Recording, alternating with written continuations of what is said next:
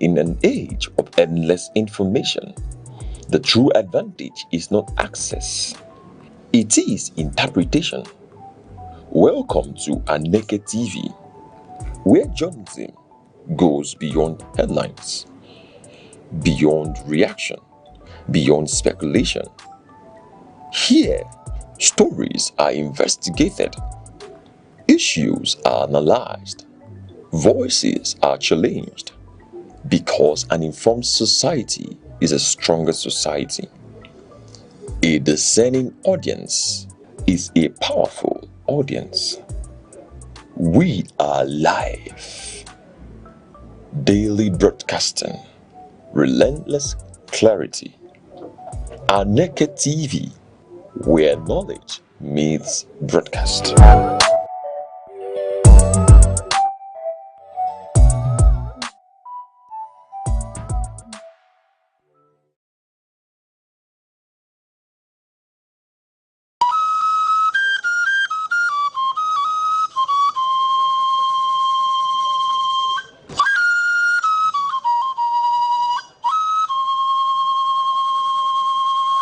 There are two types of kola nut produced in Nigeria: kola nitida, otherwise called gworo, and widely eaten in northern part of Nigeria.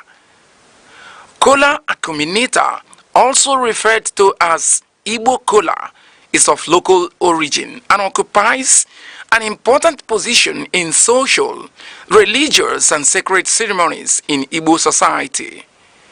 It is seen as a vital and sacred fruit in Igbo land and serves as the major instrument of prayers connecting the ancestors. It cements discussions and also the fundamental bedrock of philosophy and proverbs. It is a symbol of welcome, unity, and peace. If kola nut contains one cotyledon, it is regarded as dump kola nut and thrown away. Kola nut with 4 cotyledons represents the 4 Igbo market days: Eke, Orie, Afo, and Nkwo. If kola nut contains more than 6 cotyledons, it signifies blessings and wealth, and it is celebrated. There is also another type of Igbo kola nut called Ojugo, which is referred to as the king of Igbo kola. The reproductive organ of the kola nut is referred to as the tongue, and it is removed after prayers and thrown to the spirit of the ancestors.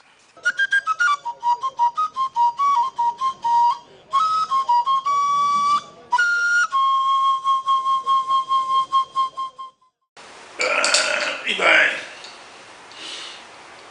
Ekele mu. Ojo wani eji gondo.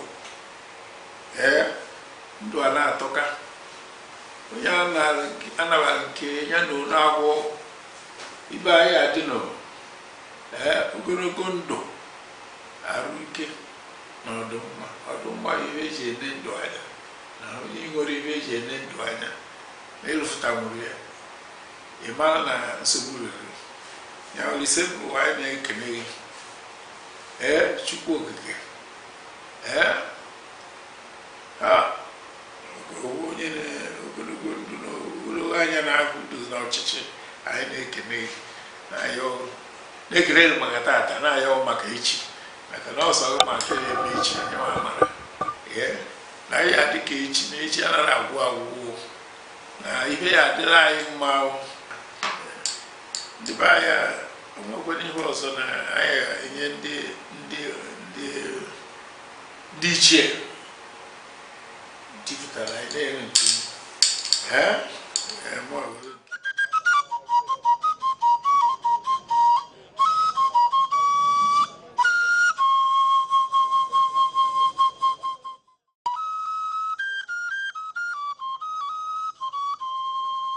Need advert placements, coverage for events, or the latest news stories? Call 070-3043-7110 right now. Aneke TV, move with the world.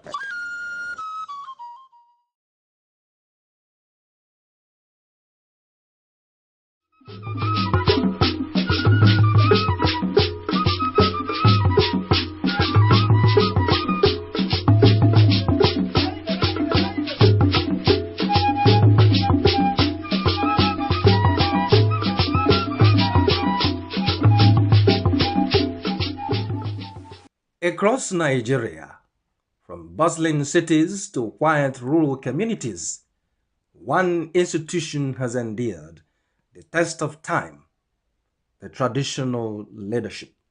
Long before modern governance structures emerged, these institutions were the heartbeat of society, providing leadership, justice, and social cohesion in ways that remain indispensable to this day. Traditional institutions are not merely ceremonial. They are custodians of Nigeria's rich and diverse cultural heritage. From the Obas of Yoruba land, the Emirs of the North, to the Igwe and Obi of Igbo land, traditional rulers preserve centuries of customs, language, festivals, and rituals. They ensure that the stories, values, and identity of their people are not lost in a rapidly changing world. What sets these institutions apart is their organic legitimacy. Unlike elected officials whose authority depends on periodic votes, traditional rulers derive their influence from ancestry, community consent, and deeply rooted cultural norms. This legacy makes them trusted arbiters, moral authorities, and stabilizing forces within their communities. Their position above partisan politics allows them to mediate dispute and guide society with a unique combination of wisdom and authority. At the grassroots level, traditional institutions are indispensable for governance and social order. They resolve dispute, manage land and chieftaincy matters, and act as intermediaries between local communities and government policy. In rural areas where formal structures are often distant or overstretched, the presence of these leaders ensures continuity, fairness, and accessibility in governance. Beyond mediation, traditional rulers are catalysts for development. They mobilize communities for education, healthcare, and infrastructure projects, while acting partnerships from government and private entities. Their influence ensures that development initiatives are participatory, culturally appropriate, and sustainable. In this way, traditional leadership becomes a force for progress as well as preservation. Traditional institutions also play a vital role in maintaining security. By leveraging local knowledge and community networks, rulers provide essential intelligence and oversight, collaborating with security agencies to prevent and mitigate conflicts. Their involvement strengthens community resilience and reinforces the social contract between citizens and the state. Equally important is the moral and ethical dimension of traditional leadership. These institutions instill values of respect, integrity, communal responsibility, and peaceful coexistence. In a society grappling with ethical and social challenges, the guidance of traditional rulers remains a vital instrument for fostering discipline and virtue. In a nation as diverse as Nigeria, traditional institutions serve as a bridges of unity. They manage ethnic and cultural diversity, promote dialogue, and encourage mutual respect, while preserving distinct local identities. Through their wisdom, they help maintain harmony and stability across communities that might otherwise be divided. The traditional institution is far from a relic of the past. It is a dynamic, enduring pillar of Nigerian society, a custodian of heritage, a mediator of peace, a driver of development, and a moral compass for generations. To harness Nigeria's full potential, there must be deliberate integration of these institutions into governance and national development strategies. For in preserving the past, guiding the present, and shaping the future, traditional leadership remains at the very heart of Nigerian life.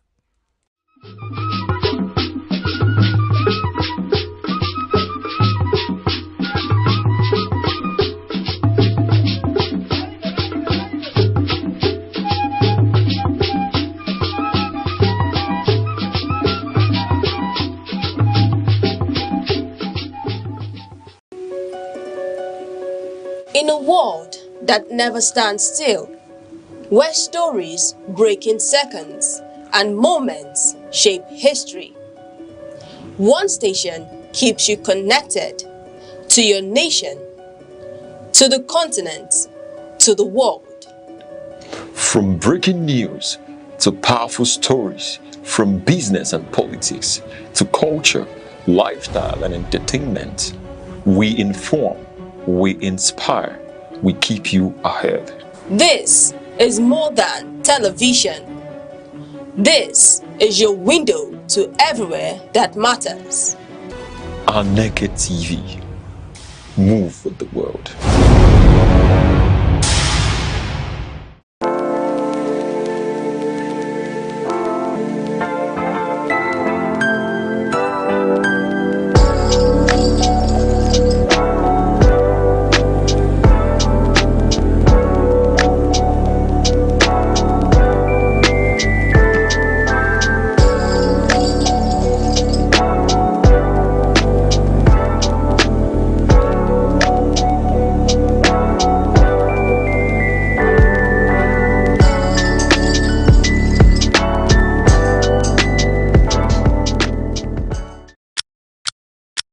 Every second, the world changes, markets rise, leaders speak, stories unfold. To keep up, you don't just need news, you need clarity, you need speed, you need perspective. That's why Aneke TV brings you the global pulse. Accurate, reliable, right when it matters most. Aneke TV.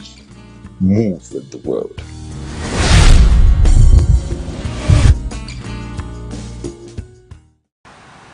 When we come to the issues of life as a people,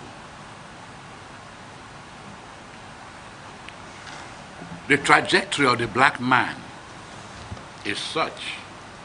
And when you see any black man anywhere in the world, you should give him respect. Not only have we been so maligned, maltreated, enslaved, and we were enslaved using the scriptures, and yet we still believe the Bible. For us to believe the Bible when our perpetrators of our own crime and those who were maltreating us were using the Bible, quoting it wrongly as it were.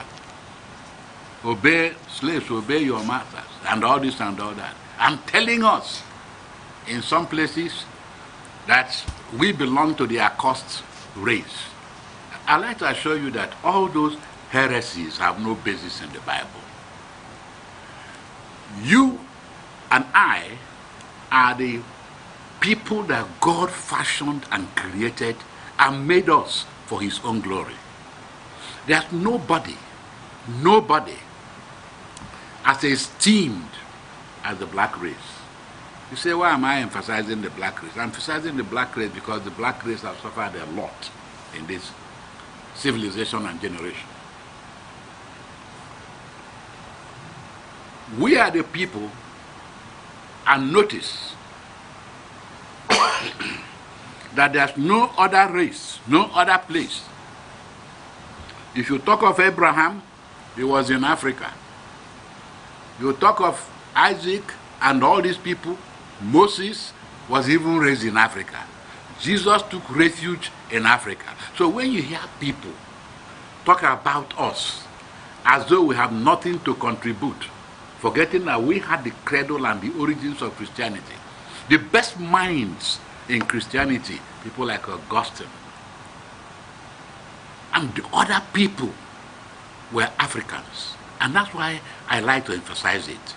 The message to the Ethiopian eunuch that Philip gave him was in Africa, before Europe, that was worshipping Stonehenge and other things, got to know the truth.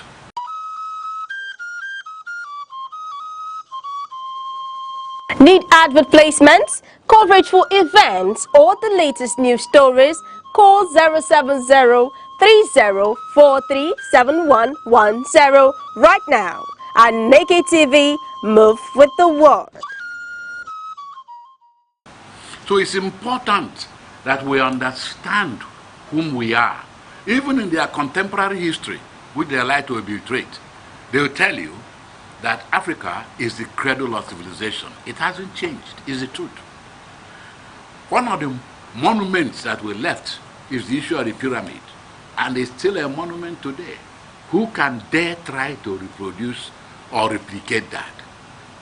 Our people, the founders, if you talk of those who opened up Euclid, Pythagoras, these were people in Africa. They are not outsiders. So, as an African person, and particularly an African Christian, I want you to know you have something to be happy, something to be proud about. And when you walk with your head high because Jesus Christ, we gave him refuge. And even when he was going to the cross, we are told it's Simon of Cyrene, which is part of Carthage, that helped him. Africa have always had a significant impact. And I encourage you with that in the background, that you should be courageous. Never mind what the colonizers have done, I'm not talking on that today, but that could have been for another day, to discuss the impact of colonization, slavery, the impact of missionary work, and Islamic impact, and the neo-colonization and other things that happened to us. But that's for another day. But all I'll say to you today listening, wherever you are, never admit that you are inferior to anybody. You are God's creation. You are made in the image of God. You are fashioned for victory. You were born to fly. You were made to be a winner. Remain a winner in every endeavor. Check all the developments in the world if they will give you the truth. Check them. There is no place that you don't find us. It's unfortunate that our leaders, by design or default, have made some of our people to run away from our continent, and they are going to places where they are shining as the best. But where are these best coming from? It's still from here. Every second, the world changes, markets rise, leaders speak, stories unfold. To keep up, you don't just need news, you need clarity, you need speed, you need perspective. That's why Aneke TV brings you the global pulse. Accurate, reliable, right when it matters most. Aneke TV. Move with the world.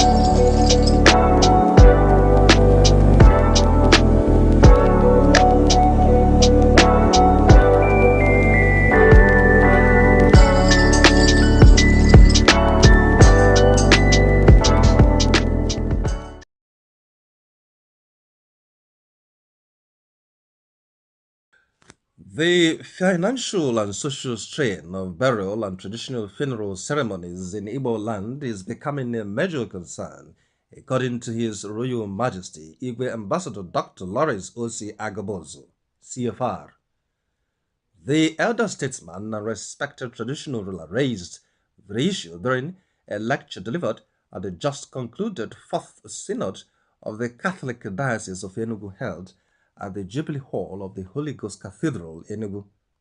Speaking on the theme Burial and Traditional Funeral Ceremonies in Igbo Land and their burden on the people, Igwe Agobozo traced the evolution of funeral practices from pre-Christian times to the present.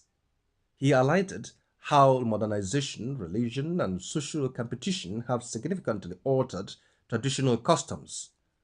Recalling pre-Christian Igbo society, he explained that burials were swift, often conducted within 1 or 2 days, due to the absence of mortuaries. Death were viewed as having spiritual causes, prompting families to consult diviners rather than medical experts. Burials were classified based on social status, with home burials for prominent persons, communal grounds for married or disadvantaged individuals, and even forests for criminals or those believed to have died abominably. Lavish second burials were traditionally reserved for traditional or successful individuals, although early missionaries condemned some practices, including alleged human sacrifices. Igwe Agobos noted that Christianity helped eliminate discriminatory and dehumanizing burial rites, particularly those involving evil forests. Over time, population growth and migration contributed to the decline of village cemeteries, while modern mortuaries allowed families to delay funerals for extended periods, a factor now contributing to rising burial costs.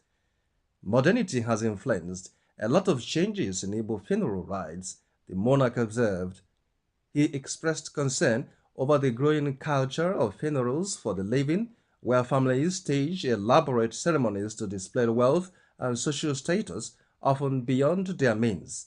He condemned practices such as prolonged mortuary stays, house constructions, or renovation to meet burial standards, and the emerging first and second burials into extravagant events.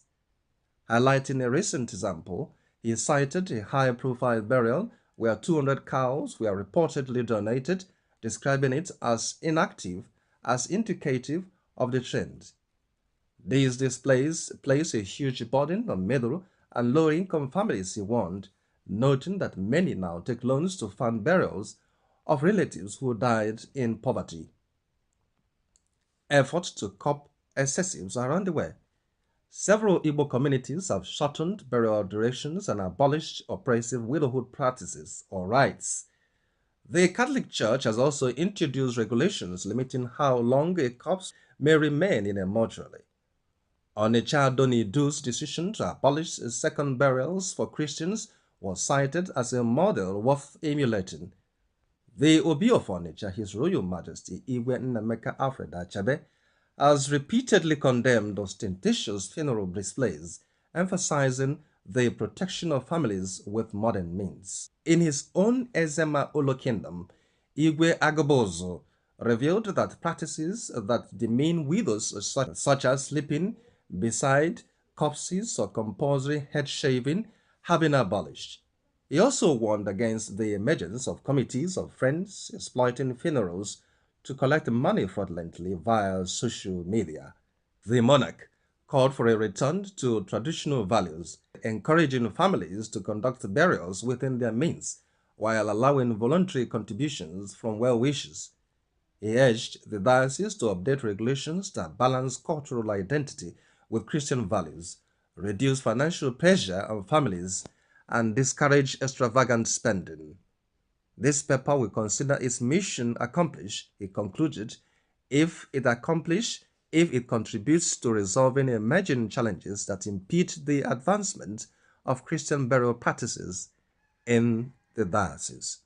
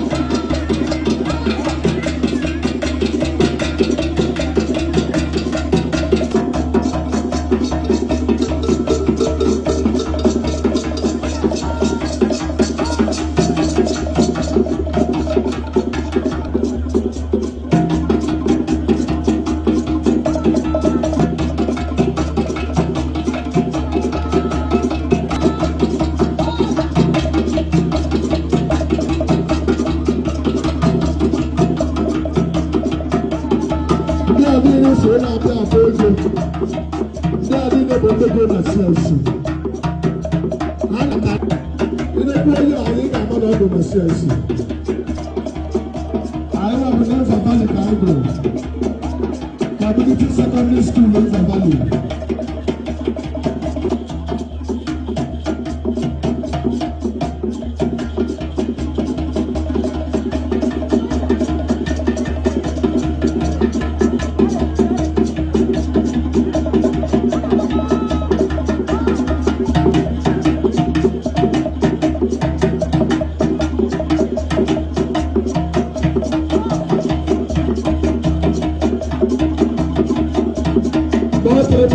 More 3 minutes.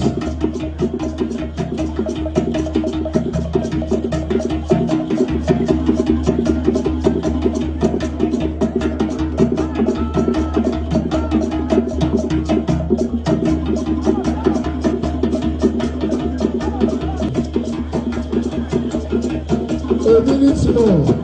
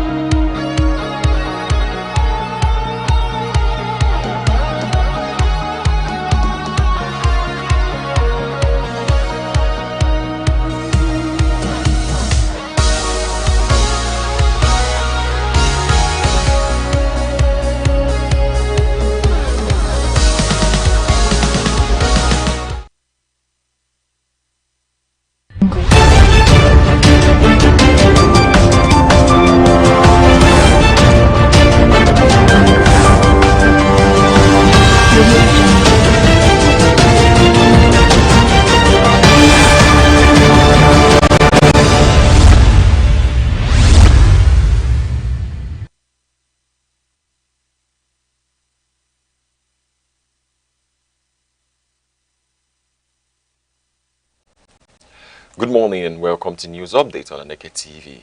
This first Saturday in April, observed as Holy Saturday in the Christian calendar. I'm Good Hope Chukuma. Glad to have you join us. Headlines. President Tinubu assures Nigerians of progress in fight against insecurity. Independent National Electoral Commission fixes April 13th for nationwide voter register revalidation. On the foreign scene, Cambodia enacts landmark law to combat cybercrime networks. Now the news in details. The Catholic Bishop of Enugu Diocese, Most Reverend Callistus Onaga, has raised concern over what he described as a growing agenda to Islamize Nigeria, warning of increasing persecution of Christians across the country.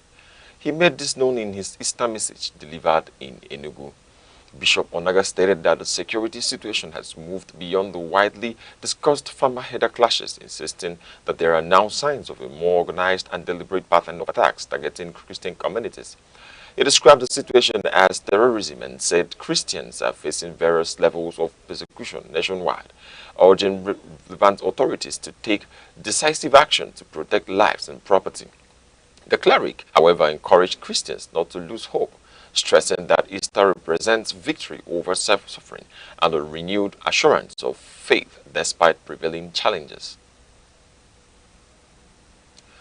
President Bola Tinubu says ongoing efforts by his administration and the armed forces are beginning to yield positive results in the fight against terrorism and banditry.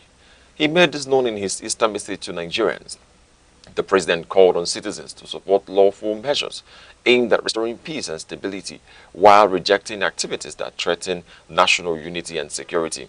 He noted that government has continued to deploy resources in strengthening international partnerships to ensure decisive outcomes against criminal elements across the country.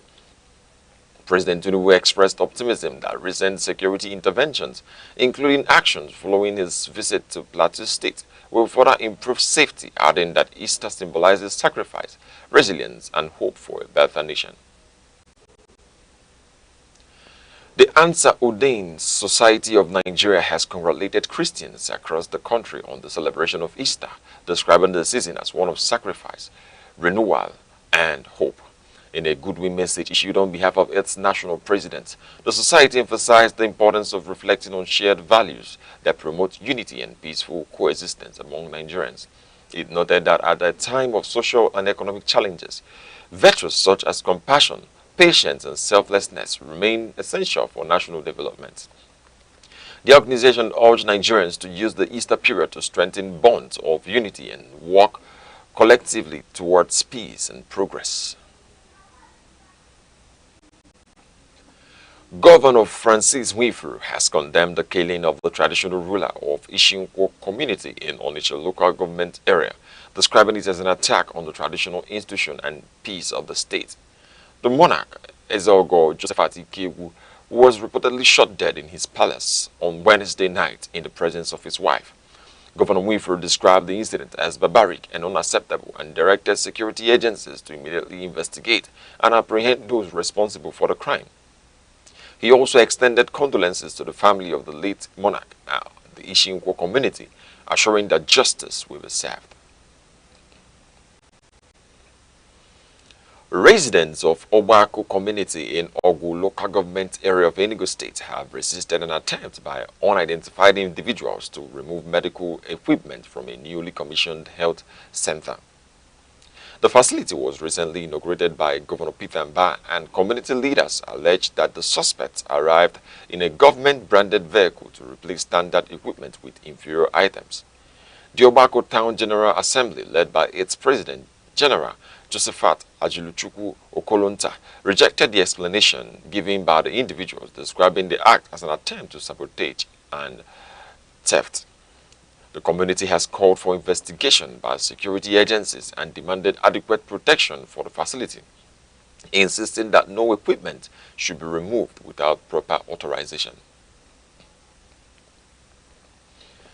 The Independent National Electoral Commission (INEC) has announced a nationwide exercise to revalidate the National Register of Voters beginning April 13, 2026. The Commission said the exercise is aimed at removing ineligible entries, including deceased persons, underage registrants, non-Nigerians, and multiple registrations from its database. Aneke explained that the process will be conducted both online and at the designated centers, allowing voters to verify their details through biometric confirmation. The exercise is expected to end on May 29, 2026, with the Commission urging all eligible voters to participate in order to strengthen the credibility of future elections. The Nigerian Labour Congress has directed workers in states yet to implement the 70,000 naira national minimum wage to hold outdoor protests on May 2026. In a statement issued by its General Secretary, Comrade Emmanuel Uwaja, the union instructed workers to avoid indoor celebrations in defaulted states and instead organize processions. The NLC described the failure of some state governments to implement the wage as a violation of workers' rights and dignity, noting that the law must be fully enforced. The union also indicated plans to push for an upward review of the minimum wage in response to rising costs, while warning that non-compliance with its directives will attract sanctions. This is live broadcast and you're watching news updates on Aneke TV. Remember, you can stay connected with us on all social media platforms, Facebook and YouTube, all at Aneke TV. Now a quick recap of the major stories making the news. President assures Nigerians of progress in fight against insecurity. INEC to begin nationwide voter register revalidation. Coming up shortly, on the foreign scene, Cambodia enacts law to tackle cybercrime networks. We'll be right back shortly. 7 days, countless moments, stories that shape the week. From decisions in the corridors of power to developments affecting everyday lives. From moments of challenge to stories of resilience and progress. This is where the week comes into focus. Week in retrospect, only on Aneke TV. Welcome back. The Parliament of Cambodia has passed a new cybercrime law aimed at tackling large-scale online fraud operations linked to scam centers within the country. The development marks a significant policy shift following years of international concern over organized digital crime. Minister of Justice Killed Reid described the legislation as a strong enforcement tool designed to prevent criminal networks from re-establishing operations after shutdowns by law enforcement agencies. The law described up to 5 years imprisonment and fines for individuals involved in online fraud, while leaders of organized syndicates face up to 10 years in prison with heavier financial penalties, money laundering, unlawful data collection, and human trafficking linked to cybercrime. Authorities say the measure follows recent international sanctions and extradition cases, adding that enforcement will focus on dismantling illegal facilities, prosecuting offenders, and restoring the country's global reputation. A United States official has confirmed that one of 2 personnel aboard a downed F-15 fighter jet over Iran has been successfully rescued. The announcement comes amid heightened tensions in the region. The official announced that the recovered individual is safe but declined to provide operational details, including the unit responsible or the exact location of the rescue mission. Efforts are ongoing to locate the second missing crew member, with reports indicating an active search operation under complex security conditions. The incident has further escalated tensions between the United States and Iran, raising concerns among international observers over potential military and diplomatic consequences. The European Union has revealed that Nigeria loses an estimated 38 million tons of food annually, describing the situation as a major threat to food security and environmental sustainability. Speaking in Abuja, European Union Deputy Ambassador Zissimos Vegas said the scale of food waste contributes significantly to greenhouse gas emissions and economic losses. He called for increased investment in infrastructure, including rural roads, storage systems, and food processing facilities to reduce post-harvest losses and improve value chains.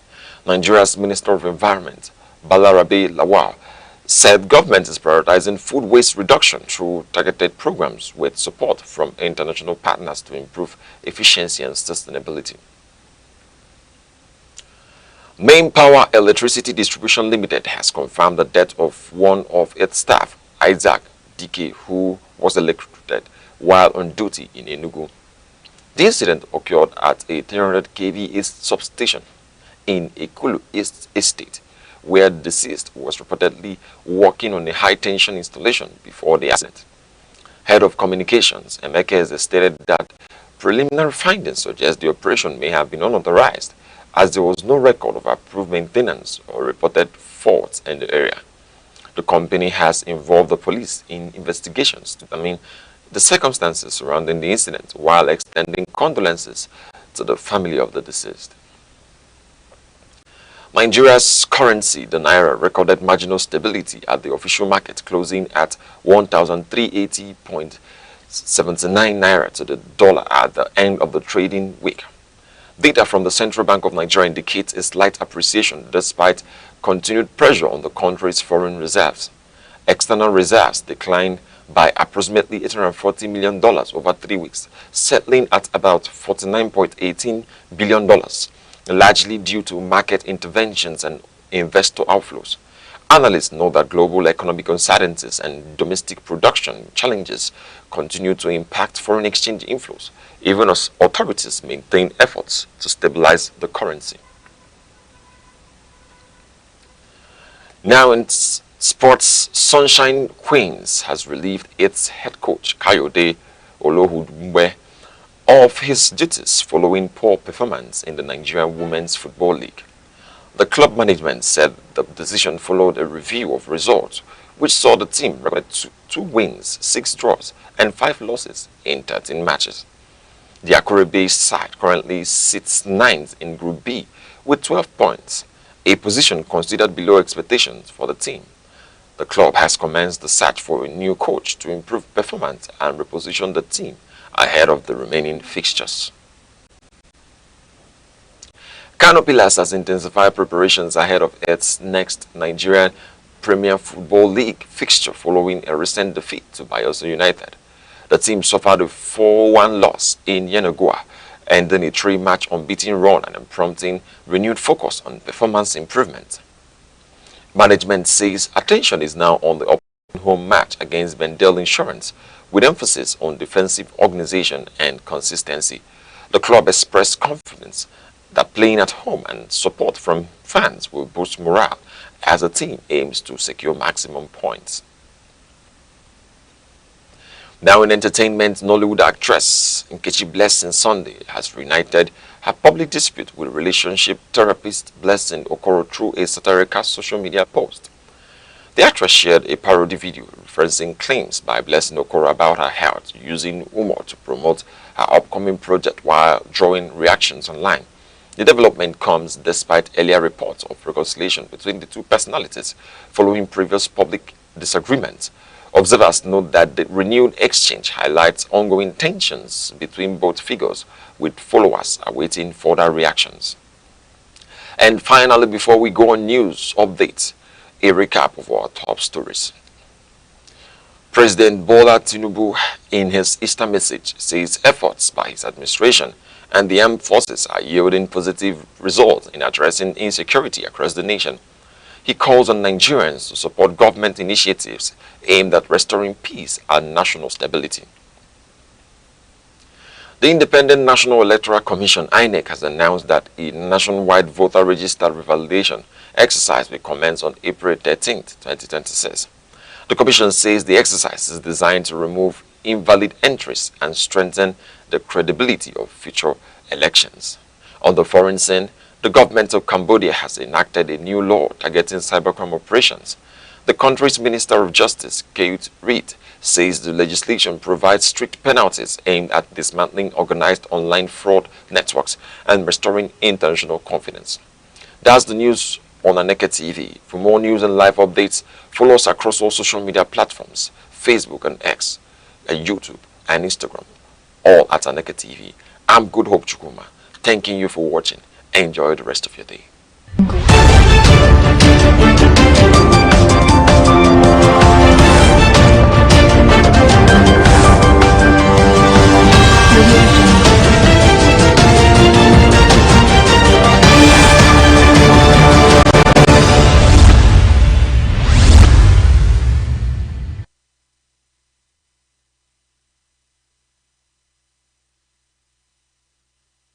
My name is Dr. Emmanuel Ihechi Asonye. I am the CEO of Omenka App LLC. I created Omenka App for the preservation of Igbo language and culture. Omenka App was established in New Mexico, and it is headquartered in Albuquerque, but currently we are also being registered in Nigeria. We have a website. We are also on social media, because my app is primarily for the Igbo community. In 2006, something significant happened among the Igbo community. UNESCO predicted that Igbo language was going to go into extinction, and that was because Igbo people are one of the most traveled people in the whole world. So the more children are born outside of Igbo land, the more they get disconnected. The app is on iOS, it's also on Android. Access the website and download the app from there. And over 2,000 people are using the app right now. But there's an app that will teach you about Igbo culture, Igbo people. We have Igbo poems, we have riddles and jokes, we have Igbo proverbs, then we have the word section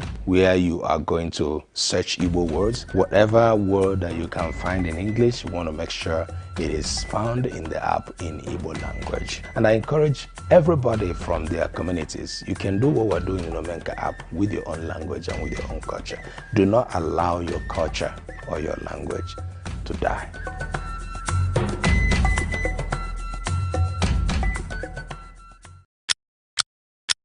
Every second, the world changes, markets rise, leaders speak, stories unfold.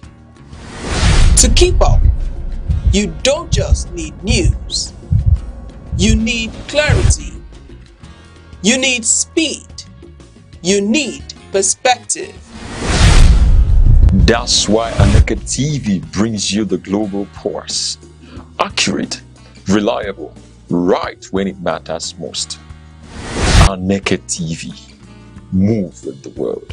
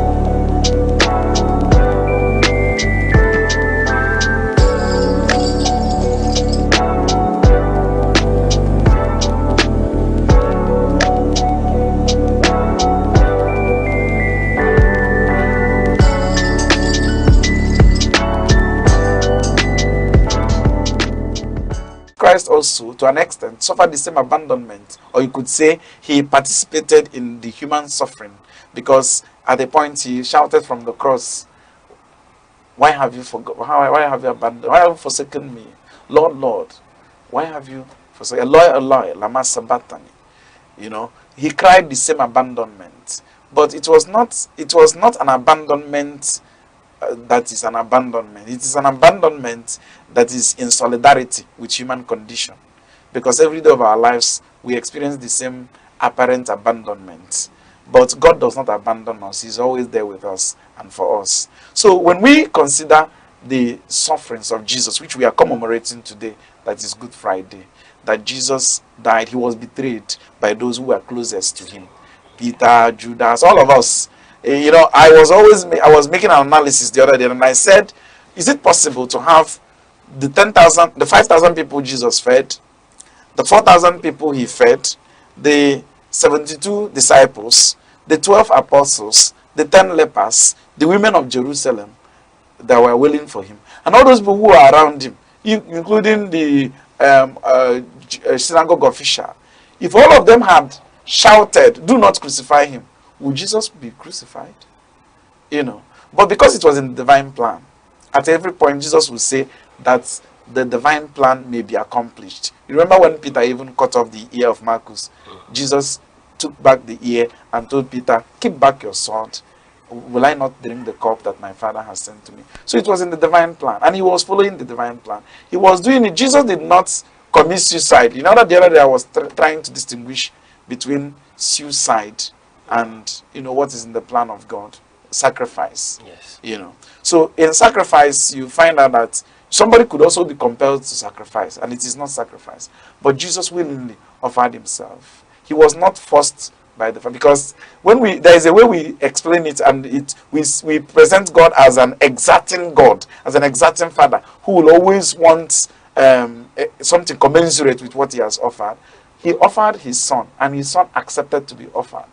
Okay. That's the correct interpretation. That he offered his son, and his son accepted to be offered in humility. And that's why St. Paul, poetically, in that hymn-like rendition in Philippians chapter 2, talked about what we call the kenosis of Jesus Christ, the self-emptying of Jesus Christ.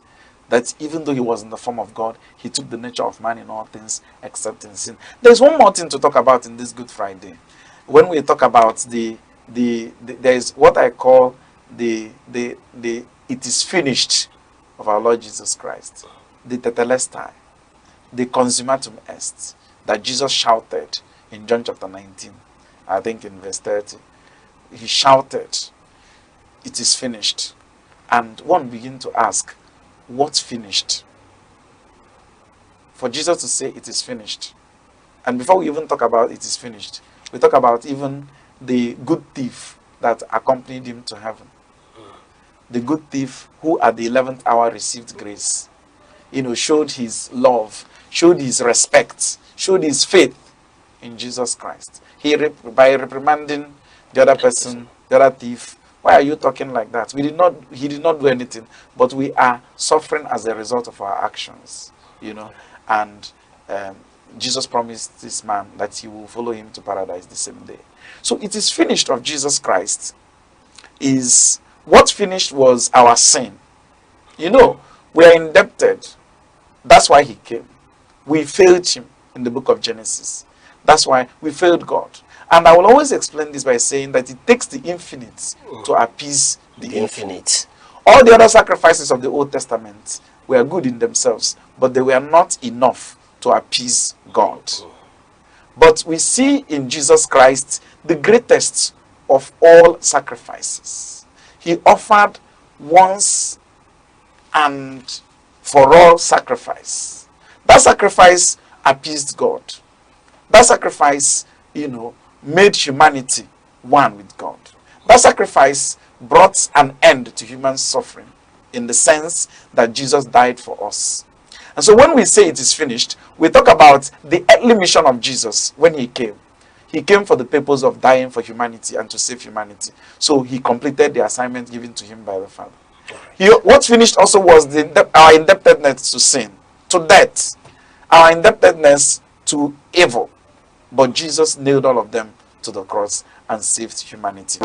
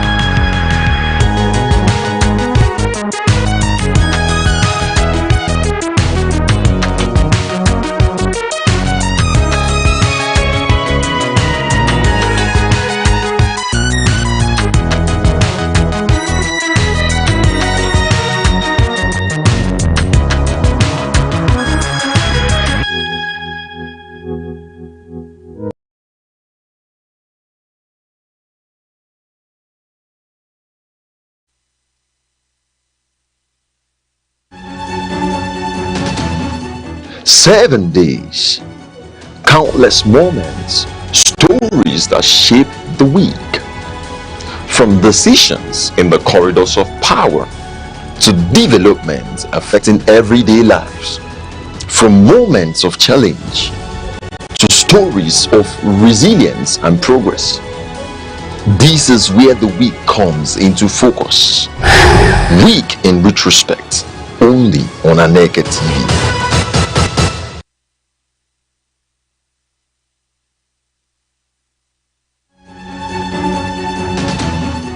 7 days, countless moments, stories that shape the week. From decisions in the corridors of power to developments affecting everyday lives.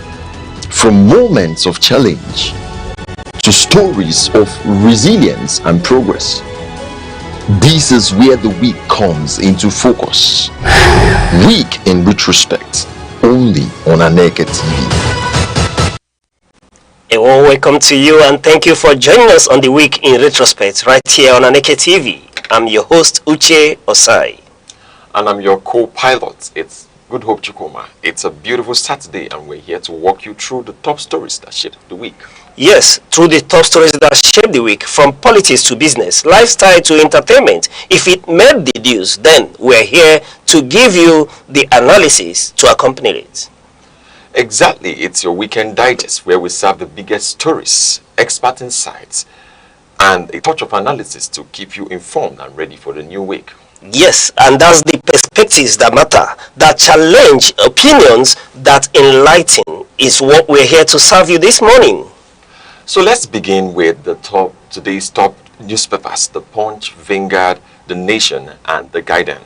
Yes, and we'll go on a short break. And when we return, joining us will be Mr. Res Arum, Aneke TV's in-house analyst, to digest these issues. 7 days, countless moments, stories that shape the week. From decisions in the corridors of power to developments affecting everyday lives. From moments of challenge to stories of resilience and progress. This is where the week comes into focus. Week in retrospect, only on Aneke TV. Many thanks for staying with us. And if you're just joining us, this is the Week in Retrospect. And with us in the studio is Aneke TV's in-house analyst, Res Arum. Mr. Res, it's a pleasure to have you on Retrospect. Thank you, Uche, for having me this weekend. It's a pleasure too. All right, we still go over to the newspapers. And from today's newspaper headlines, as we are seeing already, we have The Guardian, which says, Easter, Nigerians demand decisive action against insecurity. Now on the Saturday Sun, we have APC, ADC return to trenches as opposition ranks swell. Now we have The Nation newspaper, which says, Aneke to ADC, flouting court orders has consequences. Aneke to ADC, flouting court orders has consequences. Now in the Weekend Trust, we have opposition parties battle for survival. Opposition parties battle for survival. Now in the Vanguard, Saturday Vanguard, we have how trillions approved by NAS fail to reach MDAs. How trillions approved by NAS fail to reach MDAs. Now in Saturday Punch, we have Easter, defend yourselves, nothing can, tells members. Easter, defend yourself, nothing can, tells members. Now we start with The Guardian newspaper headline, which says, Easter, Nigerians demand decisive action against insecurity. Amid the solemn period of Easter, many Nigerians are calling on the government to take firm and immediate steps to address the country's worsening insecurity, the season which symbolizes sacrifice, hope, and renewal. Public expectations are meaningful actions and issues which the government needs to look into, such as banditry, terrorism, and kidnappings. Citizens are urging leaders to move beyond rhetoric and implement concrete strategies to restore safety and stability across the nation. This is an appeal that Nigerians are already pushing towards the federal government, not just about the issues, but spelled out issues that we have, especially the insecurity issue and the economic issue, which has really crippled a lot of progress that we should make as a nation. And that has resulted to us having certain things that we should not have. Now, Nigerians, during this Easter message, has given an alert to federal government to bring themselves together and ensure they tackle the issues of insecurity, which has taken many lives. We are not yet done with the Lent season.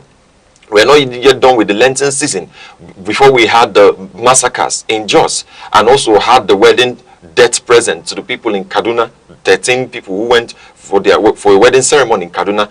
And we're not done with all these things. We are also having blackouts. We're not done with the issues that are already at hand, that are present as a nation, but we are still having more issues coming up. And that has resulted to Nigerians, calling for the federal government to put themselves through and put themselves up to make sure that they fix these things in the spirit of Easter, so that there will not be, so that things that has happened could just pass with this Easter, or could just pass with the celebration. And also looking at the efforts that federal government has, there has been deployment of security operatives in several stations across the nation. NSCDC has the Civil Defense Corps has said they have deployed many of their security personnel in different places, in strategic positions. Even here in Enugu, we are having the police announcing that they also have deployed their own men, and just to tackle and battle insecurity, so that there could be prevention of issues that may escalate. And that is a welcomed idea. However, Nigerians are still calling on the federal government to be able to, make it to gather themselves so that they can take on with what is needed. Because if we leave these issues, if we leave the issues that we have and focus on the issues that we don't have, we're just having a compilation of problems that are coming up. And that is a problem, and it is what we are talking about right here.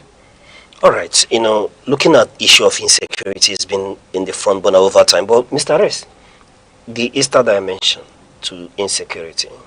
You see, Nigerians are beginning to be tired of the government approach to insecurity in Nigeria. This year, over 1,000 lives has been lost. Multiple millions of property has also been lost to insurgency, to terrorists. People have been maimed.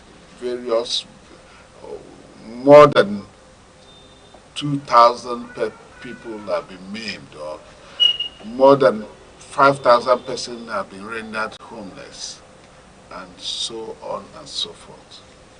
It is quite overwhelming. The people do not know where else to go and how else to take care of themselves. And each time you speak, you talk about the laws of the land. What does the law provide? What are we going to go through before we'll be able to take care of ourselves? How many are the members of the insurgency to the population of Nigeria who are not insurgent persons? How many of them? Which means, if these little number of insurgent persons or people who are involved in terrorism bear arms, if the greater number of the Nigerian people bear their own arms, do you think the terrorists will defeat them? No. So, people are calling even for protection of themselves. But how do you protect yourself when the law goes against you having such things that could make you protect yourself. The minimum, provision of the law is using things like machetes, implements. These things do not protect you against gunshots. If you have a gun, and if you have to really have a gun, you go with a ding gun, where you now still go to the police to get some kind of license for you to have it. And that gun cannot stand a man with AK-47, assault rifle, Beretta rifle, and so on and so forth. Very sophisticated medium-range rifles, which the insurgents, they're even using the high-range rifles, even anti-tank machine guns and all that. They use them. They use everything. So how do you challenge them? How do you defend yourself? Although the chairman of the Northern Christian Association have called for Christians to begin to think about the way out of defending themselves, since they believe, they are convinced that government could no longer contain the situation. All right, while you were speaking, at this point I'm speaking to even the issue of police licensing before you could own a gun. I think we've gotten to a point where I want to own a gun at all costs and not need it, rather than need it and don't have it. In this instance, it's gotten so bad, so worrisome, that Nigerians are beginning to place a demand this time around, not just on the government, but for Nigerians to defend themselves. Like you rightly pointed out, CAN is charging Christians to defend themselves. It's gotten to a point where when we go for worship, everybody needs to carry their AK-47. If your assailant are coming with AK-47, anti-aircraft machine guns and all that, the least you could do is to at least have machete, have the den gun, whatever weapon that you may be able to access to protect yourself. I remember, and I know quite well, that the Nigerian Constitution did enshrine self-defense. There's issue around self-defense in Nigerian Constitution. You cannot watch yourself to be more than or killed without in any way trying to defend yourself. You're not Jesus Christ, who is in the grave as we speak, who is led to the slaughter, and he humbly submitted himself. No. Even in other religions, there are rooms for self-defense. And in this instance, the common hope of every citizen, of Nigerians, is that we rely on our government for protection, for security. But in this instance, the people who are supposed to protect us seem to be afraid or, overwhelmed with other activities that perhaps they can't even get into scenes of this crime. They can't engage us from the scene due to one reason or the other, even if it's tenable. Then what becomes of the common man? Given what has happened in Plateau and in Kaduna and Meduguri, where do we mention? There's no part of this nation that seems to be safe. In Sokoto, is when you drive around, we just mention a few states as it's happening. But as we speak, if you get security report from every state, you will know that people are dying.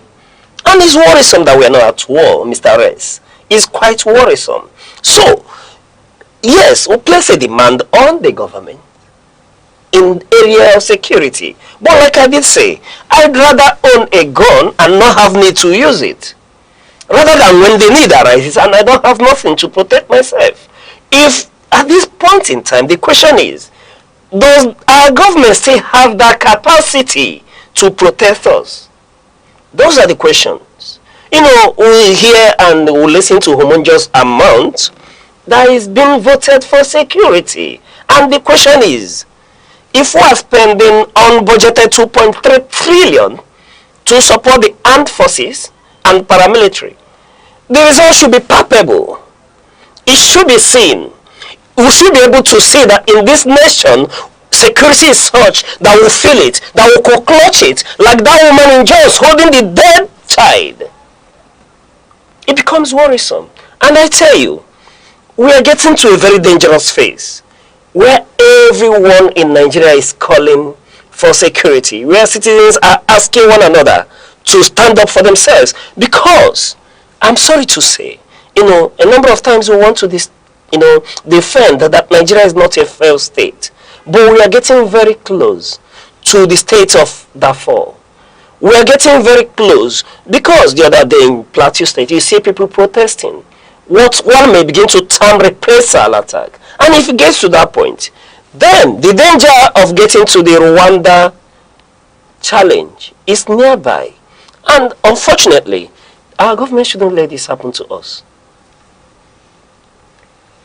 Yes. And the government on their own part are politicking instead of ensuring security of lives and property, which is paramount, which is primary.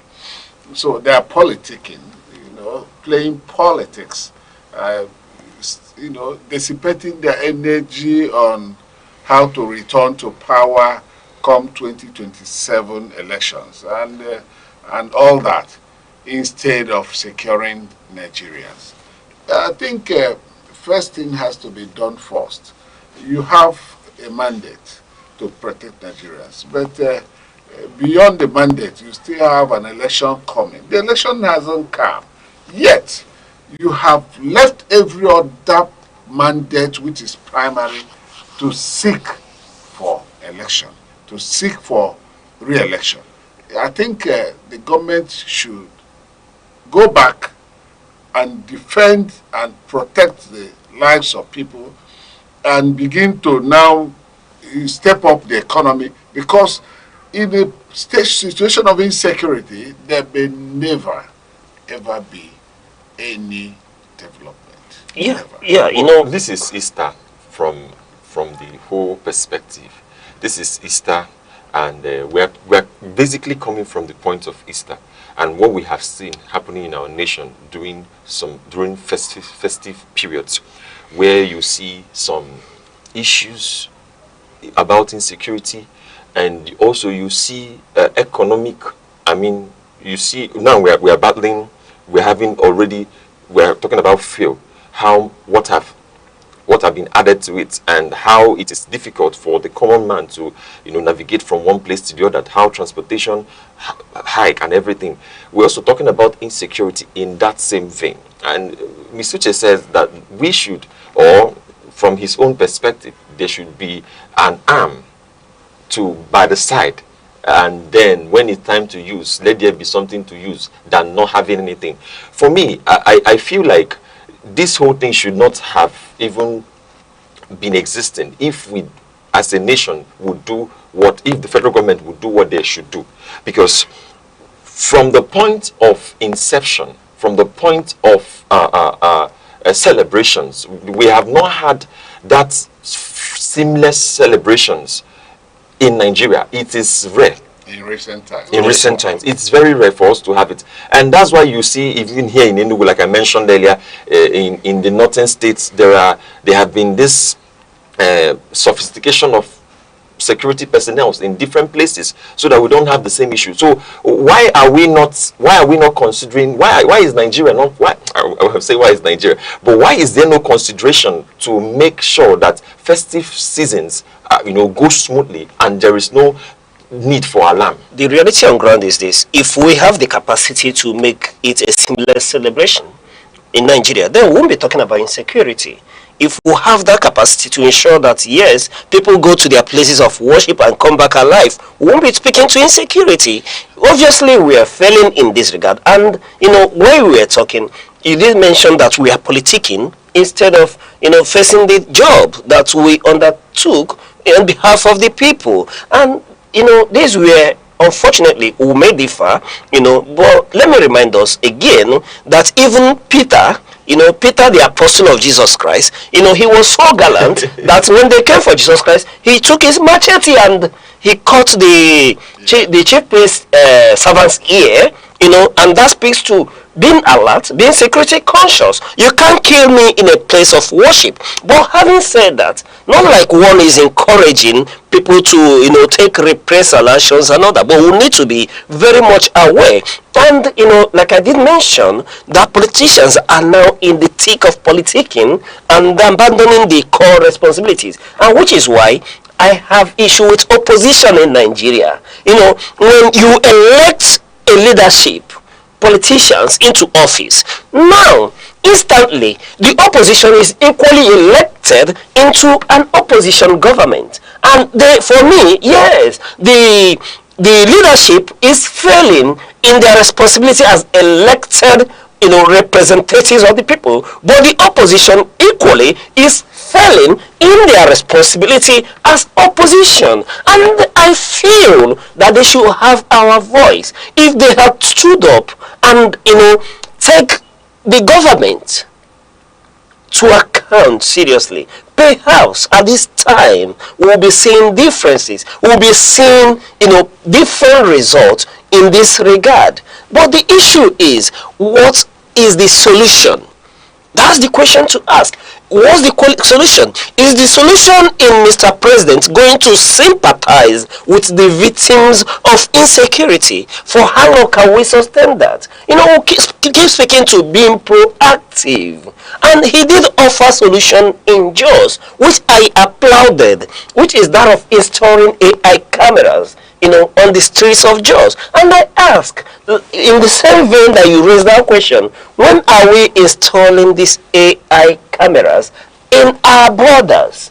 Because security reports has it, and Mr. President alluded to it while in London, that the issue we are facing as part of a follow-off from the Sahel, spreading into Nigeria. So when are we putting AI cameras to determine movements around our borders? And beyond Plateau, when are we replicating same in Meduguri? When do we replicate same in Kaduna? When does it get to Benue? And when do I begin to feel that I can travel within southeast Nigeria without bothering about a possible kidnap?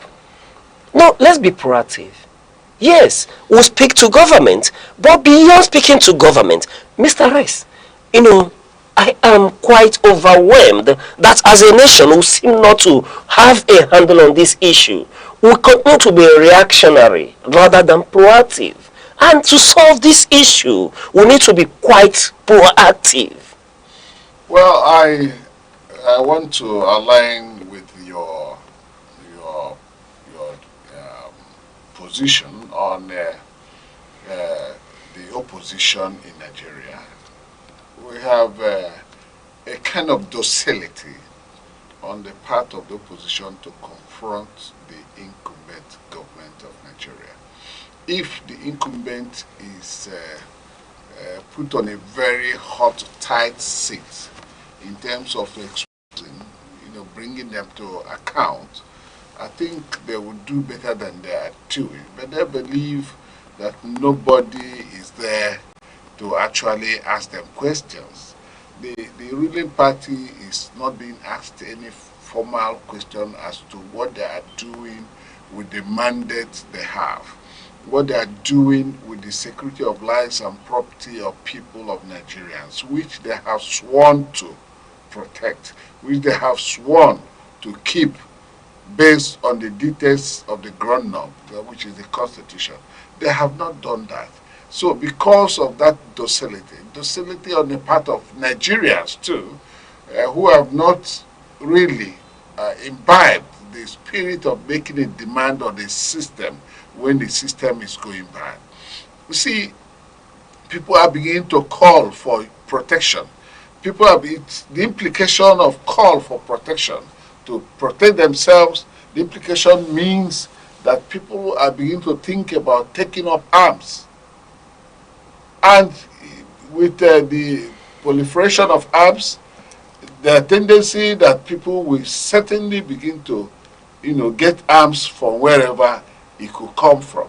and take up arms. And if Nigerians take up arms, of course, there will be anarchy. Of course, the center will no longer hold. Of course, it means that the government, or we already have, it means we have a failed state. So let the government not allow any such thing to rear its head. And the only way they can stop such thing from happening is to live up to their responsibility, to begin to protect the lives and property of Nigerians before we now talk about development, economic development such that will make Nigerians be happy for what or who they are, for the revenues they get from their resources and all that. They will now begin to feel the impact. But there's no feeling of impact since there is insurgency, insecurity everywhere. In fact, over and over it's been said that Nigeria is becoming the headquarters. If you see, immediately after Iran, the level of insecurity in Nigeria should surpass any other in the world presently as we are talking. Yeah, it's quite unfortunate, and for me, in as much as over time, I'm not excited, with the ruling party, with when you take account to their scorecards. There are many things I applaud them for, but having said that, I am angrier at the opposition more than I am, with the ruling party. And over time, when you go across every climb, the quality of opposition you have always determines what you gain from a ruling party. And in Nigeria, the quality of opposition is nothing to write home about. And to give credence to that, when have you seen press briefings from the opposition, or when have you seen the opposition, holding government to account, to give them in detail what they are doing in specifics concerning certain issue? It may interest you to note that as we speak, being a nation that is on security emergency, that the defense minister have not in any time, called for press briefing where they give you up-to-date account of what they are doing. Those that they would have to divulge to the people. Yes, there are intelligence that you don't share, but you give account that so period. Look at the number of insurgents that's been arrested. Look at the places you've been liberated. Look at, you give specifics. This is what other nations do. And I challenge you, or anyone else in Nigeria, who may not have accurate data to the number of our citizens that have lost to this insecurity. Sure. And this part of what is needed if we are able to be proactive. Because if the government and Nigerians are not aware, and we cannot hold government to account, and government is not aware as to the number of its citizens that is losing on daily basis, and engage Nigerians, look at what we are doing. Look at what happened. Look at how they were able to penetrate the city of Kaduna and do this. And look at the countermeasures. Then we'll continue to hear rhetorics. One should expect that in this instance, at most, let there be quarterly, security report, security briefing. Let us know where we are, and we'll know our reality and be able to confront it. Yeah, there are security, briefings, but it's not enough. I want to say that sometimes the defense headquarters, the army spokesperson, and all that, from the office of the National Security Advisor, there are few security briefings. But it's not enough to actually inform Nigerians of what they are doing in the fight against insecurity. Mr. Ress. I agree with you. They are not doing enough. But the worst of it all is that even the ones they do, we have not seen where these arrested insurgent persons are taken to court and imprisoned, and tried and imprisoned. We have not heard about Rather, that. we hear amnesty. Mr. Rest, yeah, they call for security briefs. What do they give you?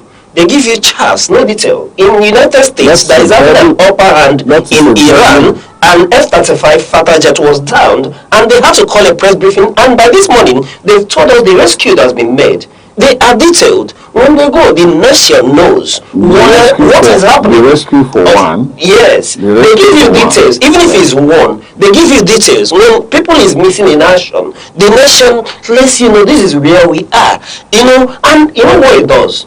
It makes governments accountable and help them to be on their toes, knowing that they are answerable to the people. And in our situation, you need an opposition that will lead the charge. Yeah, of course, to keep the government on their toes. But the opposition here. What we have here is when the government feels they come and give us numbers that the number of these Boko Haram, that these ones are repented. But then the problem again is that insecurity is very much vast. The members of the opposition, persons, people are scared to their marrow. Sometimes you find out that there are some dictatorial tendencies prevalent in Nigeria. There are. And of course, the rule of law is not, on the ground in Nigeria.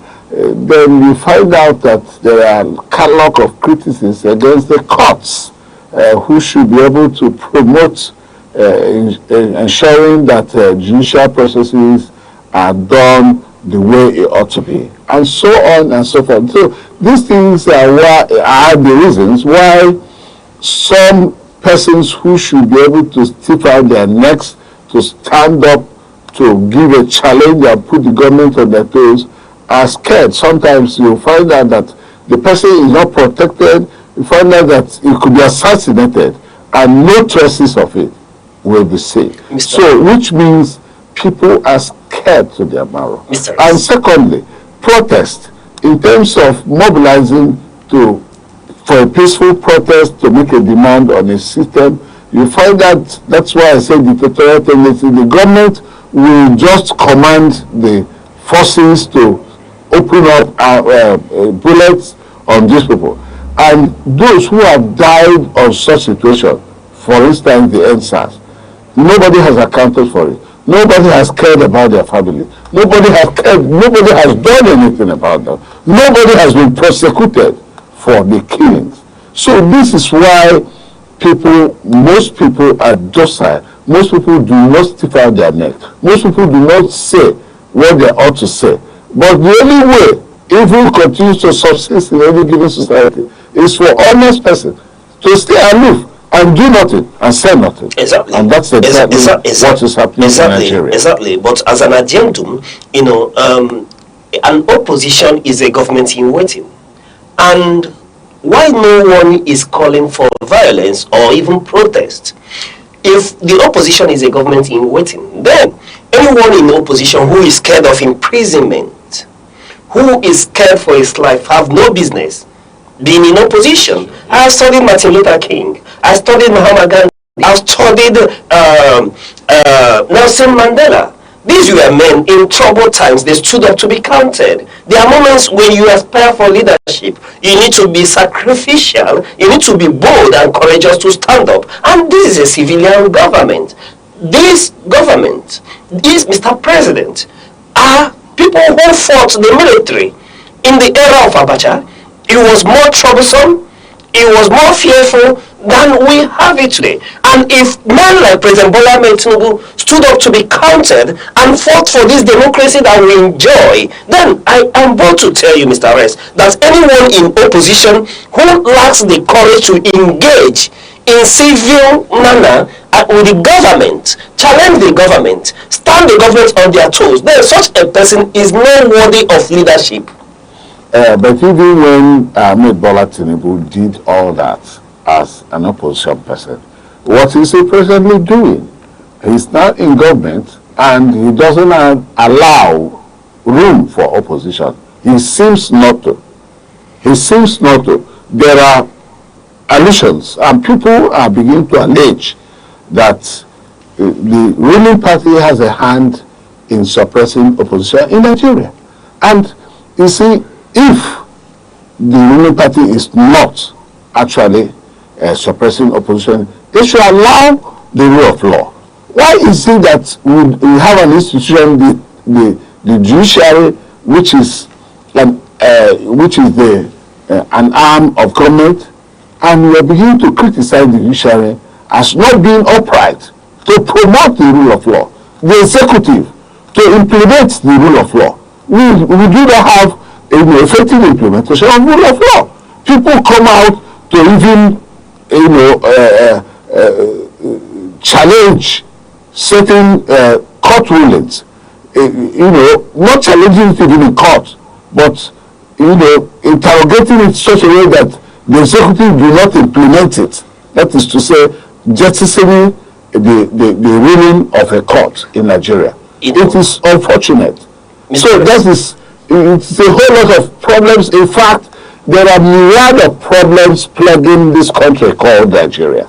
And I have always said, and I have always said it and stood my ground, that the problem in Nigeria starts from leadership to the corruption, the factors that tends to prevail itself in Nigeria, which is corruption that is endemic.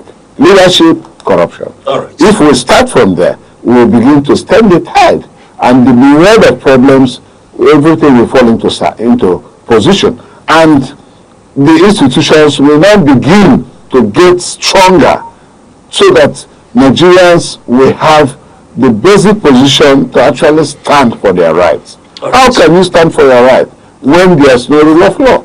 There's no fundamental. There's no rule of law. There's no rule of law. There's no rule of law.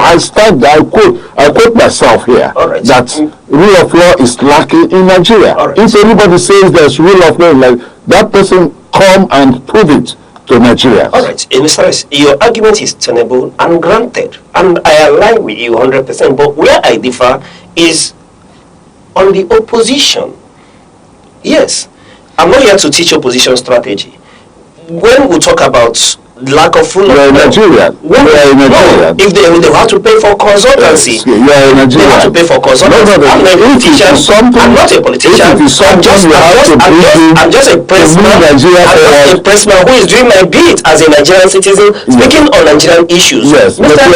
Harris, if you agree with me, we'll keep speaking to the rule of law. We'll keep speaking to high-hardness of the government. And I tell you, they tell us that the worst form of democracy is better than military rule. And if people under the military junta, where people were killed in broad daylight, we speak about Alex Ibru that lost an eye, we speak about Alfred Rwani, a lot of them who sacrificed themselves in the fight that will have a democracy today. If men were bold when the military was the rule, when Nigeria was led through the decrees, and people were bold enough to fight them, including Mr. President today, they were all Nadeko. They fought against the military junta, and we enjoy democracy today. If they were bold enough to do that, then in a civil rule where you tell me that the judiciary, the government is not obeying the rule of law, and I tell you what is lacking. The opposition lacks strategy, and I won't see them strategy. When, the Igbos used to say that when the when the mountain learns to break legs, then those who climb it adopt different strategy. And I tell you, the opposition is bereft of strategy. There are countermeasures to hold the government to account. There are ways you will devise and the government will stand up.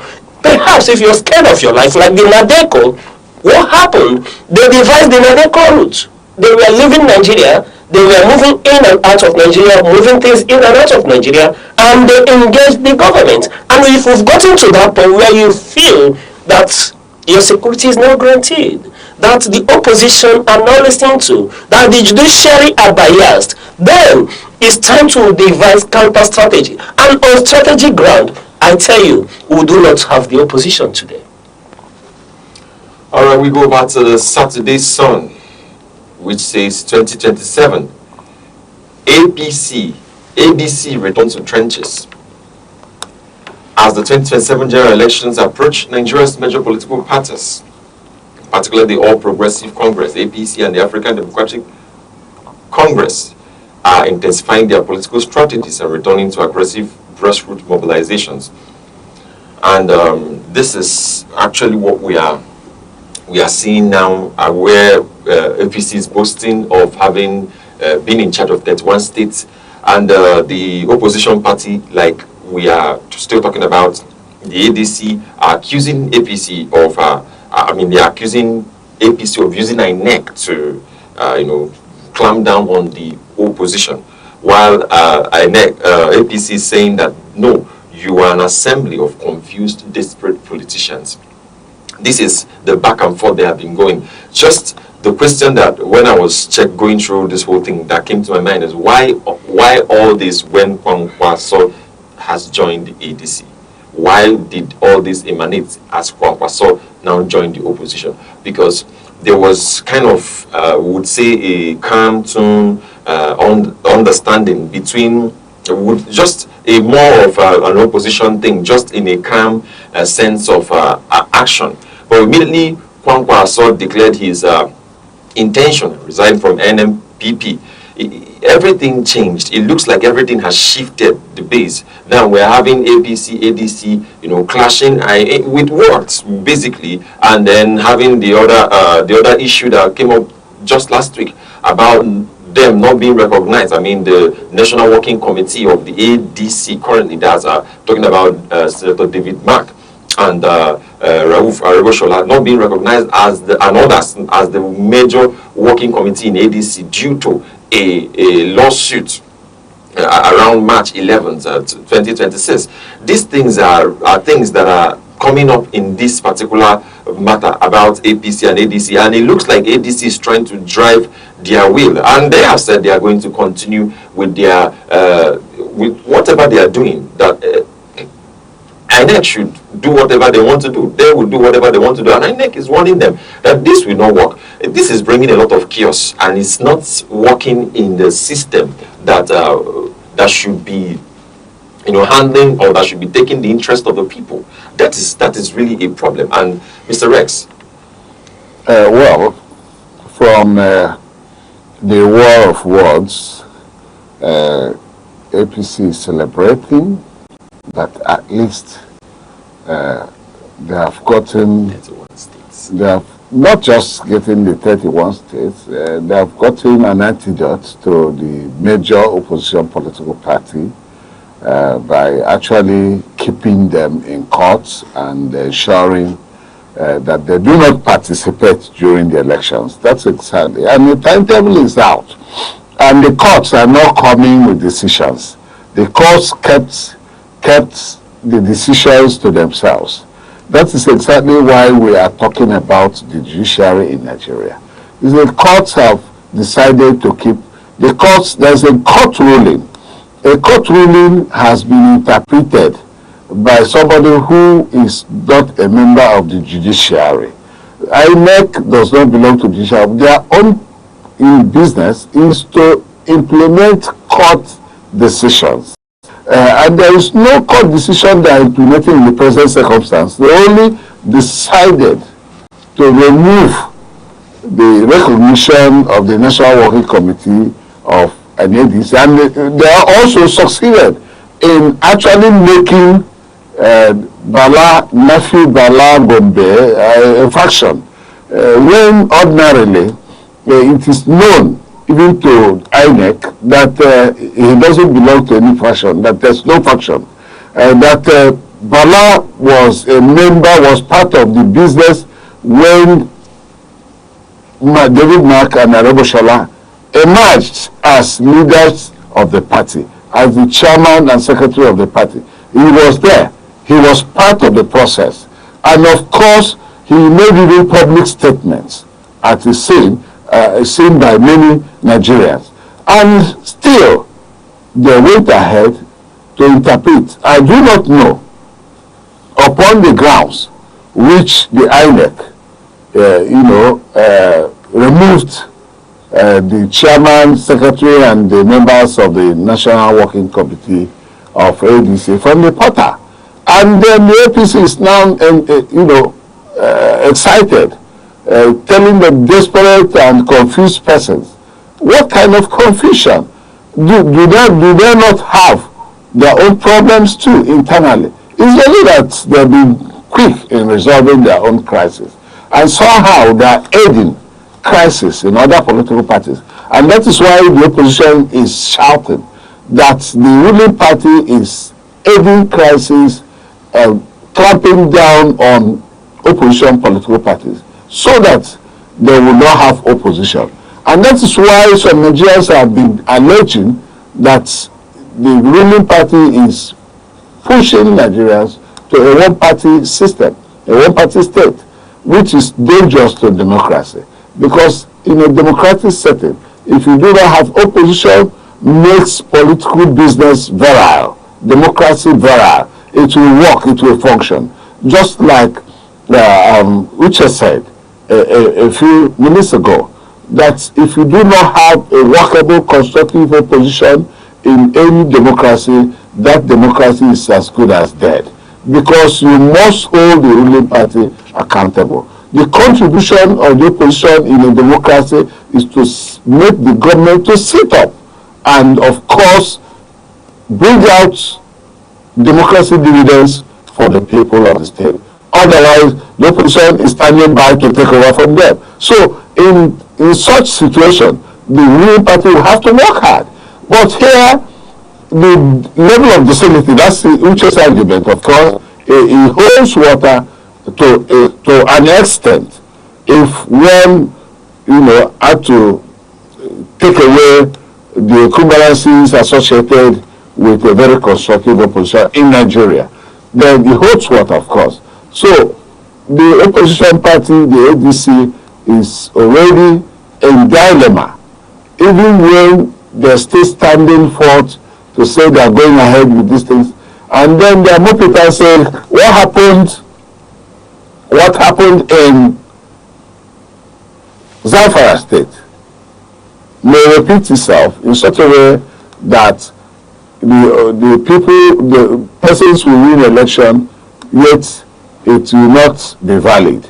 And the second person to that election will be declared winner. So that if they go ahead, that is the same, that is exactly what you said. But upon what rule of law, upon what rule by the court has INEC actually delisted the working committee from the portal? Upon what condition? Let INEC come out and tell us exactly why they removed them. If they say they removed because lawyers wrote, it is not law. The letters of lawyers is not law, and it is just an information. So if it is upon that, then I don't think they are right. But if it is grounded on a court ruling, let them come out and tell us exactly what the court ruling is. Because what we know that the appeal court ruled is that they should go back and try that matter on merit. And status quo ante bellum should be maintained. And that status quo ante bellum should be referred to when the matter came to court. So, and that is exactly what I think should be. So, the situation is quite unfortunate that we are, beginning to have the opposition being clamped down on by even the umpire that is not supposed to be biased. All right. Looking at this whole issue, starting with the APC. The APC controls predominantly all the states in Nigeria. When it comes to the subnational, they have about 31 states right now, and counting. They are still, counting. And if one understands the nature of Nigerian political structure, obviously, they've won the election even before we've gone to ballots. If one is to reason from that line that they control all the subnationals at this instant. And leading one to ask, if you control the subnationals, perhaps almost all the local governments, and the local government is said to be grassroots, that means you control majority, when it comes to landmass.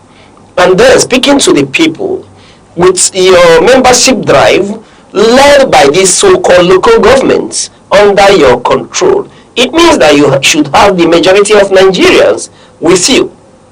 And if that's the case, I then ask, leading to the accusation that there is a hand of Jacob, but the voice of Esau in this instance, then what should the APC be afraid of?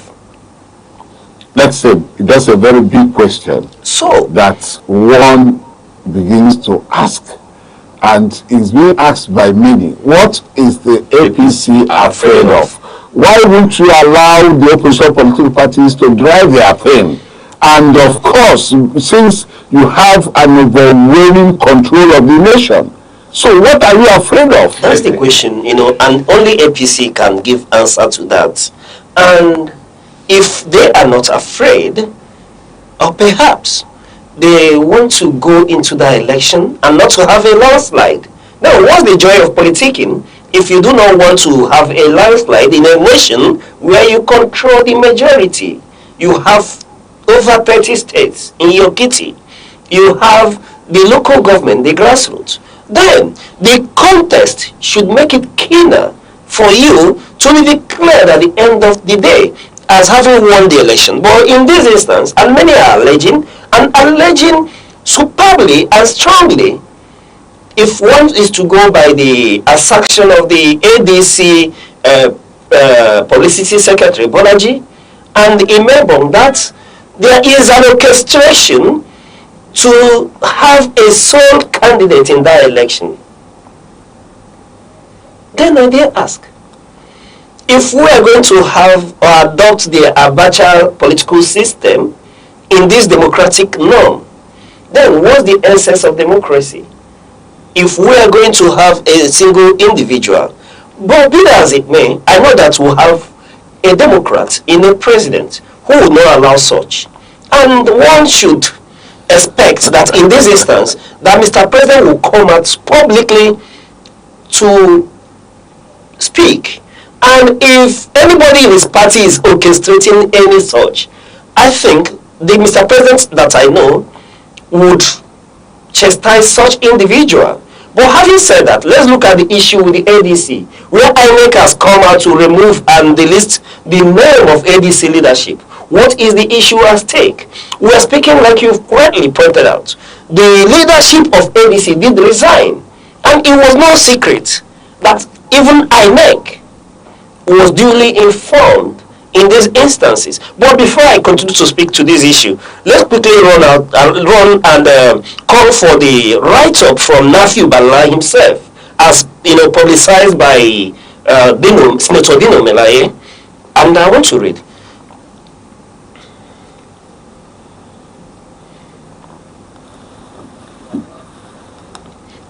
This is on July 3rd, 2025, where Honorable Nafiu Bala, who is one of the litigants who has gone to court, we are meant to believe, yes, is there on the screen.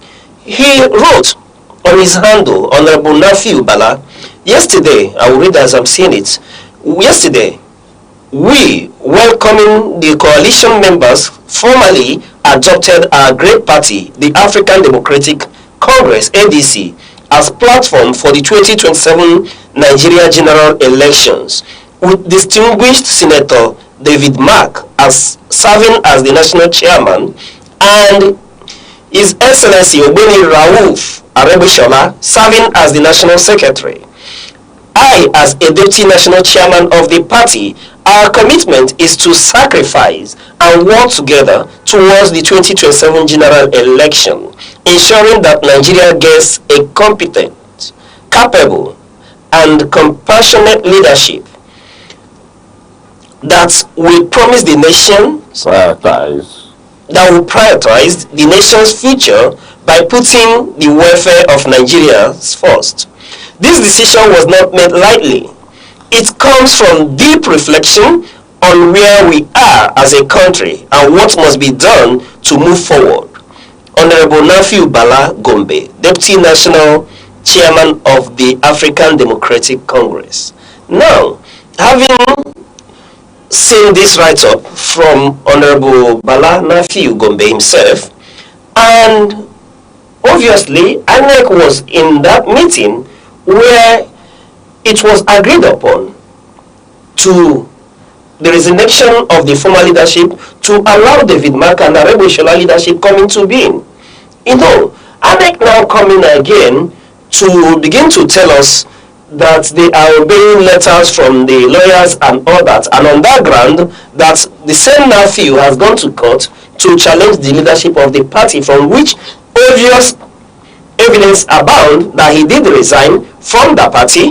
And Aneke now is telling us that on that ground they are delisting the leadership of ADC. Then I ask the question, is it not law in Nigeria, if the words of the Supreme Court is law, that the neck of a party can decide the affairs of that party, and that the internal affairs of a political party remains an affair of the political party and not subject to legal interpretation?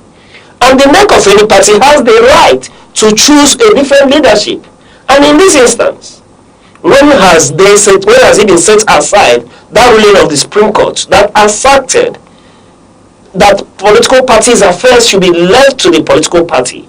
And Aneke is now the court to give interpretation to these things. If Aneke is saying that they are relying on the Court of Appeal ruling that they should, revert to status quo ante bellum, now let us ask what that means, for the uninformed minds like me who are not legal jurisprudence or legal experts. And he says, in plain meaning, status quo means the current state of affairs. Status quo ante, the state of affairs before a specific event. Status quo ante bellum, literally, the state existing before the war. And in law or diplomacy, it can mean putting things back as they were before the conflict or case. Then the question is to Aneke, what was the state of things before Nafiu Bala discovered himself that he mistakenly, or that he resigned in his dream, but in the human nature or in the human realm, that he was entitled to the leadership of the party and went to court? Now, what is the status quo ante bellum? Yeah, by what you have already said it all. The status quo ante bellum is, of course, the state before Nafiu woke up from slumber to go to court to challenge that he's no longer the same David Mark he already adopted on his social media handle and told the world that he's working with David Mark, and that David Mark is the chairman of his own party. And then he made a somersault, a millennium somersault, to now go to court to challenge the leadership of David Mark. That is exactly so.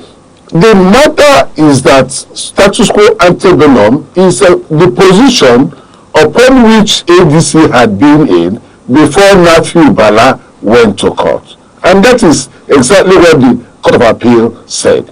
And then the substantive suit should be tried on merit. That is exactly what the Court of Appeal also said. So if Aneke has become, a court on its own, maybe its position is beginning to supersede that of Court of Appeal, or that the letters written by lawyers from the other side has actually become law that they're now implementing. So it is unfortunate that Aneke should, and of course Professor Amupitan is a professor of law. It's not just an erudite personality. He's a professor of law. He's a law teacher. He should be able to know, and he has a legal department which he should have pushed that matter to and even the letters, it is upon this legal department to interpret what status quo antebellum is. And if they fail to do that, then they should come to Court of Appeal and ask Court of Appeal, please give us the actual interpretation. This is exactly what should be done. All right, rightly said.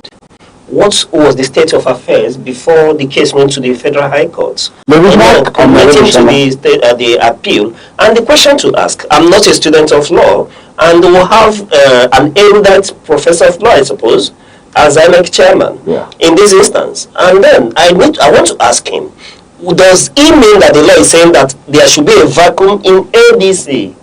Because obviously there's no law that says that. So, but he has created a vacuum in the leadership of ADC by saying a reverse. There's no injunction. It is only when you have an injunction that says these people should not parade themselves as leaders of the party. So by what Aneke has done, they have created a vacuum by delisting David Mark's leadership and not imposing Nafiu Bala as well as a leader. So there is a vacuum that they've created. And that is exactly why rule of law does not prevail in Nigeria. How can INEC, begin to go ultra biased? They have gone beyond their powers. They have gone beyond it is ultra biased because they are not supposed to do what they are doing. The law does not give them the permission and the rule, the power to take such decision as they have taken. All right. In this instance, we will call on INEC to please not plug this nation into anarchy. Yes, that's one of the least things we need as a nation. We are already battling enormous security challenges. Our citizens are being mowed down at will, and we do not need anything that will question the democracy that we enjoy in this instance. As INEC guides us through the 2027 election, it is obvious that all T's are crossed and all I's are dotted in accordance with the law. Having said that, one is aware that even Mr. President Bola Ahmed Tinubu, being a Democrat, wouldn't want to run as a sole candidate. And the accusation right now that people are making that all is geared and orchestrating towards a sole candidacy in 2027, and we need INEC and the ruling APC to debunk this rumor. It is not healthy for our democracy. The right thing should be done to ensure that peace reigns, to ensure that we have a political transition or democratic process that will be credible, fair, and acceptable by all and sundry. And having said that, please, we encourage the leadership of ADC to continue to engage the government in every legal means possible. In all, Nigeria will be built by Nigerians. We need not shy away from that. All hands needs to be on deck. Thank you.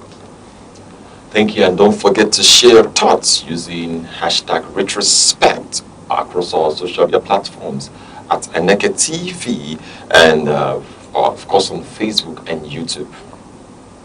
And thank you, Mr. Res, for those incisive, deep insight on these issues.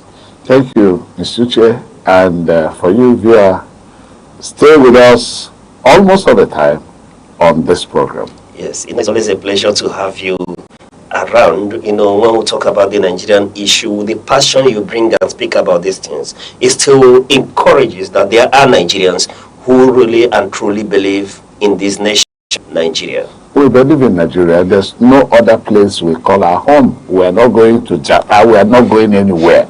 We'll stay here and salvage it together.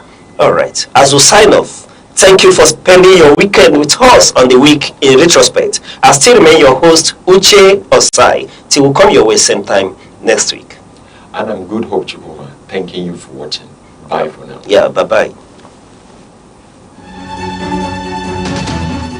7 days, countless moments, stories that shape the week. From decisions in the corridors of power to developments affecting everyday lives. From moments of challenge to stories of resilience and progress. This is where the weak comes into focus. Weak in retrospect, only on Aneke TV.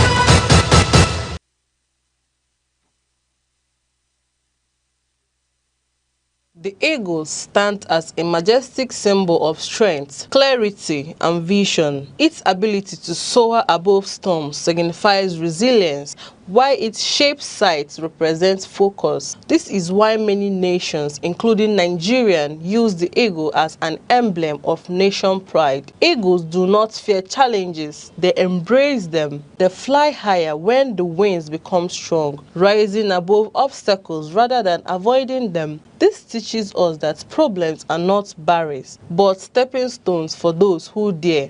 To live like an eagle is to stay focused, courageous, and disciplined.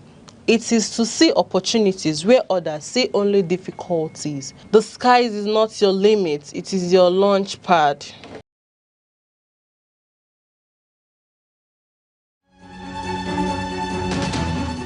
Seven days, countless moments, stories that shape the week. From decisions in the corridors of power to developments affecting everyday lives. From moments of challenge to stories of resilience and progress. This is where the week comes into focus. Week in retrospect, only on Aneke TV. My name is Dr. Emmanuel Inhechi Asonye. I am the CEO of Omenka App LLC. I created Omenka App for the preservation of Igbo language and culture. Omenka App was established in New Mexico and it is headquartered in Albuquerque. But currently we are also being registered in Nigeria. We have a website. We are also on social media because my app is primarily for the Igbo community. In 2006, something significant happened among the Igbo community. UNESCO predicted that Igbo language was going to go into extinction, and that was because Igbo people are one of the most traveled people in the whole world. So the more children are born outside of Igbo land, the more they get disconnected. The app is on iOS, it's also on Android. Access the website and download the app from there. And over 2,000 people are using the app right now. But there's an app that will teach you about Igbo culture, Igbo people. We have Igbo poems, we have riddles and jokes, we have Igbo proverbs, then we have the word section where you are going to search Igbo words. Whatever word that you can find in English, you want to make sure it is found in the app in Igbo language. And I encourage everybody from their communities, you can do what we're doing in Omenka app with your own language and with your own culture. Do not allow your culture or your language to die.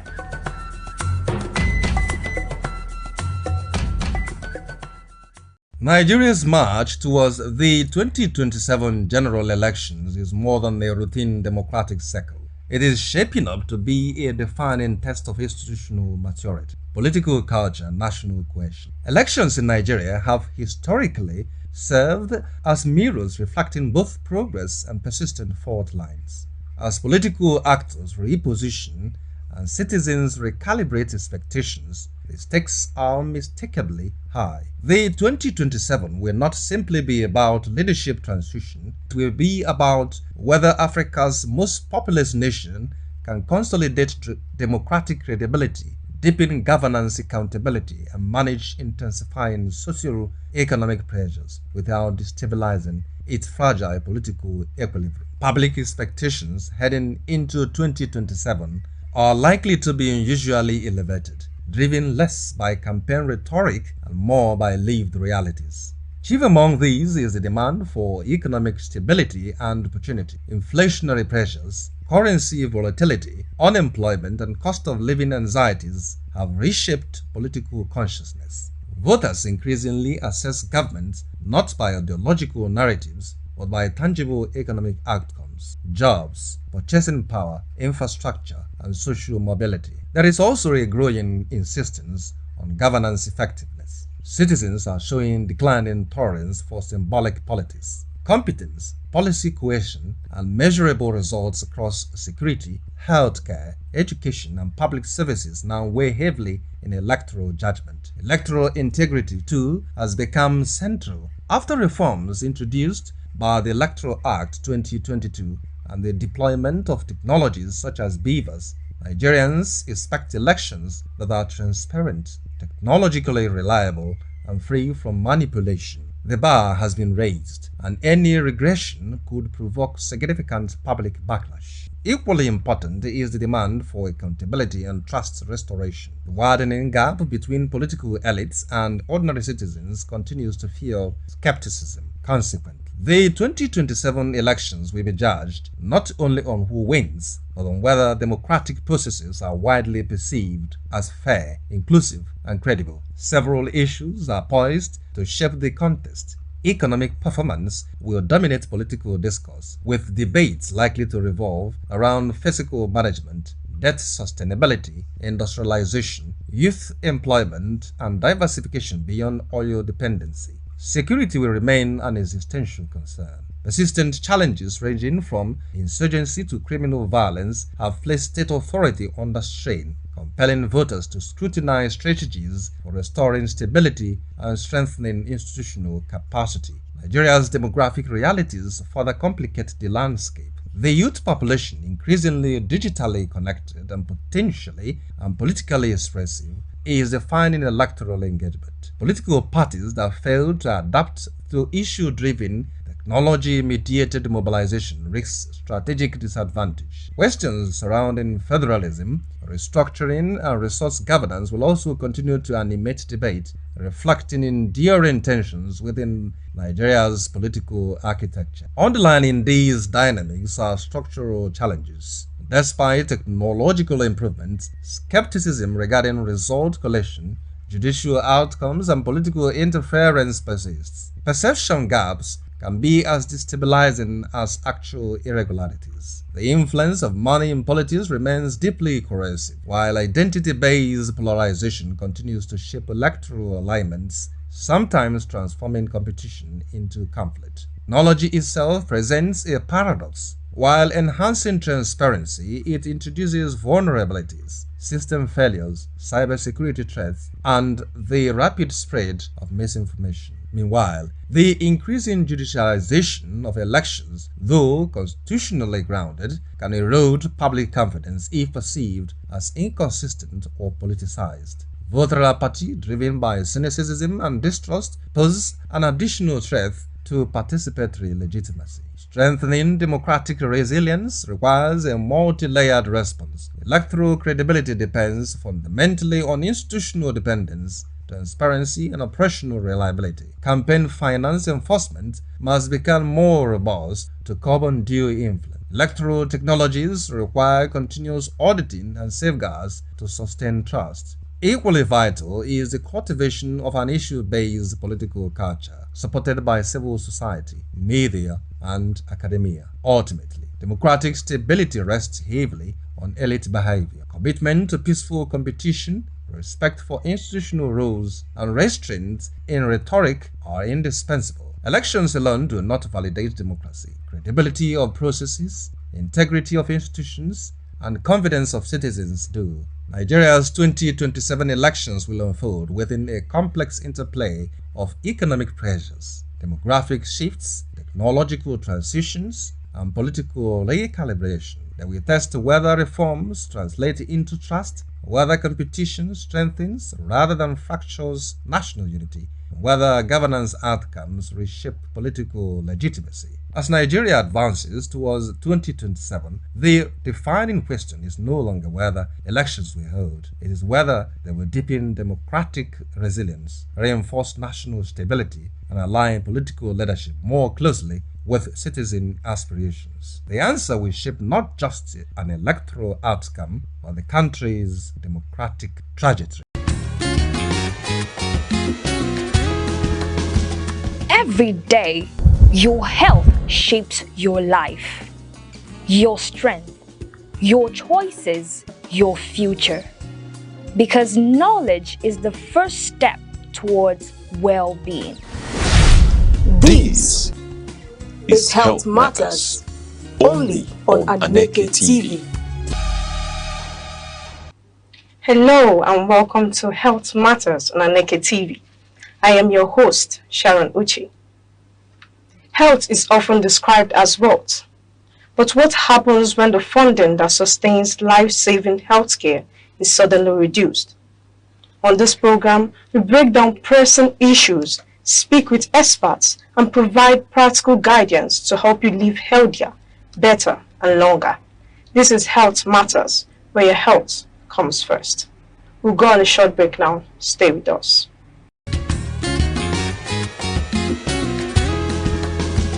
Every day, your health shapes your life, your strength, your choices, your future.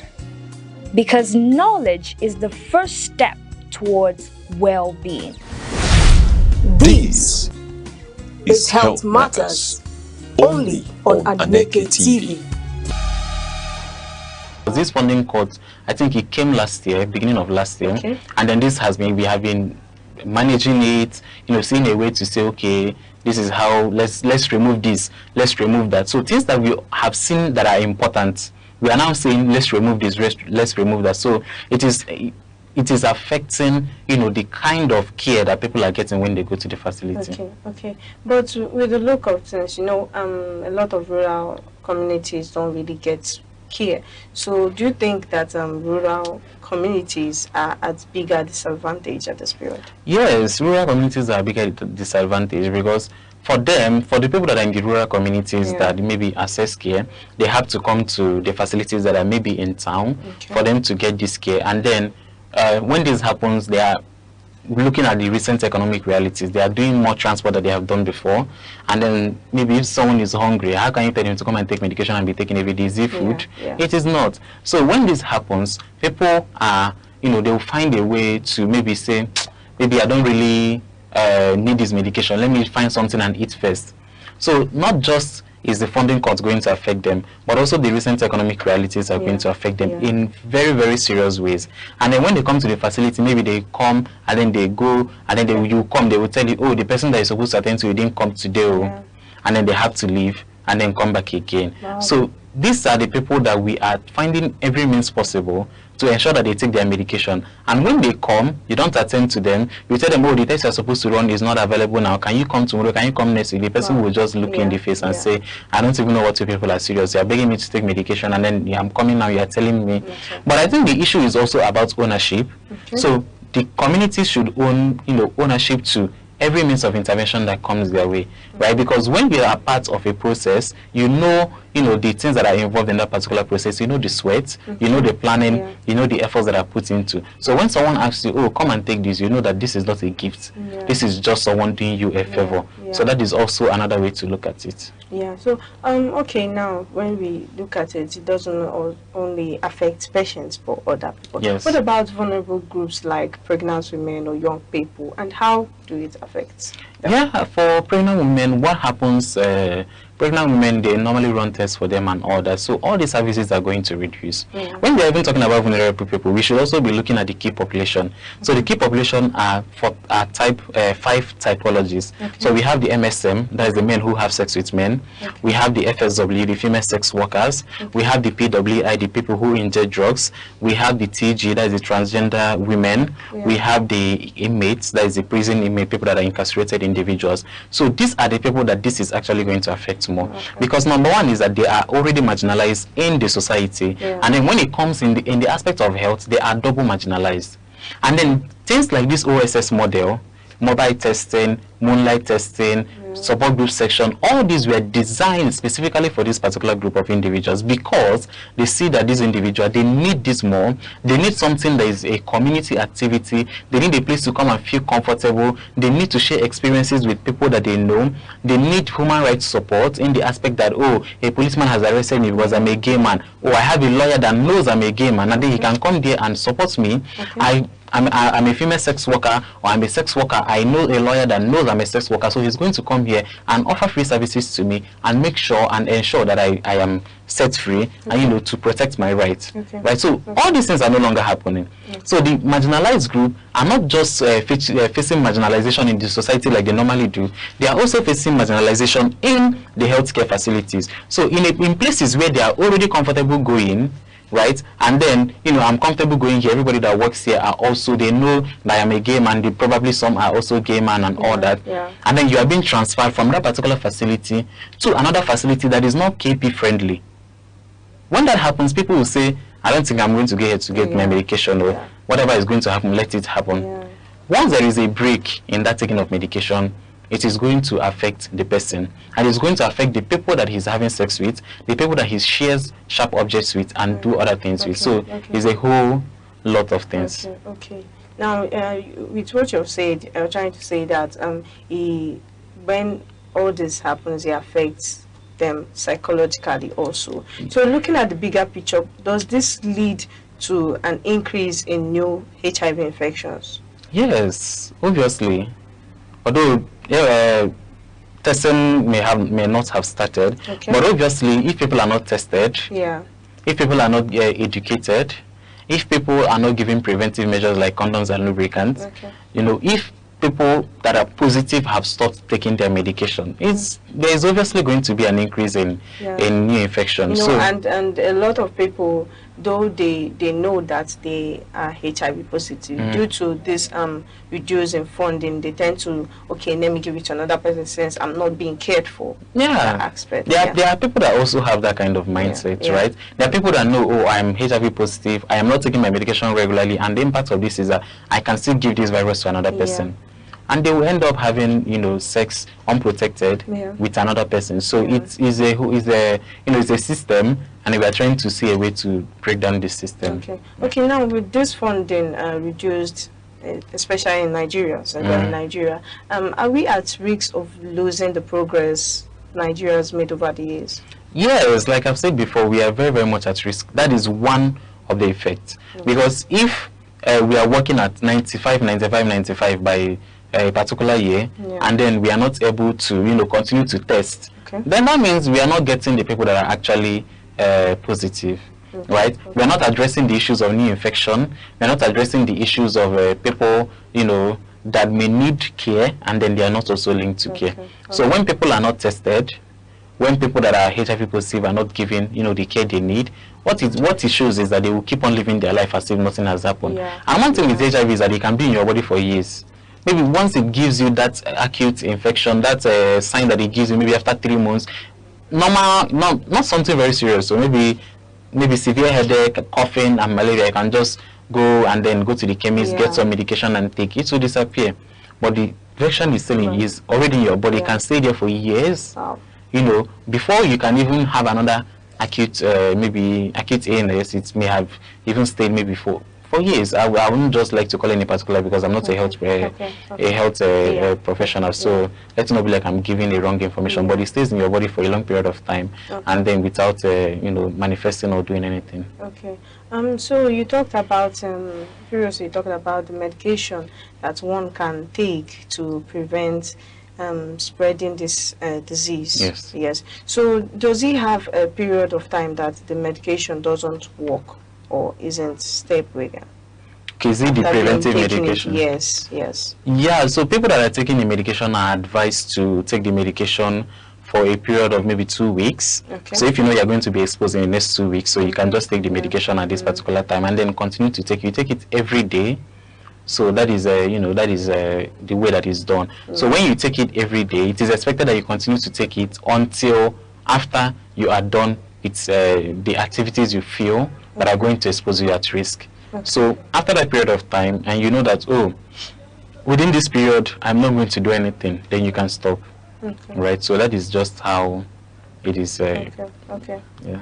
We'll take another short break now. Don't go anywhere. The expert is still in the house.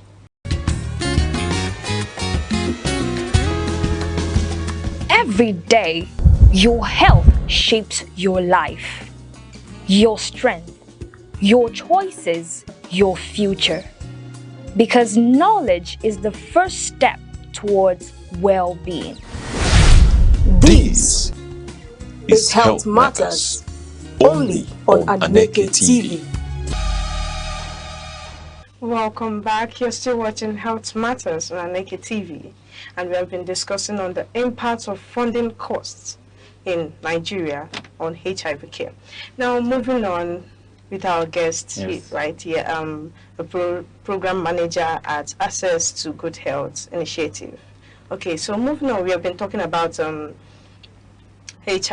the funding cuts, how it's affecting Nigerians, how Nigerians don't realize that we depend on this funding, and how it has affected not just patients only, and also the society at large. So I would like to, we have also realized that this can affect Nigeria, and in years to come, we don't really know what the future is, but it's there is sure of an effect to happen. So we'd like to know how quickly can things go backwards if care is disrupted?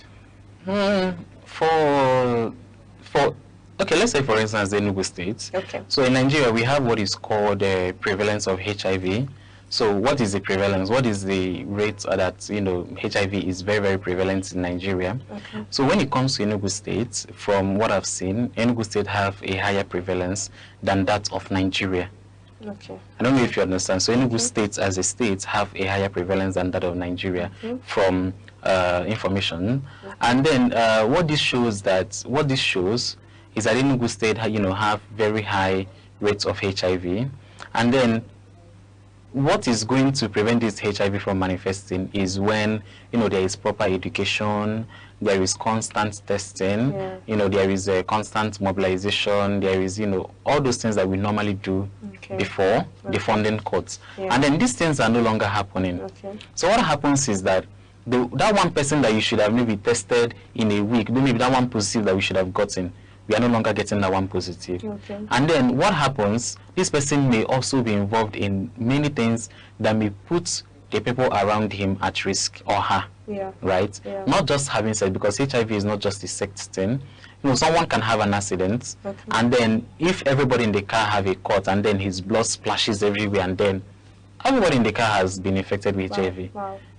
So there are lots of ways that people get HIV, and then when there is no testing, one person can end up infecting as much persons as possible, right? So that is why we pay attention to the minutes of to the most little thing. So we pay attention to very, very little information, about this kind of thing. If we say, okay, this person have HIV, how are we going to tell you? Because that if this person have HIV, he can give it to, in a day itself, if he do any, he can give it to, he or she rather can give it to as many persons as possible. So that is why we try to even take care of the one person that we see. And then when this one person goes and then he are not taken care of, just like I've said, one person can give it to as many persons as possible. So if these things that we used to do are not being done, it is going to drastically affect the efforts that has been made. So the effort that has been made can even be taken far back by in a matter of weeks. Okay. So moving on, beyond the medical side, how is this affecting people emotionally and financially? Yes, in the aspect of emotionally, it is not easy to discover that you are no longer maybe as free as you were before getting HIV. So when you get HIV, your life changes in many ways. One of those ways that your life changes that you are going to start taking a medication, a daily pill for a medication. So what this happens is that maybe you can normally leave your house without any bag, sleep somewhere and come back, or you can normally do things, the way you usually do them. But when this happens, you are no longer going to live that particular life that you know. You are going to be constrained in many things. One of them is the diet you eat, the way you drink alcohol, the kind of things you put into your body, because when you're taking this medication, you need to ensure that you're also taking good care of yourself. So the medication is not the only thing that you need to take. You need to constantly hydrate yourself. You need to reduce your intake of alcohol and all that. So this is also, affecting how the person sees themselves. Now, one is that another thing is that the society have seen people that have HIV as, should I say, outcasts, or people that do not deserve to live. So it is very, very difficult for you to even, you cannot even come out and tell anybody. Even within your family, you are still hiding it with your family. And then imagine how it is going to affect you emotionally. You are trying to take your medication maybe in the morning or in the night. You are waiting for everybody to leave the room for you to, you know, pop the bottle and then open the and take the medication. So it affects people emotionally. We cannot even exhaust the emotional effect that having HIV has on people. It is a very, very long thing. You know, it is very, and then talking about emotional, talking about getting a life partner, talking about giving birth to children. Although these things, you can still have a partner and not infect them with give them HIV. You can still have children and not have a mother to child or father to child transmission. Yes, but these are also issues that people have to, especially when they are going into a marriage with a discordant person and others. So it is a whole lot of emotional issues and also financial issues. Okay, so okay, moving on. The situation like this increase stigma or fear in any way? Is it the issue of funding cuts? Yes, the issue of funding. Yeah, it does.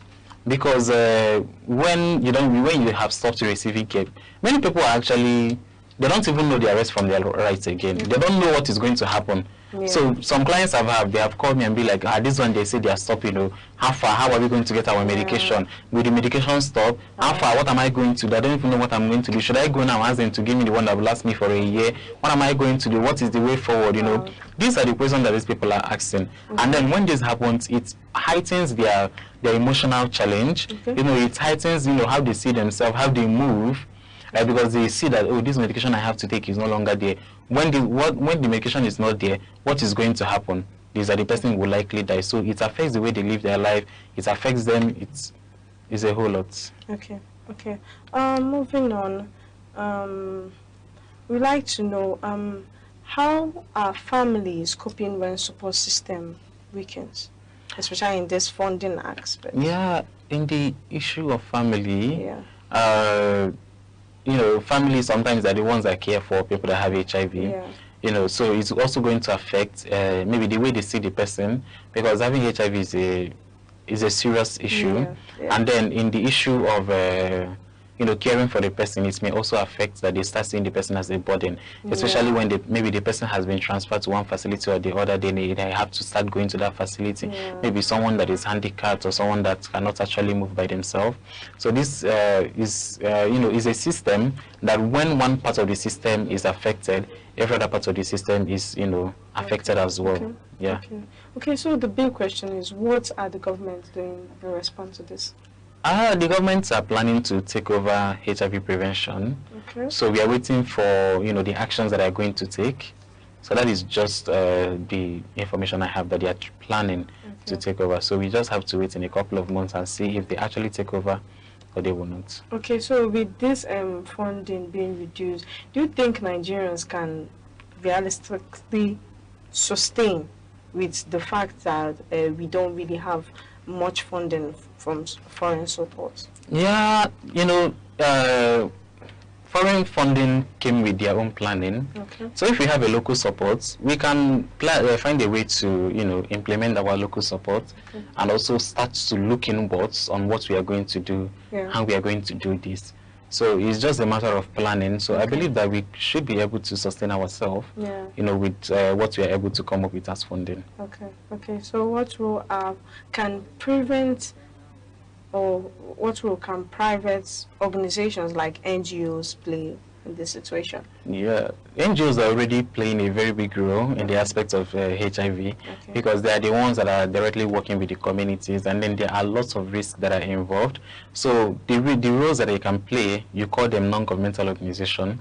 So non-governmental organization means that they don't have funds. So they depend on the funds that are gotten, you know, given to them by international organizations like USAID, PEPFAR, and then also maybe Nigerian government. So if Nigerian government wants to come into the scene, I believe that the first thing that they should do is to, you know, consult with these NGOs. What have you been doing? How have you been doing it? What do you think should be done better? How should we do this? How should we do that? So I believe that if the government comes, you know, in this way and then asks questions, that is the role that the private organization, that is the NGOs, can play, giving the government, these are the information that we already have. Or we have 30 persons that are infected with HIV in Enugu South local government. Okay. This is the data. You can call them and start from where we have stopped, or maybe give us the money, let us continue, or how are you going to support us and all that. Okay. So with the fact that we have realized that this is where our funding comes from, it's not just from Nigeria. Would you say this is like a wake-up call for Nigeria to invest more in our healthcare system? Yes, it's a wake-up call, but well, from how Nigeria is moving, we already know that there are lots of wake-up calls that have happened, and then we have not actually looked inwards to see how we are going to solve this problem. So I don't know if this is going to be different, but what I know is that it's a very big wake-up call to, Nigerian government to start taking care of their citizens and looking for how, they can address the issues that the citizens are facing. So it is a very big wake-up call. Okay, so we'd like to know, you've spoken on how this whole thing has affected patients and the society. So you spoke on also how the governments are going to do something about it. So is there any role us, the society, are meant to play? Yeah.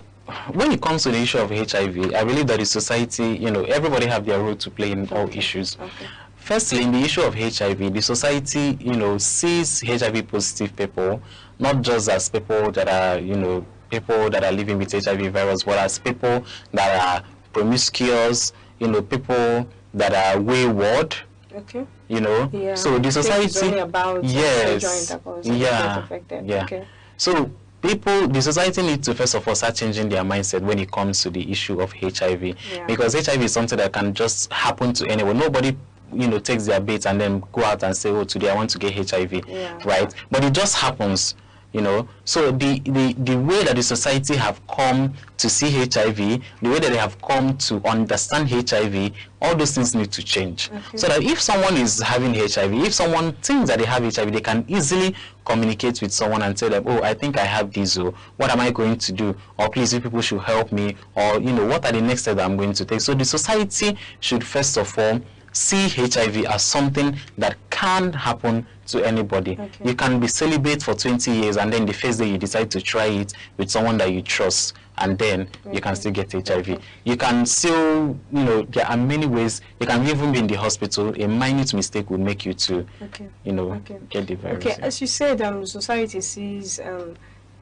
HIV patients as wayward people because they feel this is the only way they might have gotten it.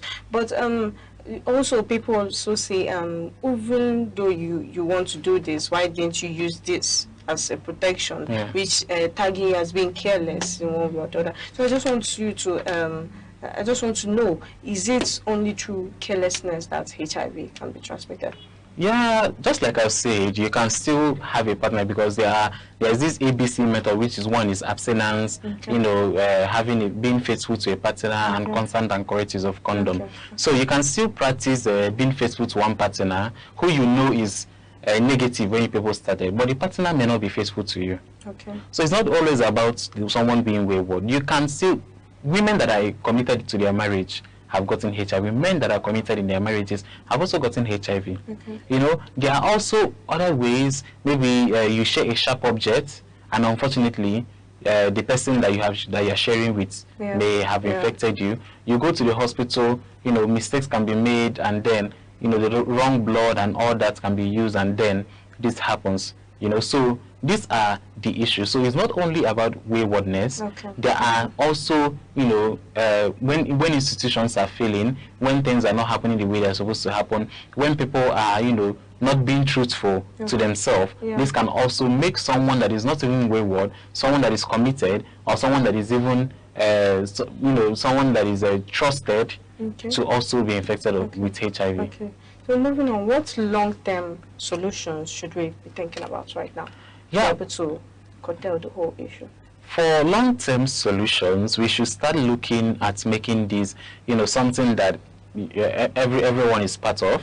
So there's something we call something being a community-led activity. So communities coming together to lead the prevention, care and management of HIV is actually going to go a long way. Because when you are by the side and then someone is calling you, come and take medication, you are thinking it's just a favor that the person is doing you, not knowing that this is something to help you. So I think proper education, proper sensitization, although we've been doing that, but I think we need to heighten, you need to increase, you know, to increase the momentum of what we've been doing. Because when people understand that, you know, this is, you know, we're trying to save you and all that, is also going to affect. Another thing that we need to do for the long term is that society should change their views about people that have HIV. Yes. So that if someone have HIV, they can be free to live within themselves. Another one is being afraid, as you know, someone that have HIV, and now the funding is no longer there to give you medication. So is, you know, I think if these things happen, you know, it's also going to be, you know, form a way for us to forge ahead. So yeah, I remember you said something about not really knowing what the government is doing right now, but you're sure they are doing something and there is hope. So, but what if nothing changes? What do you think HIV care will be?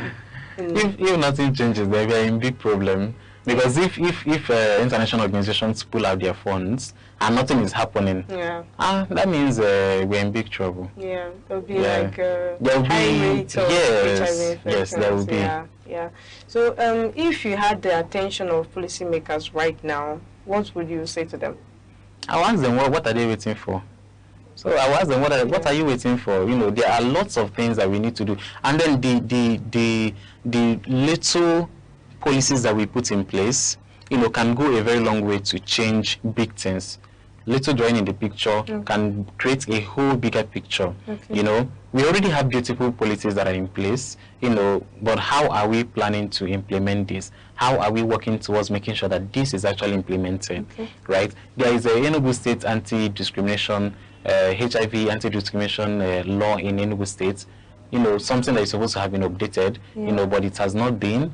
Right? Even the one we have, how are we using those laws? Right? Because HIV, you're not supposed to disclose my status to another person. When this happens, how could I seek this redress? And then even me, how can I go in court and tell them I have HIV? He went to go and tell another person when the society have not actually, you know, seen me in a different light other than in the light of a wayward person. So policymakers, what are you waiting for? That is just the only thing I would ask. Finally, for people watching who may be affected, what message would you like to leave with them? For me, I would say that HIV is a you know, it's something that happens to anybody. And then if you're a person living with HIV, I celebrate you for the strength that you have showed over the years. And then especially for persons that are, you know, constantly taking their medication, it shows that you do not only care about yourself, but you care about the people that are around you. And for this, you are a big person, you know, you should be celebrated. And then we acknowledge the efforts that you are putting. And then for other persons that don't know their status, I encourage you today to walk up to a facility and check your status. Even if you end up paying, you're not going to pay more than 2,000 naira to check your HIV status. And then if you say, oh, I don't want to check my HIV status, so before it to show me that I'm positive, whether you check, whether you don't check, if you're positive, you're positive, if you're negative, you're negative, why not check and be sure of what your status is so that you forge, you know, the way you think and then way you live your life, and also for the purpose of the people that are around you and for your own future as well. So let us get tested today and end the pandemic of HIV. Okay, thank you very much for those valuable insights. Thank you You're so welcome. much, our guest. And we come to the end of today's edition. Remember, informed decisions are often the foundation of healthier living. I remain your host, Sharon Uchi, and this is Health Matters on Aneke TV. See you next time.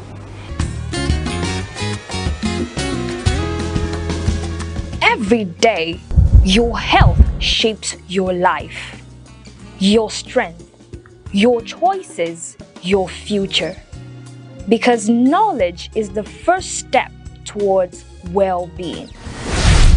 This is Health Matters, only on Aneke TV.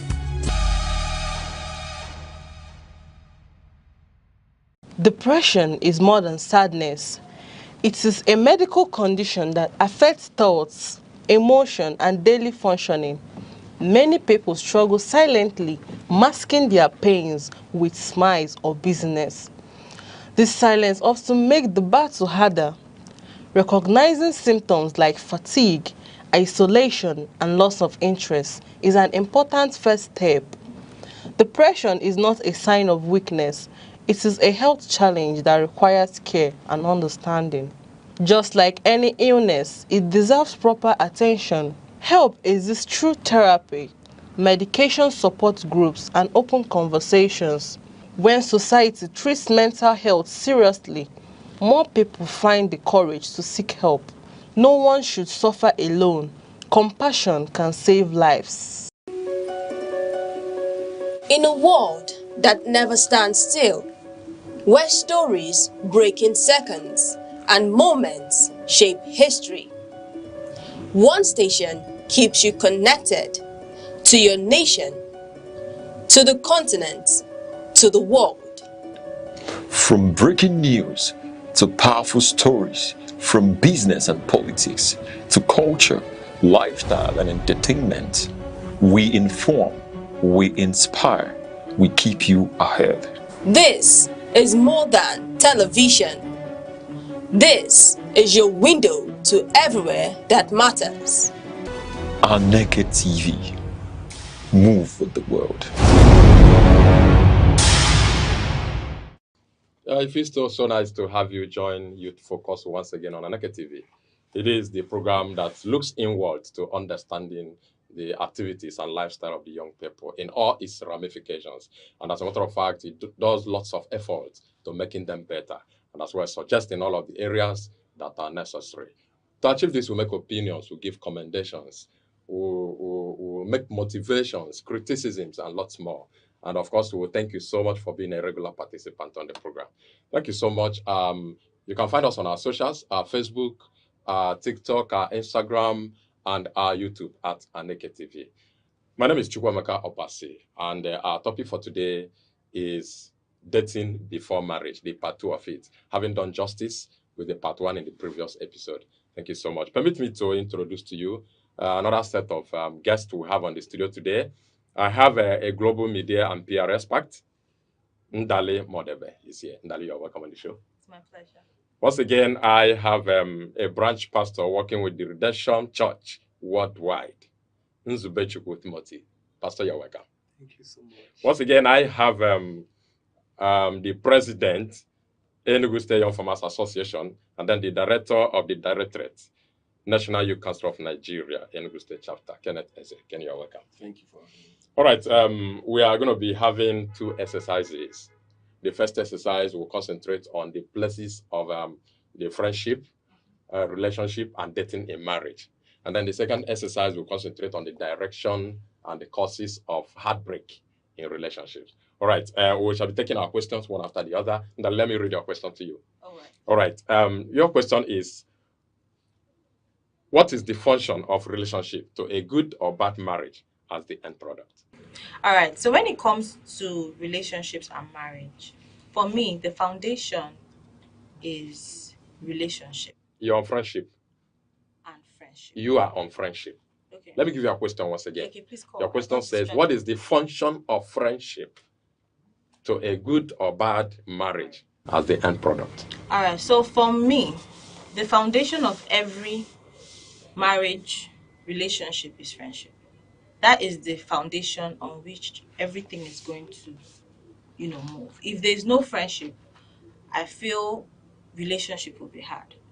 Like a lot of times, people wait for like I said in the last show, the sparks, the fire, everything, and then there's no relationship. On days when the love has faded, what happens? I wouldn't want to hurt my friend if I was dating my friend, right? So the days that is all love and everything, I will love you. But the days where I can't stand you because you're my friend, I don't want to hurt you. So I feel friendship is the in Igbo isi sekponti when it comes, if you want to have a good marriage and a good relationship. All right, thank you so much. Friendship. Are you saying that if there's no friendship, there can be relationship? If there's no friendship, there can be relationship. But the quality of the relationship the longevity of the relationship is based on him and her being friends. All right, thank you so much. Pastor Timothy, let me come to you with your own question. We say, what are the essential materials for this business of relationship to a marriage that can be reckoned with? I think the essential commodities, for me, first is shared value, right? Because that's number one. You must make sure that the person, I'm going to back it up by the scripture that I normally use. Two cannot work together except they agree. And then, if there's going to be agreement, there's going to be value in place, and both of you must have, similar value, that's shared value.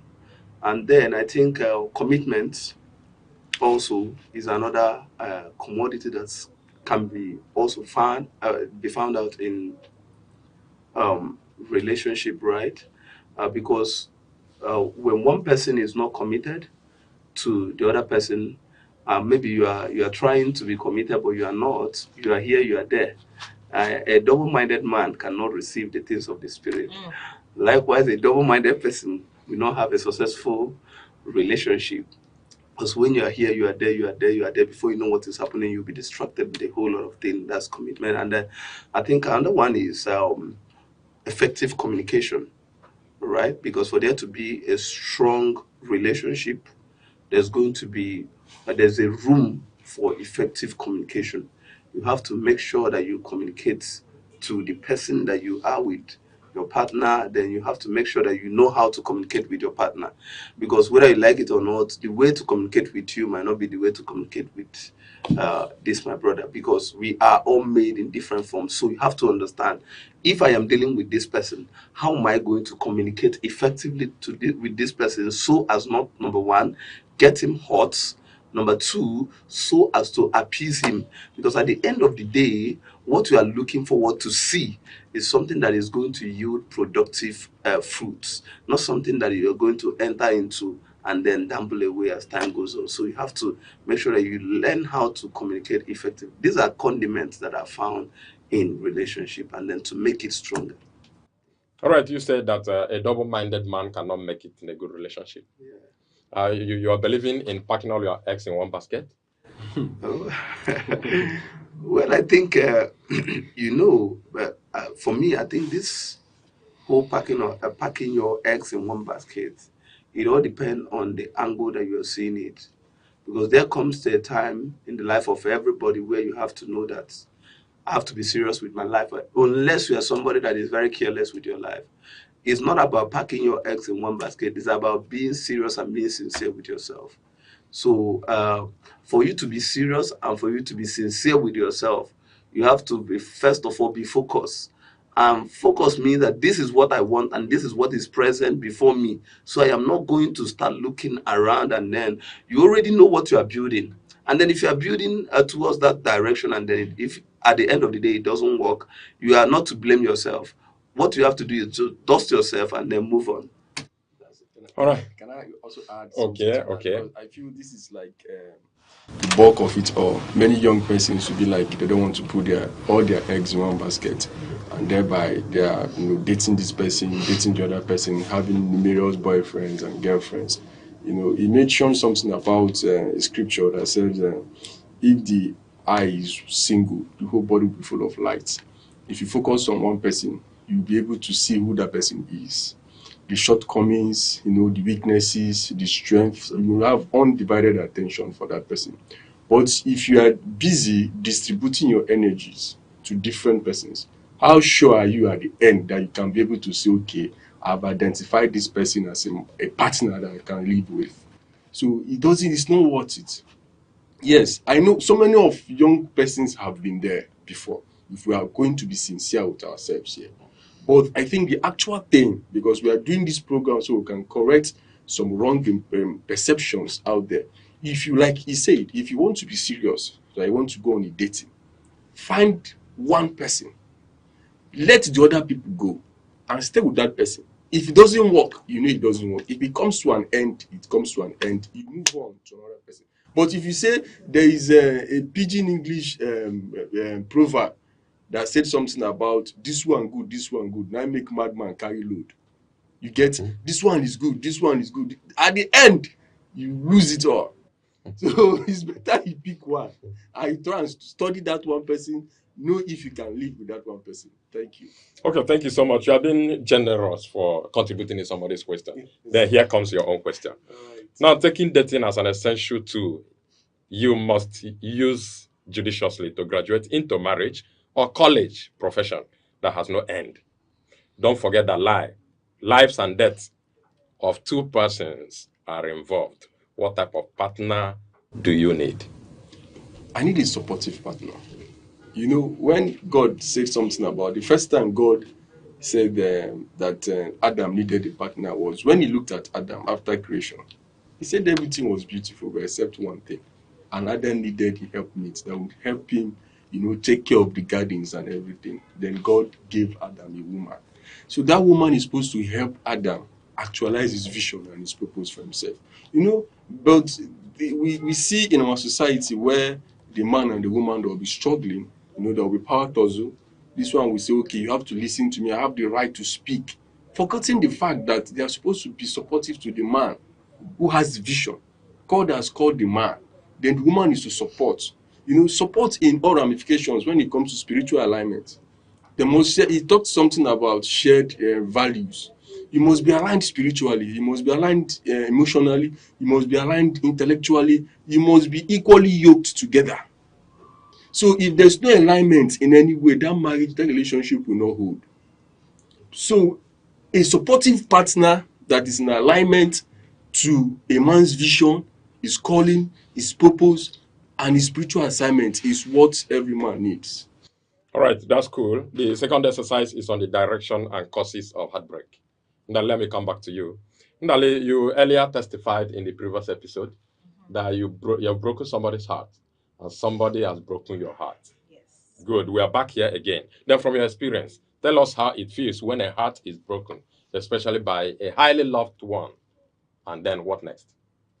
Okay, so I'm going to come at it into, is it my own personal experience or general? Your experience. All right, so for me, when there is heartbreak involved, I deal with it by isolating myself from the person, and by getting dressed, making my hair, and going out. I will not dwell on one person. Even if I cry about it, it doesn't get into Monday morning. Monday morning, I have a mandate to move. So my tears do not move into the new week. So, like sunshine, I'll make my hair, do my nails, and I'll jump into the world and go on another date with someone else. You mentioned that you don't depend on one person. What do you mean by that? What do you mean by that? I said that today. I'm quoting you just today? Now. You just mentioned that now. I don't Okay, recall. no problem. No problem recall. about that. I don't recall. It's all right. Pastor Timothy, let me come to you. Your question is what is the possibility of picking up the pieces of a broken heart and the possible effect of it on the next relationship, as the case may be? I think, trauma is too deep. And sometimes you don't know that you are traumatized until I said it last time, until you begin to go around causing pain to others. And most times, the reason why you are traumatized could be what you are feeding to other people, but unknowingly, because you are trying to protect yourself towards that dimension, and then you go about giving them the same impression again. So I think the issue of heartbreak and then dealing with heartbreak is just first, understand that life doesn't give you everything you want, but you have the right to stand in position to make from life what life offers to you and make what is best for yourself, right? So when you understand it, you know that, okay, this guy that is coming towards my direction might look good today, but what about 10, 20 years to come, right?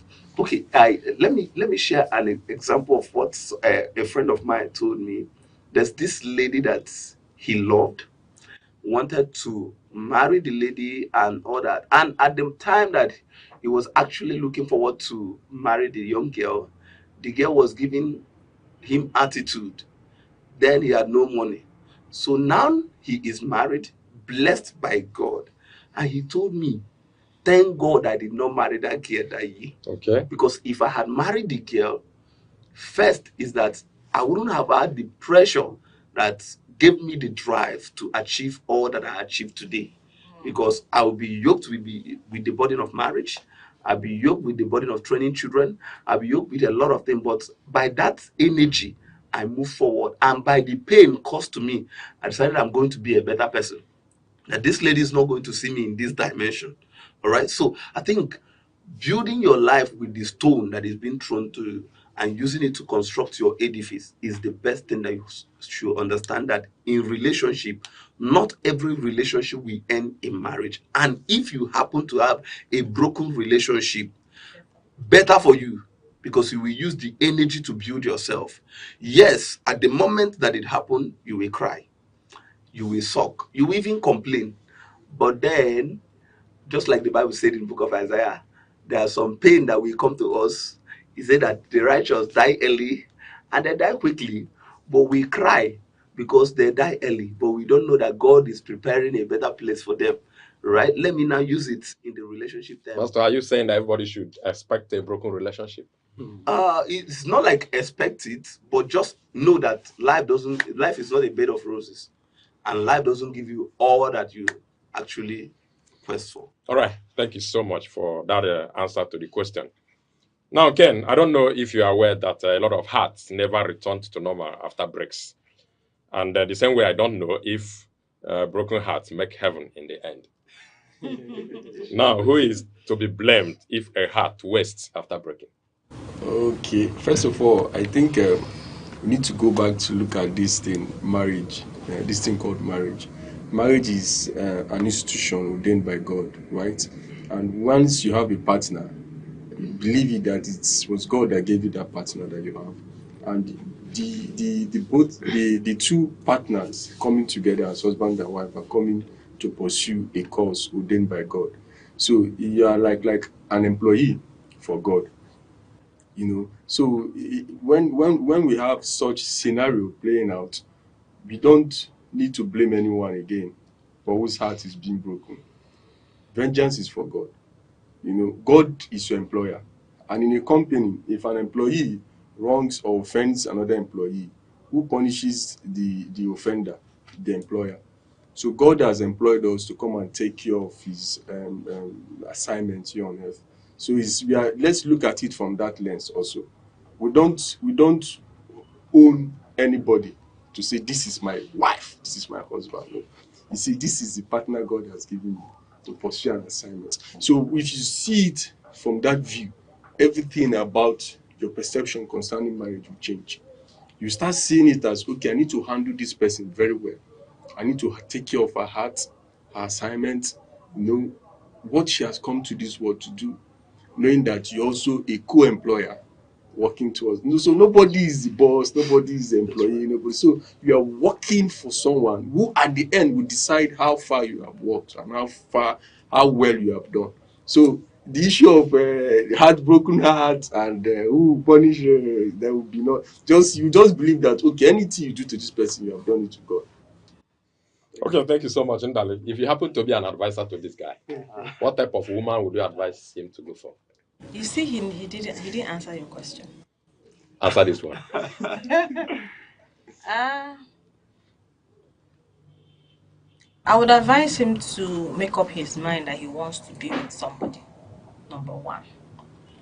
And I would advise him to find someone that is a believer and someone that is kind and that has a vision ahead of her.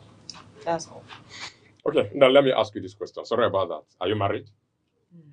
If I were you, I would advise him all of my qualities. But that is for Jamboree. Thank you so much. Pastor Timothy, as a pastor, I know you pray to God to give you a wonderful a heartthrob. Yes.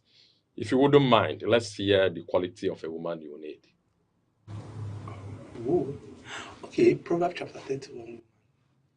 Oh, is there any woman there? Yes. Wonderful. A virtuous woman. You see a virtuous woman. The Bible said that her price is far above rubies, and then she knows how to take care of her husband. She wake up in the morning, and all these qualities are actually, that is what kindness means. You know, you don't know what a toxic woman is, or maybe a toxic person is, until you meet someone. You have been involved in the life of someone that is very toxic, or happens to have someone around that is toxic. You now see what kindness means. You know, last time when I was talking, I said something about what the scripture says as regarding love. Love is not actually a word that is being used for emotional display. Love is actually words that are encoded in kindness, because every attribute of love shows that somebody is kind. The Bible says the first is that love is kind. Love is kind. A kind woman will know when you are angry and know how to position her word. We know when you are hungry and know how to come up. You know, one thing I have to tell you is that, let me use Jezebel as an example. You know, Jezebel was not a bad wife. Jezebel was a bad woman, but Jezebel was a good wife to Ahab. Yeah. Okay. Because a good woman can be a bad wife? Yes, a good woman can be a good wife can be a bad woman. A good wife and a bad woman can be a good wife. And a bad woman can be a good wife. Because Jezebel was a good wife but a bad woman. A bad woman that everybody in the city fears her, but she respects the order of the king. She can kill to make sure that Ahab will be happy. That was why she went ahead to kill Naboth and took away the land and gave it back to Ahab. So when you marry a kind woman, let that kindness not just rub on your family, but also extend to people externally. Pastor, I will join my prayers to yours to make sure that God gives you the woman of your dream. Okay. But do you believe that our prayers are not automatic? Yes. Okay. If in the end, God gives you not exactly what you have prayed for, will you break up? You see, sometimes there are two ways that God works in different ways. Number one is that God gives you things to teach you to learn what you're supposed to learn. There are people that come into your life so that God will use them to teach you patience. If you're not a very patient person, God can give you somebody that will be touching that side. Okay, invariably, anything God gives you, you take. Anything God gives is for your own good. Okay, Even if you that's that good. is going to choke That's you, good. it is for your Anything good. God gives is good. It's for your own Anything good. God gives is good. Yes. All right. Ken, I want you to take us into the causes of heartbreak. Okay. Causes of heartbreak, I think number one is a misunderstanding. Like you don't know this person very well. And over expectation is number two. Okay. When you don't know this person very well, you over expect them to over deliver. But when you know this person, you know the limits to her strength, what she can do and what she cannot do. You won't expect her to do much. Another one now is, lack of respect and misunderstanding too. Sometimes when you want to communicate, communication also is a problem. Maybe you want to tell this person, see, I don't like this, I don't like that, don't do it this way, don't do it that way. The person picks offense. Or maybe the person who is correcting is not correcting it the right way. Then you also allow your trauma. You made something about trauma. You bleed on people. They have childhood trauma that they have carried into other relationship from past relationship. They believe, okay, I did this thing with this person and it went wrong. I helped this person. I gave this person a lot and it hurt me. Then when the next person come, you chose yourself from not. So that is why sometimes we have to remain. We say we are human beings, not human doings. Everything we are doing is to become like God. God in his nature remains the same forever and ever. They want to be like him. We have to remain the same. If you are good, you are good. If you are kind, you are kind. It doesn't change. So these are the things that can actually cause heartbreak. Over expectation from people, misunderstanding, lack of communication, lack of respect. All these things can actually cause heartbreak. And if you're not even sincere with yourself as a human being, that, okay, this person that I wish that I'm praying, let God just answer my prayer, let it be this person. Does this same person wish the same thing for you? So once you are sincere with these things, you will save yourself the stress. You just stay and pray that whoever God gives you is the best person. Then we should also learn to know that as a man, you need to cultivate your woman. God doesn't give you a finished product. If you are praying now for God to give you the right person, God will start making you the right person, because you yourself, you are not complete. So once you become the right person, you will see the right person. Thank you. All right, thank you so much. I want to observe just a short break. Our viewer, thank you so much. Just a short break. We shall be right back. Don't go away. Every second, the world changes, markets rise, leaders speak, stories unfold. To keep up, you don't just need news, you need clarity, you need speed, you need perspective. That's why Aneke TV brings you the global pulse. Accurate, reliable, right when it matters most. Aneke TV. Move with the world.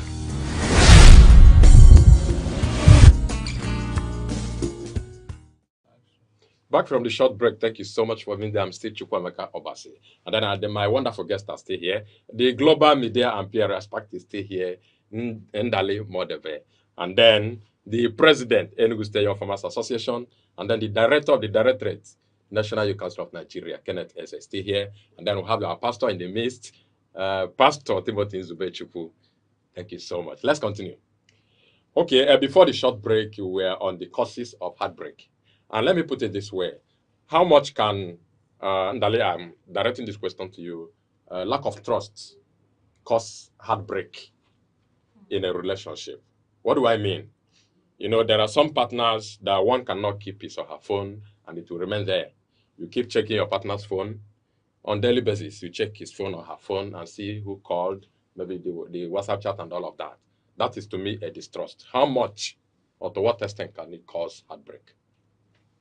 Okay, so there are two parts of this question. Number one, why would you trust someone with your heart and your body if you can't trust them with your phone? What is more private than your body? So if you have a partner and you have to hide your phone, then that means you shouldn't be in a relationship in the first place. If you want to be free, be free. That's the way I see it. However, when it comes to trust, I won't really recommend that women or men go through people's phone. But I feel that whatever is just, right? When it comes to trust, trust is a big part of relationship. It's like a mirror. Once it's broken, even if you put glue, it can never be the same. Once a woman or a man loses that trust, the relationship can never be the same. You can only make it look okay, but the cracks will be there. They will remember the anniversary of that cheating. They remember the anniversary you betrayed them. They will remember these things, and it keeps on removing the quality of the love they have for you. So it's a very big part, but I feel that if you have made up your mind to be in a relationship and you want to have, Bible says, he that wants a friend should be a friend. You can't say you want a partner and you don't make yourself trustworthy, you don't make yourself, people, most of the loneliest people I know, they say, oh, nobody wants to be my friend. But if you check, they push people away. They are mean to people around them. They are vindictive. They say hurtful words and they nitpick on people. And then they are afraid and worry when people leave them. So I feel trust is a very big part. But also with your phone, if you really want a good relationship and you want to focus on one person, you shouldn't be worried about someone going through. Okay, that's good. That's good. And Ken, let me come to you. This quest for sex, that's premarital sex, or quest for regular sex, to what extent can it cause heartbreak in a relationship? Yeah, to a great extent, because the whole body, the mind, soul has become one, has yoked together, because sex is like an intimacy. You know, that is the greatest point of intimacy. You know, even the Bible says that we should not let the bed to be defiled. You know, so once you get intimate with this person, man, heartbreak is around the corner if it's not being checked properly. But it is consensual. Let's say two adults going, we have paid sex, once you meet somebody who is a sex worker, you tell the person, say, I want to have this with you, how much? The person will tell you. It's understandable. You have it with the person and you go. These are for two adults. But when we talk about relationship, and maybe you are just dating, that is why they advise people not to have sex before marriage, because they know, number one, sex blinds the other person from seeing who this person actually is. Everything Blinds one or blinds the two? it might blind one or two, depends, because the other person might be seeing it. Oh, see, this is what I want. But most especially is from the ladies, because they are the emotional beings here. Man can normally, generally accepted and believe that man can just walk and have sex with anybody. But for a lady to agree to have sex with a man, the person must have established an intimacy or maybe a connection. What if this is an agreement? Pastor, I want you to come in here. What if this is an agreement that, yes, we want to do this, we are in intimate relationship, and we do it? Won't it be a kind of opening their eyes the more to themselves? Or maybe bonding the love they have? I think sex outside marriage is a no-no. Right? Okay. It's a no-no. Because as a believer, where I'm standing, anything that will drive you into knowing somebody sexually before marriage is actually not in line. It's not in line. But then, because I want to stand in what he was saying earlier, where he made mention of that when two people have sex, sex blinds them from what they're supposed to see. You see, the power of sexual commitment in a relationship is that it makes you not to be discerning enough. It makes you not to fine-tune the decision that you are making and know whether it's right or wrong. Because as at the moment you have sex with somebody, any decision you are making it out of vulnerability, not out of clear mind. It's either you're making the decision based on, I am sleeping with this person, or he's sleeping with me. Are you saying a lot of the decisions made after the incident are all wrongs? All of the decision Made? Anything outside sex, outside relationship, any decision you are making is wrong. Is that what you're saying? Marriage. Any decision you are making, you're your own, because God cannot God cannot be there over what He does not support. When you are doing something and God is not in line with what you're doing, He cannot back it up now.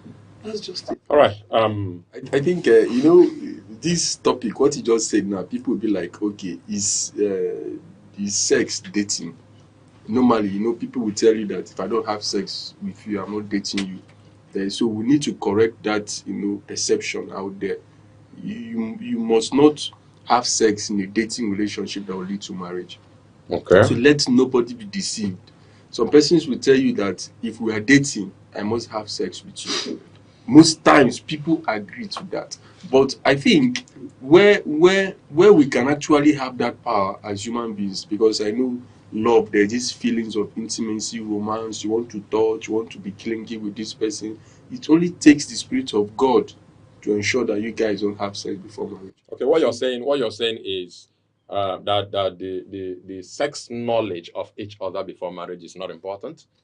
It is important, but then there's a way you can know somebody's sexual life without actually having sex with the person. How? Okay. Yes, you can ask sensitive questions, right? Go for a test. Yes, go for a Medical test. test. Good. Check up. Go for a test. Ask the person sensitive question. How are you? Are you okay? Are you sexually sound? But then another side is that we are living in a generation that is actually turning a whole lot of things upside down, right? You find it very funny that you can actually be into a relationship with a lady, and then the lady is not considering you fit enough until you touch her sexually. Okay.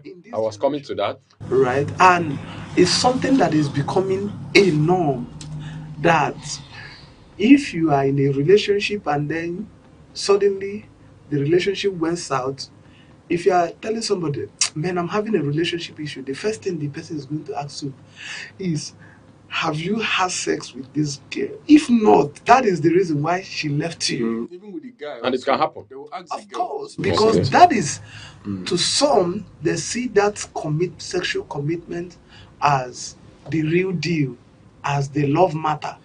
But we have to still maintain the fact, in as much as that is our society and our generation is having a way to adapt certain things, we have to still stand and say that what is right is right, And what is wrong and is what wrong. is wrong is wrong. Taking a lead from that, especially since we're on national television, there's a comment Honorable Ken made that I want to debunk.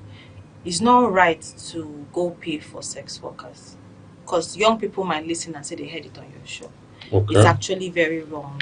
Even sex with a normal girl or a normal guy is like putting fire on your bosom. It opens the door for a lot of negative, But people pay for sex, right? People pay for sex. I was coming to puncture that. Yeah, it's very wrong. I was actually coming to puncture that. It's wrong. But thank you so much for And it's a crime. being proactive. All right. I want you to come in from the angle of double dating now. Okay. In a relationship or in dating, somebody double dating, maybe either of the partners or both of them. How much can it cause heartbreak? Okay, so a relationship that is not defined, in the sense that there's not been, the guy hasn't said I want to be with you, the girl hasn't accepted. If at that point she's talking to different people, it's different. But Obuna the man at Ogo Kwafa, he has said, this is what I want. This is you I want this with. This is a timeline. It's not the endless dating for 13 years like some people were saying yesterday. No, there's a timeline. I'll come and see your people and all that. And you decide to still double date as a man or as a woman. I feel that is very wrong. However, when you're even in a relationship, it is also very not wise to, while everybody are local game, you stop talking to everybody and focus on one, maka your heart. Because this heart can be very interesting, and men and women can be very interesting. So I'm of the opinion of celibacy before marriage, purity before marriage, purity of thoughts, purity of body, and all that. So if you're talking to different people and it's not intimate, it's fine. But if you're committed to one person, let it be known that, okay, this person, we are headed in 6 months, in 3 months, in 1 year, this is what we are doing. And with that person, you wouldn't be talking to other people?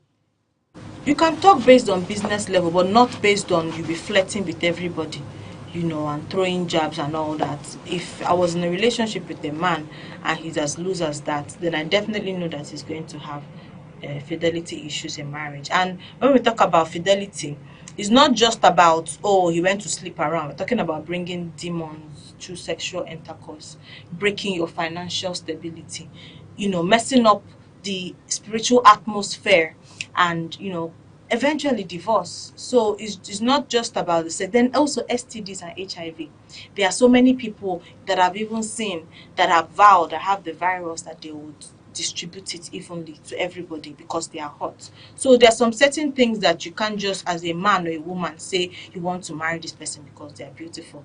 It's just like a swine with gold on his neck. It doesn't know the value of the gold. So your body, if a woman or a man that doesn't understand who they are, it's just like it's your private that will suffer it, because it will be public commodity. I don't know if it makes any sense. Yeah. So it's okay. Yeah. So it's discretion is very much key when it comes. All right, Pastor, let me come to you again. How much do you think parents' interference can cause heartbreak in a relationship? Parents' interference? Okay, I think it's really not about parents' interference, but then most times when it comes because of maybe the systems that we practice, especially maybe the Osu caste system, like as much as I know, I'm an Nkano man. But I mean parents' interference. Yes, because that sometimes parents interfere in a relationship using that dimension. And I can tell you, it has caused a whole lot of heartbreak. And I think it's high time that we begin to be vocal against it. Because I know someone who was about to marry, and the dad said, over his dead body, his daughter married the guy. That the guy is from somewhere that doesn't marry the daughter. And not that this guy has decent job, lives a decent life, but because of certain discrimination, things that are not, that shouldn't be talked about, and then used because of that. And the lady is close to 35. Are you sure? How sure are you that doesn't have any negative effect, supposing the marriage goes on? Well, I think if you're a Christian, and then if you're someone that is rooted as a Christian, you should understand that first thing to do is that the Bible say, honor your father and your mother. Okay. Right? You have to understand the place of honor. Children, obey your parents. Okay. In the Lord. All right. So sometimes, because I am commanded to honor my parents, obey my parents, my parents can come up and say, you are not going to marry this person. And you see that you are incapacitated. They will tell you, if you go ahead to marry this person, you will not receive our blessing. And automatically it's going to cause a very big issue. And if you go against them, first thing is that if you go against them, you might end up having it your way. But then something is missing somewhere. So sometimes the parental interference in relationship can actually cause heartbreak, but then let it be on the obvious reason that is sound, genuine. Obvious reason that is sound and genuine. On a petty, let it be like genotype. Yes, genotype shouldn't have been parents' interference. Yeah, if you are too mature person. Yes, and that's another thing. Yes, yeah. To what extent should parents interfere? Okay, then I want you to come in from this dimension. Parents interfering from the aspect of over demanding from somebody who has not even married your daughter. You're asking her to ask him to buy you clothes, ask him to take up responsibility of the family, ask him to roof the house, ask him that we need generator, ask him that our roof has a problem, ask him this, ask him that. So no at all. So there's something that happened in this our eastern region. This man, he's been taxed by the girl's family a lot, and then he now decided to embark on the final tax to re-roof the house in rainy season. So this young man removed the entire roof, built it halfway, and said he wasn't marrying anymore. The man. That was, he ran away. Well, that was a personal decision anyway. This thing about parents' interference, like you ask, you ask how, to what extent. I think parents, I know they have much responsibilities, to making a marriage work. Like they train the girl child or the male child to believe in them, and also their blessings also go a long way to make it successful. But parents should, of course, know when to come in and when not to come in. They should actually know their limits. You made mention of how can parents' interference cause heartbreak. Now, when this young lady or this young guy has been, emotionally involved with this other guy, they are in love. Actually, they have seen themselves. Okay, they were ready to go. Everything is clear. You will now see the parents come in and say, "Okay, please don't marry this man," because they have somebody else that they want the girl to marry. And then they might not even consider the girl's feelings or emotions or the guy's. Some even be on the basis of church. That is not a Catholic. It's not from this denomination. It's not from this one. Don't marry this. Don't marry that. So, but they don't check the fact. Some people even go to the extent of, I don't like this family. There is how, like he made mention of all those things. That's how his father behaves. Yes, exactly. That's how his father's behave and his mother. So there should actually be a limit to these things. I believe what parents can do here is to guide the child to make a right decision. Okay, let me just put something. Just one thing is that parents should know that if you have trained your son or your daughter to the level where she can now say, I want to get married, you should respect her decisions to a certain extent. I mean, for you to know that your male child is matured enough, and for that child to come and say, Mom, I've seen somebody I want to marry. That shows that the person is trying to be accountable over certain thing that happens in his life. And someone that is entering into another a family, building his own family now, you shouldn't be expecting that person to be controlled. Because if you can control such a person at that length, there are other things that may still come up where the parents will still come in, even in the marriage. And the boy will still mommy's boy. All right, that's taking. Then, Dale, let me come to you again. In what ways do you think church interference can cause heartbreak in a relationship? Deliberately, I didn't want to ask Pastor that question. Yes. Wow. Okay, so speaking from my own church, there are certain things. If a woman is already pregnant, I don't know. Ken and I will attend this. And do they wed women that are pregnant? Yes, They've started. they wear, but it's not the normal thing. The woman will not wear the veil. Yeah. You know, to be open. Okay, so last I So heard, premarital pregnancy is offense. yes. Last I problem. heard, they don't wear. If you're pregnant, they will not wear, and you will not wear complete. What if you come to wed when the pregnancy is still not noticeable? You do all the tests, HIV, everything, pregnancy before you come and finish the premarital course. And this might cause heartbreak. It might cause heartbreak. Yes. Definitely.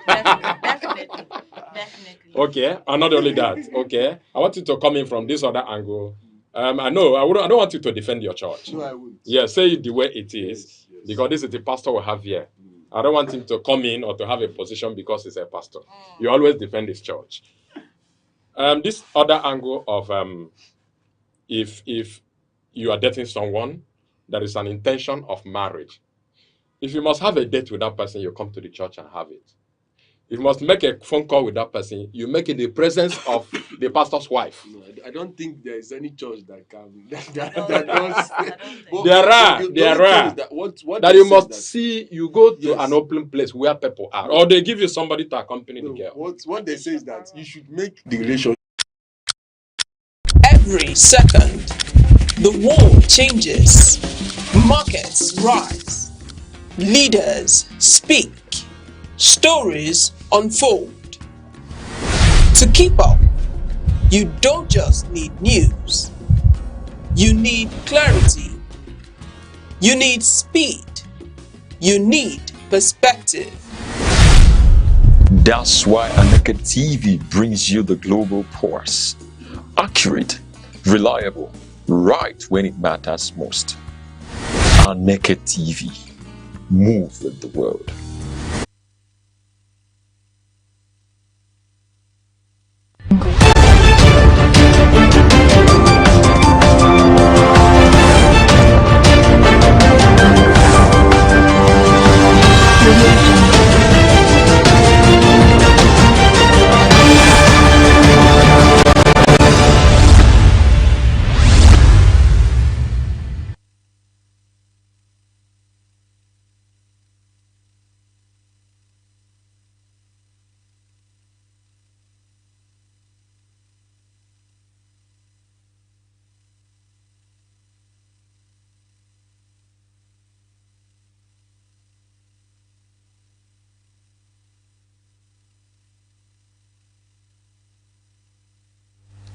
Good afternoon and welcome to News on the Hour on Aneke TV.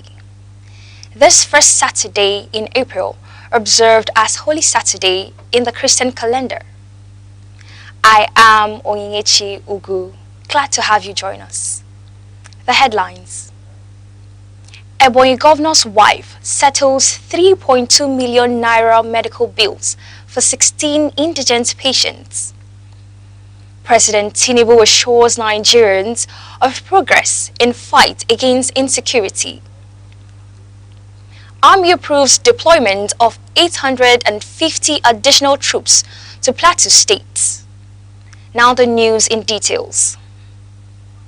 The wife of Ebonyi State Governor, Mrs. Mary Maudline Mwifu, has settled medical bills amounting to 3.2 million naira for 16 indigent patients at the Alex Ekweme Federal University Teaching Hospital, Abakaliki. Ms. Mwifu carried out the intervention on Friday during a visit to the male and female surgical wards of the hospital as part of activities marking the Easter celebration. the patients who had been detained over inability to pay their bills were subsequently discharged. She encouraged the beneficiaries not to lose hope, urging them to remain prayerful and trust in divine intervention despite economic challenges. She reaffirmed her commitment to supporting vulnerable residents in the state. The head of Department Medical Social Work of the hospital, Dr. Sorochi Otu, commended the governor's wife for her continued humanitarian interventions. She also extended similar support to indigent patients at the rehabilitation program, Efata, Ubodo, in Ebonyi local government area. The Catholic Bishop of Enugu Diocese, Most Reverend Callistus Onaga, has raised concern over what he described as a growing agenda to Islamize Nigeria, warning of increasing persecution of Christians across the country. He made this known in his Easter message delivered in Enugu. Bishop Onaga stated that the security situation has moved beyond the widely discussed farmer-herder clashes, insisting that there are now signs of a more organized and deliberate pattern of attacks targeting Christian communities. He described the situation as terrorism and said Christians are facing various levels of persecution nationwide, urging relevant authorities to take decisive action to protect lives and property. The cleric, however, encouraged Christians not to lose hope, stressing that Easter represents victory over suffering and a renewed assurance of faith despite prevailing challenges. The Anglican Bishop of Enugu Diocese, the Right Reverend Samuel Ike, has called on Christians to reflect deeply on the resurrection of Jesus Christ as the foundation of the Christian faith and a symbol of divine authority and redemption. In his Easter message, the bishop described the empty tomb as a powerful testimony that Christ is the resurrection and the life, urging believers to draw strength from the message of Easter and live in line with its spiritual demands. He stressed that Christ's sacrifice represents the highest form of love, calling for humility, selflessness, and service to humanity, particularly the vulnerable and disadvantaged in the society. He urged Nigerians to reject violence, injustice, and division. Bishop Ike also expressed concern over rising insecurity and economic hardship in the country, questioning the effectiveness of security interventions and highlighting the gap between policy assurances and lived realities. He called for accountability, justice, and people-oriented governance. President Bola Tinubu says ongoing efforts by his administration and the armed forces are beginning to yield positive results in the fight against terrorism and banditry. He made this known in his Easter message to Nigerians.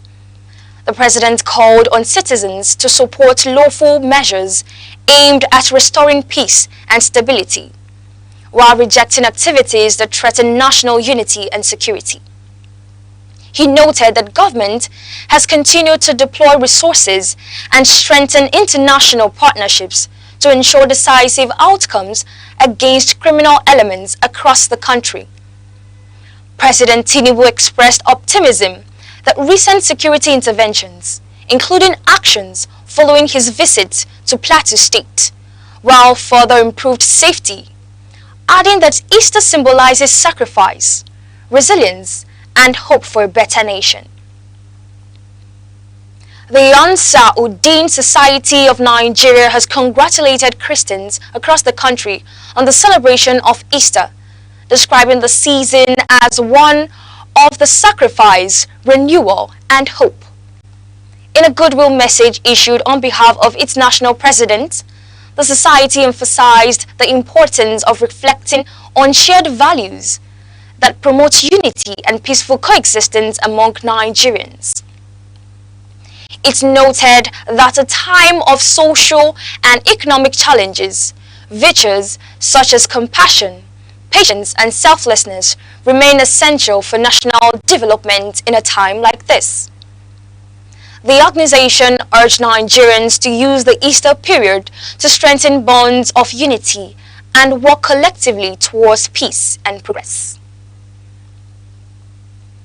The Enugu state government has invited key stakeholders to a meeting on the harmonization and clarification of revenue collection in markets across the state.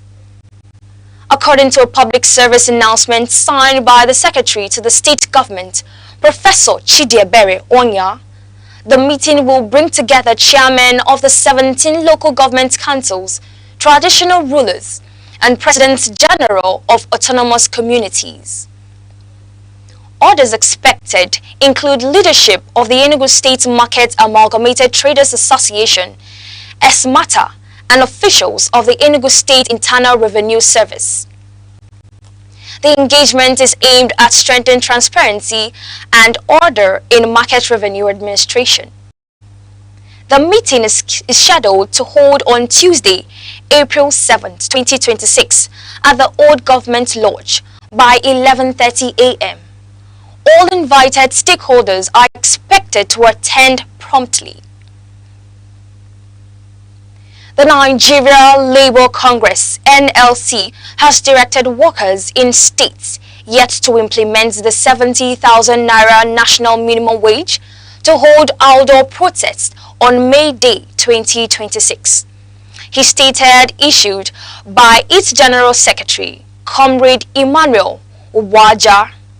The union instructed workers to avoid indoor celebrations in defaulting states and instead organize processions. The NLC described the failure of some state governments to implement the wage as a violation of workers' rights and dignity, noting that the law must be fully enforced.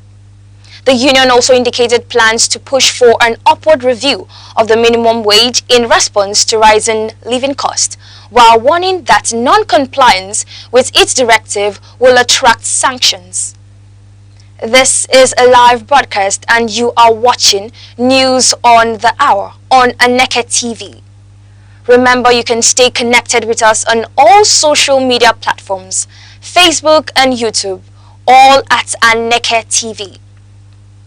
Now a quick recap of the major stories making the news. Ebonyi governor's wife settles over 3 million naira medical bills for indigent patients. President Tinubu assures Nigerians of progress in the fight against insecurity. More on this. Coming up shortly, on the foreign scene, COAS approves deployment of 850 additional troops to Plateau State. Stay tuned.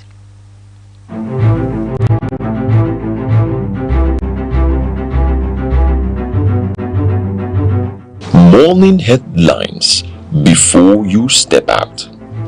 Midday updates while you work.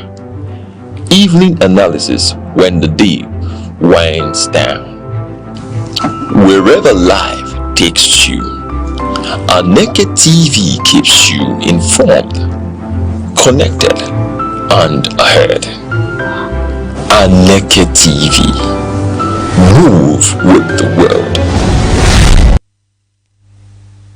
The Defense Headquarters has approved the deployment of 850 additional troops to the Plateau State to strengthen ongoing security operations in response to recent attacks in parts of the state. The move follows directives from the Chief of Army Staff, Lieutenant General Y.D. Shaibu, aimed at containing the escalating security situation. Governor Caleb Moftwag of Plateau State had earlier said residents and security personnel were caught unawares during the recent deadly attack in Jos, describing the incident as unexpected after a prolonged period of relative calm.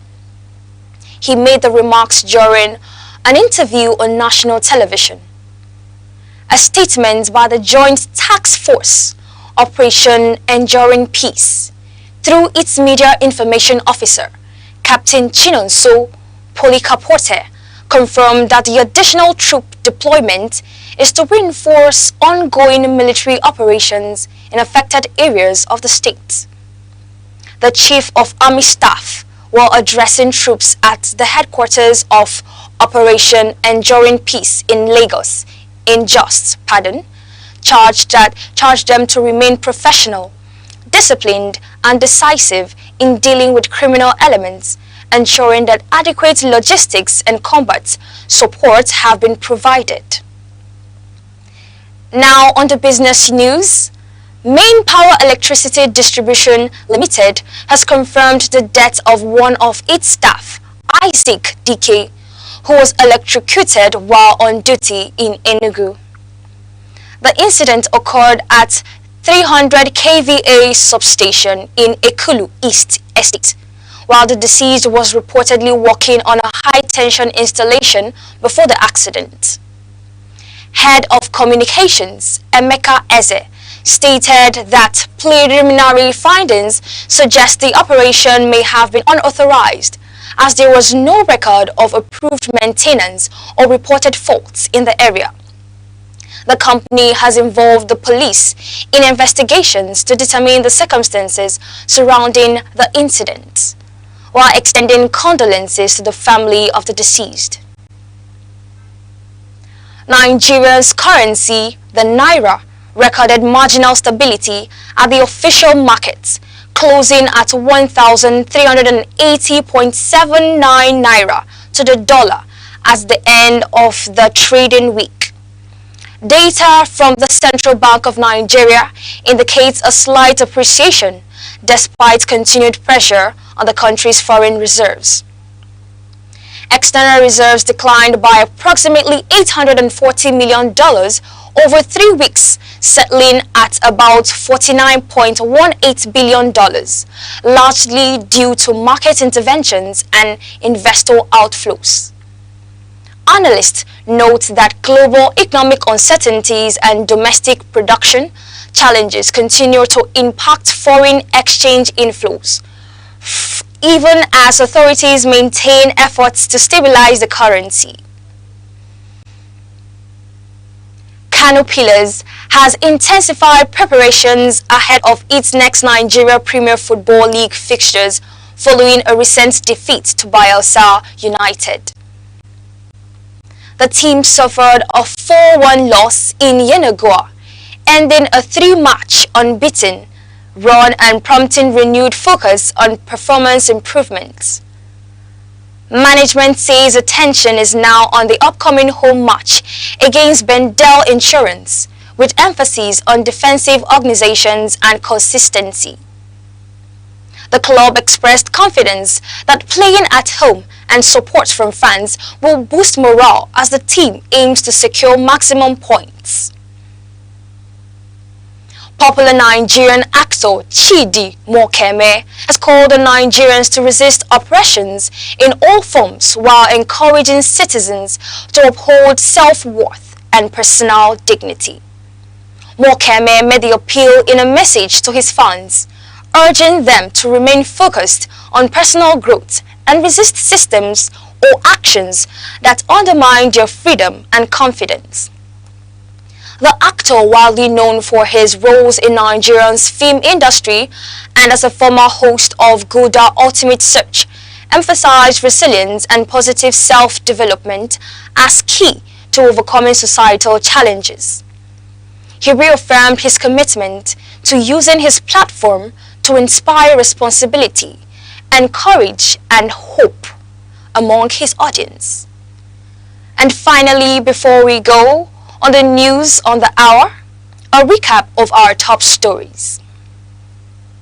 The wife of the Ebonyi State Governor, Mrs. Mary Maudline Wiferu, has paid medical bills totaling 3.2 million naira for 16 indigents at the Alex Ekweme Federal University Teaching Hospital, Abakaliki.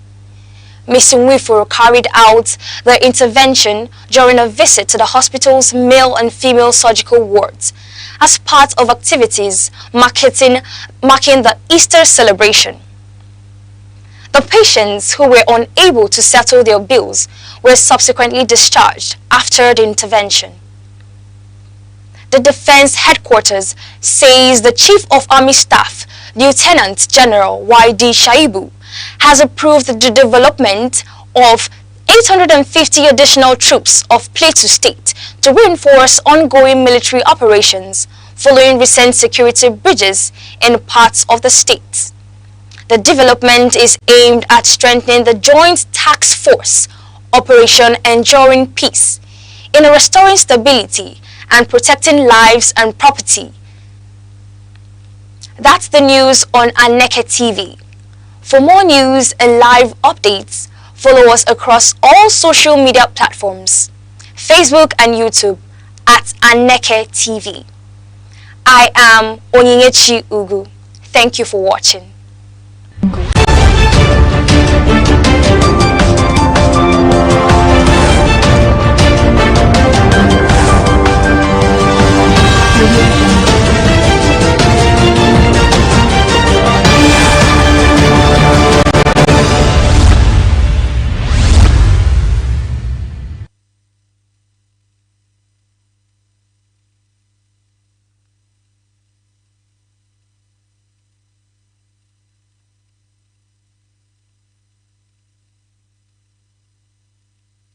My name is Dr. Emmanuel Inhechi Asonye. I am the CEO of Omenka App LLC. I created Omenka App for the preservation of Igbo language and culture. Omenka App was established in New Mexico and it is headquartered in Albuquerque, but currently we are also being registered in Nigeria. We have a website. We are also on social media because my app is primarily for the Igbo community. In 2006, something significant happened among the Igbo community. UNESCO predicted that Igbo language was going to go into extinction, and that was because Igbo people are one of the most traveled people in the whole world. So the more children are born outside of Igbo land, the more they get disconnected. The app is on iOS, it's also on Android. Access the website and download the app from there. And over 2,000 people are using the app right now. But there's an app that will teach you about Igbo culture, Igbo people. We have Igbo poems, we have riddles and jokes, we have Igbo proverbs, then we have the word section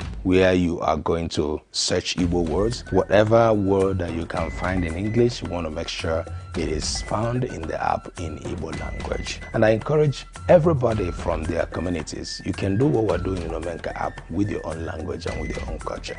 Do not allow your culture or your language to die.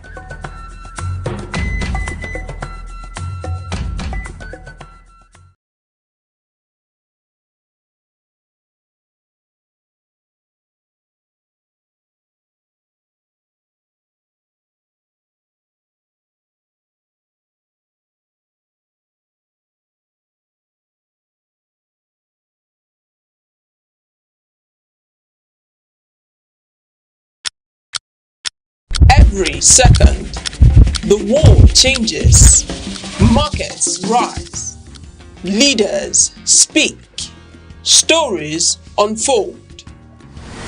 To keep up, you don't just need news, you need clarity, you need speed, you need perspective. That's why Aneke TV brings you the global pulse. Accurate, reliable, right when it matters most. Aneke TV. Move with the world.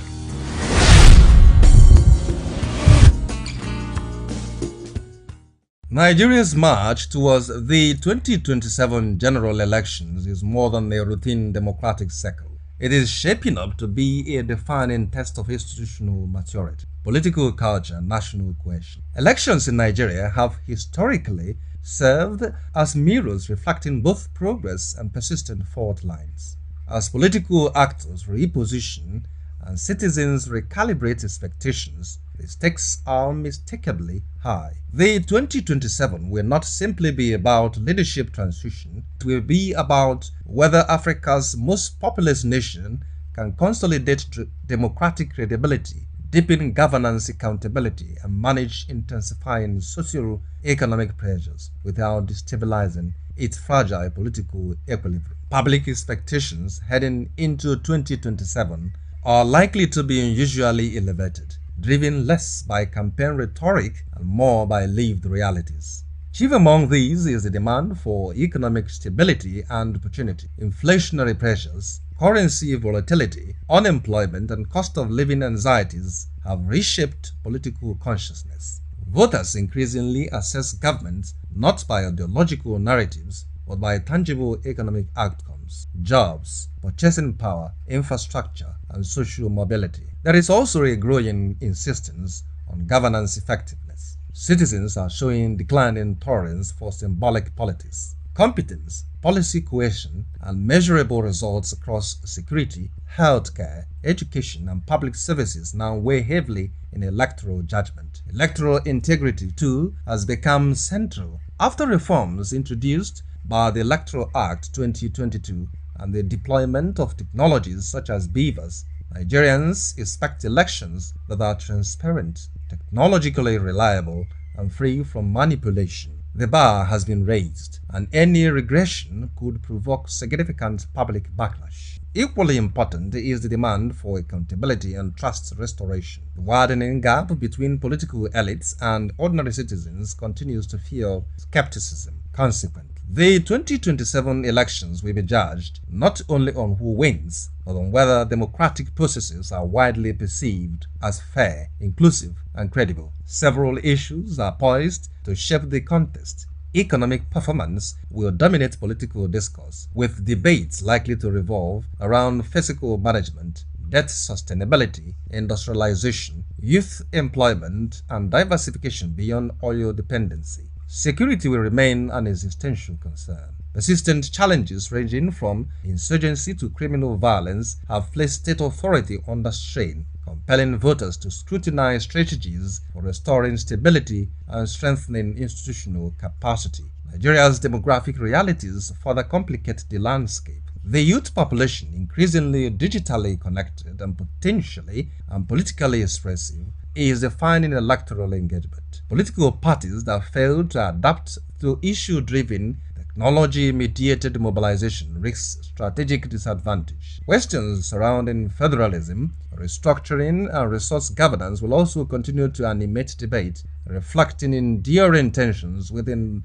Nigeria's political architecture. Underlining these dynamics are structural challenges. Despite technological improvements, skepticism regarding result collection, judicial outcomes, and political interference persists. Perception gaps can be as destabilizing as actual irregularities. The influence of money in politics remains deeply corrosive, while identity-based polarization continues to shape electoral alignments, sometimes transforming competition into conflict. Technology itself presents a paradox. While enhancing transparency, it introduces vulnerabilities, system failures, cybersecurity threats, and the rapid spread of misinformation. Meanwhile, the increasing judicialization of elections, though constitutionally grounded, can erode public confidence if perceived as inconsistent or politicized. Voter apathy, driven by cynicism and distrust, poses an additional threat to participatory legitimacy. Strengthening democratic resilience requires a multi-layered response. Electoral credibility depends fundamentally on institutional dependence, transparency, and operational reliability. Campaign finance enforcement must become more robust to curb undue influence. Electoral technologies require continuous auditing and safeguards to sustain trust. Equally vital is the cultivation of an issue-based political culture, supported by civil society, media, and academia. Ultimately, democratic stability rests heavily on elite behavior. Commitment to peaceful competition, respect for institutional rules, and restraint in rhetoric are indispensable. Elections alone do not validate democracy. Credibility of processes, integrity of institutions, and confidence of citizens do. Nigeria's 2027 elections will unfold within a complex interplay of economic pressures, demographic shifts, technological transitions, and political recalibration. They will test whether reforms translate into trust, whether competition strengthens rather than fractures national unity, and whether governance outcomes reshape political legitimacy. As Nigeria advances towards 2027, the defining question is no longer whether elections will hold. It is whether they will deepen democratic resilience, reinforce national stability, and align political leadership more closely with citizen aspirations. The answer will shape not just an electoral outcome, but the country's democratic trajectory.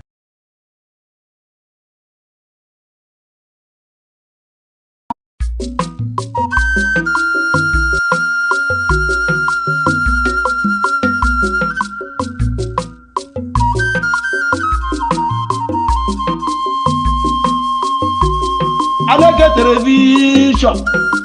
Heu agịrịgbo m dị egwu nkwa azụghị n'ahịa mgbochi okwukwu kakwa ogwugwu mma. Heu mba ụwa bịa na ihe ebube eme mgbagbu ụwa gbatawa na ihe ebube emewa. Aneke telivishọn na-emerụ ogbenye emere amadi ihe. Ị na-agba nkwụ, ị na-eme nkepụta nwa, ị na-akwa ozu, ị na-agba akwụkwọ. Bịawa na Aneke telivishọn, bịa ka ezuoru gị ozi ọma. Bịawa na Aneke telivishọn yidume. Heu na-emere ogbenye emere amadi ihe. Ụmụ Igbo bịawo na nke a bụ nke anyị. Ị mara ebe oge ọrụ etighị ụmọnwụ ntakịrị tụkwamọnwụ si nne. Ya mere ha ji wee weta Aneke telivishọn. Ọ bụ onye gbagburu ahụ nna. Ọ dị na soshal midia. Ọ dị na mgbagbu. Ọ dị n'Enugu steeti.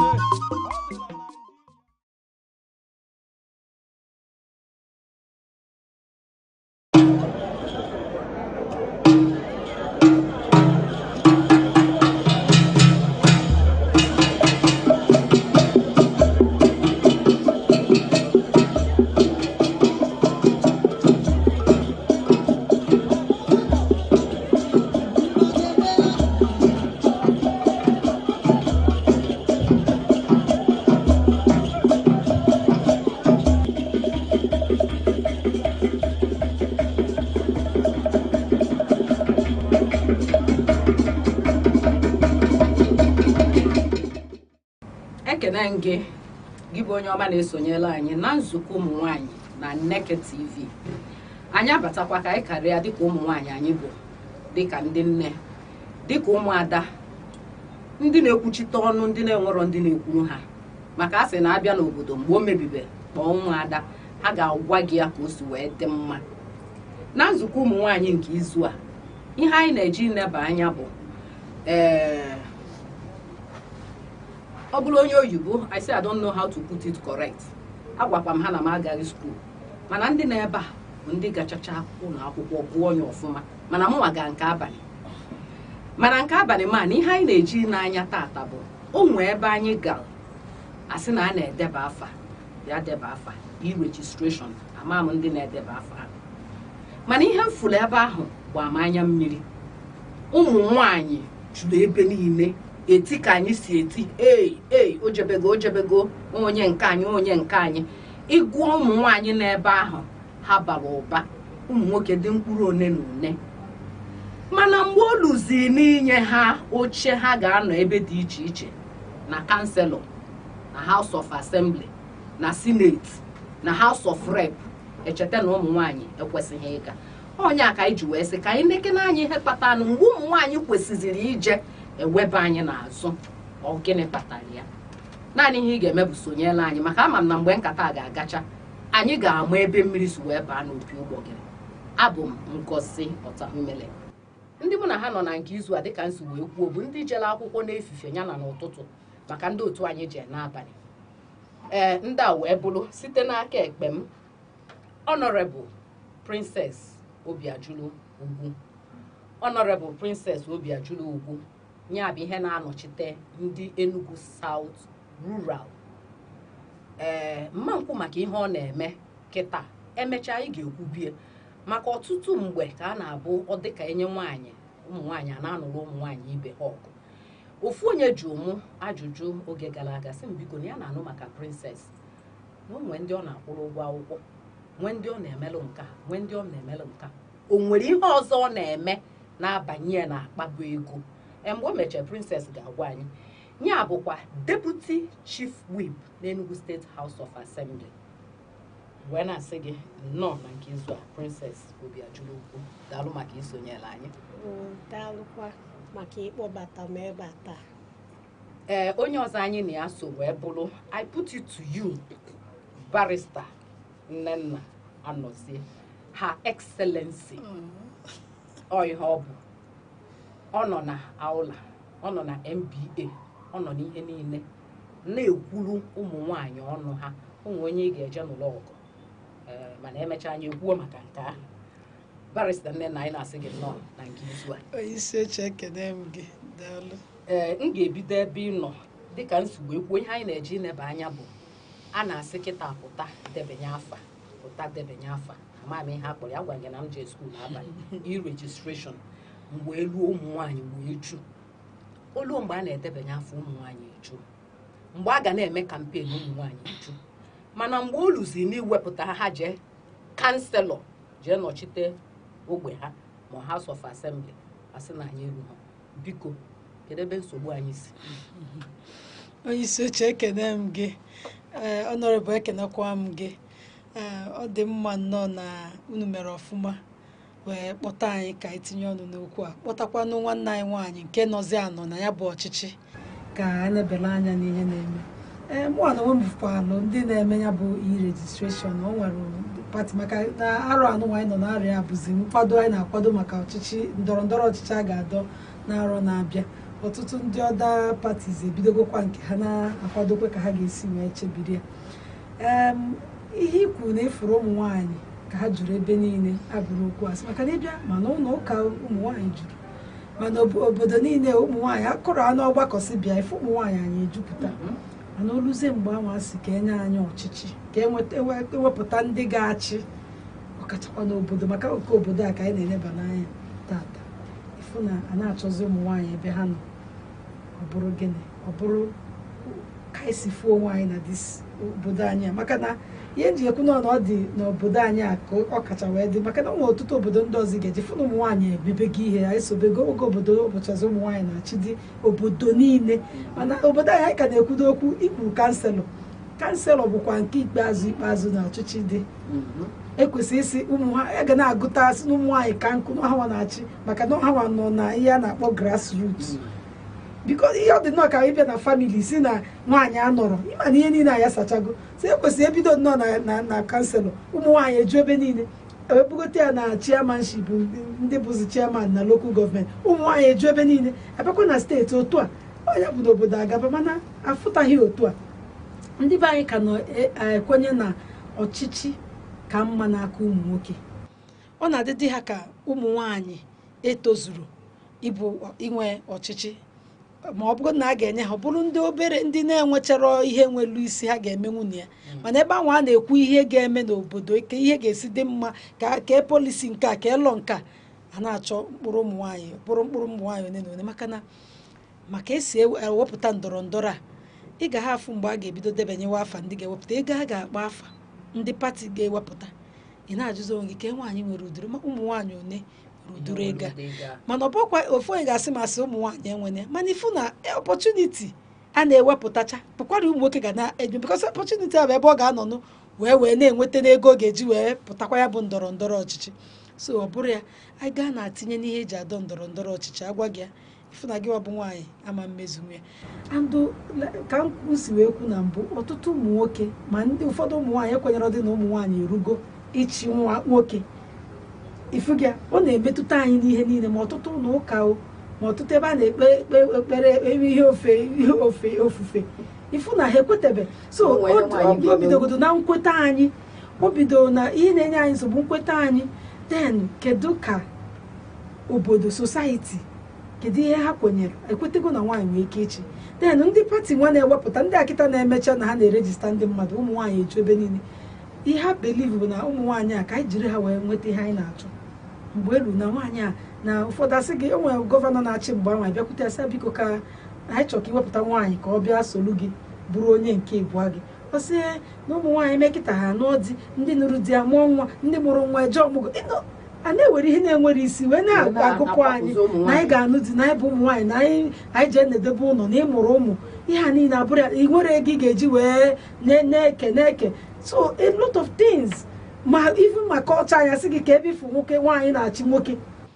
ihe a niile bụrụ ihe na-agba bụ ihe mgba aka wee nye anyị n'ịpụta mana nke kacha njọ na nke ndọrọ ndọrọ ọchịchị a bikos ama mmụọ nwere ebe kọchọsis ga-abịa na bụrụ gọvanọ ma ọ ga-abịa na bụrụ kanselọ kama nọ sistem anyị furu onwe anyị ya na ya nwaanyị bụ financial secretary women leader na ihe ndị ọzọ ebe so maka na financial secretary bụ ka onye ga-edi onye ga-ejide dị ego na-ewetara ala so ihe a bụ amarọ m ka aba nkọcha bebi mgbe nwanne anyị tinyere ọnụ ihe a ga-ekwukarị princess amanụ m na onwe okwu ị ga-agbakwunye nna ya ịbanyego anyị afụgo ọtụtụ ọrụ anọghị m n'Enugu South mana ofu onye kwuru na ya na-ajụ kedu ebe o si eweta ego o ji alụ ọrụ a onye bụ na nwaanyị ga-eme nwunye mana ime anya na ihe na-eme ọ dịghị ka anyị agbagotego ụmụ nwaanyị ọ dịghị ka anyị akwadotego ijide ọchịchị nke onye isi oche ka m kenekwa gị ọzọ kene ha excellency ịma na mgbe ị kpọrọ ya ha excellency isi na ọ na-eme ọtụtụ ihe anyị ji akpọ ya ha excellency bụ na ọnya bụ ofu nwaanyị zọrọ ọkwa gọvanọ na 2019 under Fresh Party so ọnya ka ebe ha excellency si bido so ọ dị ekwu ihe ọ dị eme nke a bido n'ịsa ajụjụ ejụrụ ma ụmụ nwaanyị akwadogo nenene ya nụnụ malụ ma ọkwa gbama olu ihe eji nwaanyị eme ma ma olu ihe eji mmadụ eme n'ọchịchị ịna-anya na ọchịchị na administreshọn anyị nke taa nke barrister Dr. Peter Ndubuisemba bụ onye isi ya na-anya na ndị niile o nyelu nke a na-akpọ appointive positions bụ ụmụ nwanyị ịna-anya efo ị na-anụ transport ị na-anụ na Enugu ị na-anụ na ọ nwaanyị nọchanụ na ọkwa na-eme ka ebe ndị a na-aga inwe ikike inwe ike ịgwa na mkpọtalụrụ ụfọdụ ụmụ nwanyị na-eme ọfụma na gọọmenti a enwere mmadụ dịka Ngozi Eni Commissioner for Gender ọ nwaanyị ka ọ bụ ime anyị ịfụ na violence against women bụ GBV reduce to the barest minimum ọ bụrụ na ọ dịrọ ọ ka dị mana ọ na-agbasi mbọ ike ịfụ na ekpochapụrụ ihe ọbụla bụ mmegide nye ma nwaanyị ma nwoke ya bụ gender abịa n'ebe a na-akpọ smart green schools nọ n'Enugu ị na-arụ n'ụwa smart school na-eme ọfụma smart school nke a na-eme ọfụma nwaanyị bụ ihe bụ SPA smart school ya Dr. Chinyere onye isi ị bịa na transport system Enugu alụọ bus terminal eme nke a eme nke ọzọ nwaanyị bụ ihe bụkwa SSA transport ifi ugo na ifu na ebe niile ụmụ nwaanyị nọ sektọ niile ụmụ nwaanyị agbalụ mbọ tinye ụmụ nwaanyị ihe dị iche dị ya gịnwa ka m ga-ajụzi ọ dịghị ka ụmụ nwaanyị adị nkwadobe iji ọchịchị ihe nji wee jụọ ma ọ dị ụmụ nwaanyị ọ dị nkwadobe iji ọchịchị bụ itinyesighị aka n'ebe dị iche iche mana ebe anyị na-ene anya bụ ebe a ha ga-ekwupụtazi ụfọdụ ihe na ndị kanselọs ụmụ nwaanyị bụ abịa kịta anụnwa na lokal gọọmenti ama m na ndị kanselọ na-eru ihe dị ka 6 ma 7 ma 10 mana ị na-anya na lokal gọọmenti niile dị n'Enugu ịgụ ụmụ nwaanyị niile dị na ama m na ha erukwere 10 ị bịa na House of Assembly ndị House of Assembly anyị dị ka ha dị 24 ụmụ nwaanyị one na ebe ahụ ebe ụmụ nwaanyị ga-ekwu okwu mee ihe a na-afụ anya ịma mfụ ụmụ nwaanyị onwe ihe o mere na nwaanyị bụ ka na deputy gọvanọ rụọ ọrụ ọfụma kemgbe ekele Enugu sọsọ ofu ugbo ka nwaanyị bụgo deputy gọvanọ onwe ihe o mere na enye nwaanyị deputy ihe o ji dị mma na ibido n'oge wee na-ekwu okwu a dịka mụ na ha excellency bido na-akpa mgbe anyị na-akparịta ụka tupu anyị ebido ihe mmemme a anyị na-eme ihe o ji dị mkpa bụ na anyị ka bido n'oge ndị Igbo na-asị na ebido n'oge chụwa ewu dị ojii anyị ebidogo n'oge ihe a na-akpọ advocacy ọ ga-adị mma ma ụmụ nwaanyị a niile pụta anụ na-eme e-registration APC anyị na ha tinye aka ọnụ ofu onye jụrụ m kedu mkpa ọ dị na ya rejista wee bụrụ onye pati nsị na mkpa ọ dị bụ na irejista ha asụ onye pati iwee nwee ike wee kwuo onye a ga-enye tiketi na praịmarị na onye a ga-eje maọbụ na onye ame nje mana ọ bụ na irejistara ị ga-anọ n'ilo na-aba mba ị ga-atụwukwa vootu mbosi vote maka na ịdị registered as an INEC na INEC as a voter, registered voter, mana ndị ga usoro eji arọpụta ndị ga-aga ịzọ ọchịchị anwa ịma nwe nkwuwa okwu ebe anwa. So ọ dị mkpa na onye ọbụla gbanye tinye aka debanye n'ọchịchị. Abịa na ihe na-ajụ m maka ụmụ nwaanyị, ihe mee na ụmụ nwaanyị ha na-abịakwa ịbịa, ụmụ nwaanyị ga-emenwu ya, anyị ga-emenwu ya ọfụma mana ọ dị mkpa ọkacha kịta anyị nwere onye na-ege anyị ntị. Ọtụtụ oge m na-asị ndị mmadụ na ihe nji wee jee n'APC, ihe nji kwete banye APC bụ na 2022 anyị nwere 5 bills ụmụ nwaanyị wete na National Assembly. Ekwu dị maka ya na-edi anya etufuo ya, efefuo ya. Ọ bụrụ Tinubu bụ onye isi ala mgbe ahụ, mana Tinubu a bụ onye isi ala, ọ bụgokwanụ gọvanọ steeti, o wee kwado nwunye ya wee bụọ esinetọ onye omeiwu nke kachacha elu na Naịjirịa. Ọ kwụsara ebe ahụ, ebidokwa ọzọ kịta onwe ihe a na-akpọ Reserve Seat for Women's Bill.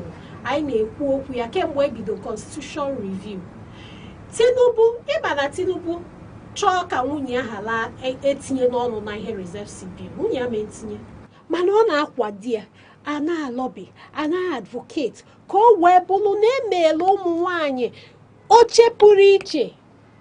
Maka na ụmụ nwoke na-asị unu na-asị nye anyị 35% nye anyị kwota, onye ga-apụrụ gị n'oche? Ndị nke ụmụ nwoke mụ na ha nọ na house, ọ na-eme anyị nsị ha na obo next dispensation na a ga-enwekwa 8, that is to represent 35. Ha sị princess ọmụ aka ị ga-achụpụ n'oche. Anyị amụọ, anyị eweli amụ. Mana nke bụ eziokwu bụ na kịta bụ oge anyị ka bido n'oge chụwa ewu adị ojii, maka na anyị nwee gọvanọ na-ege ntị, nwee prezidenti na-ege ntị ihe ụmụ nwaanyị, nwee prezidenti na-ege ihe ụmụ nwaanyị na-amasị na-emetụta. Gọvanọ anyị na-ekwu ebe ọbụla nje, ihe o ji dịka ma eweli isi m tinye n'ebe Peter Ndubisi Mba nọ bụ na mgbe anyị bidochara administration na mgbe omebe kabinet ya ka anyị nwere interaction nwesịa onye isi nekwa na ịbụkwa gọvanọ, nekwa na onye ọzọ bụkwa deputy kekwa na otu anyị ga-esi wee nwee ụmụ nwaanyị, nekwa na anyị dị ịbụọ na House of Assembly, kedu ka a ga-esi gọvanọ anyị wee sị na appointment ya ga-emeki sure na anyị nwere ọtụtụ ụmụ nwaanyị, and o melia anyị nwee up to 50 nke mma mgbe nkaụntụ mgbe ngụlụ ọnụọgụgụ. Aka na-ekwu ka a na-ekwu ebute Reserve Seat Bill, public hearing. Gọvanọ Peter Ndubisi Mba bụ the first governor endorsed that bill ka enwee ụmụ nwaanyị nwee oche.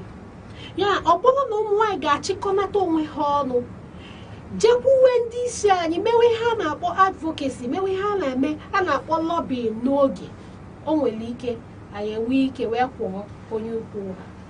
Maka na ọ dị m ka nsogbu anyị ọ dị ebe ụmụ nwaanyị nọ, ma ọ bụkwa ma nsogbu anyị ọ dị ebe ụmụ nwaanyị nọ, nsogbu anyị dị ebe ụmụ nwaanyị nọ. Ọ bụrụ na ị na-ene n'anya, ihe anyị na-ene anya bụ kedu ka ụmụ nwaanyị ga-esi wee bata tinye ọnụ n'okwu o wee na-aga ọfụma. Maka na ebe ọbụla nwaanyị nọ ihe dị iche na-adị, dịka princess si wee kwuo, nene anya ebe niile ụmụ nwaanyị na-alụ ọrụ ifu na ọ na-agazi ọfụma.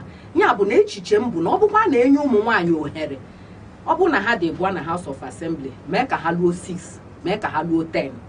Ọ bụ na ha dị bụa na kọmishọna, mee ka ha luo 15. Ifu na obodo ga-agbanwe. Prezidenti anyị na-alụ ọrụ, gọvanọ anyị na-alụ ọrụ, ụmụ nwaanyị a na-alụkwa nke ha, ụmụ nwaanyị a na-akwado ibe ha. Ọ gịnị kpata asị nwaanyị na nwaanyị na-aga, ifu nwaanyị ga-anọ n'akụkụ si mgba m nka nwaanyị ga-alụ, ọ gịnị kpata ụmụ nwaanyị ejikọcha ọkụ ụmụ nwaanyị pụta nyere aka wee gbuo ọnụ? Ọtụtụ oge ịma na ụmụ nwaanyị na-ekwukwanụ bụ ụmụ nwaanyị nọ na di. Ọtụtụ ha nọ na di, ọtụtụ ha bụ ụmụ ndị mmadụ. Ya na I don't know how to say this in Igbo. Okay, so our society makes it look like every nwatakịrị nwaanyị ọbụla maọbụ nne nwaanyị ọbụla, onye ọbụla bụ nwaanyị nọ n'okpuru nwoke ịma nkwu ma nwoke ekwube ọ bụgodị na ịchọ inwe all the wisdom, they don't want you to say it because na ịbụ nwanyị. Nke a bụ ofu. Nke abụọ, ha na-eyi ụmụ nwanyị egwu n'ịpụta n'ihe politics, n'ịpụta n'ihe ọchịchị. Ha sị gị mba gakwa n'ebe ahụ, a ga-emekwa nke, a ga-emekwa nke ọzọ. Nke ịtọ abụrụ, ọtụtụ oge ụmụ nwoke na-eji ajọ okwu wee gwa ndị nke ha nwee n'ụlọ banyere nwaanyị nke pụtara apụta.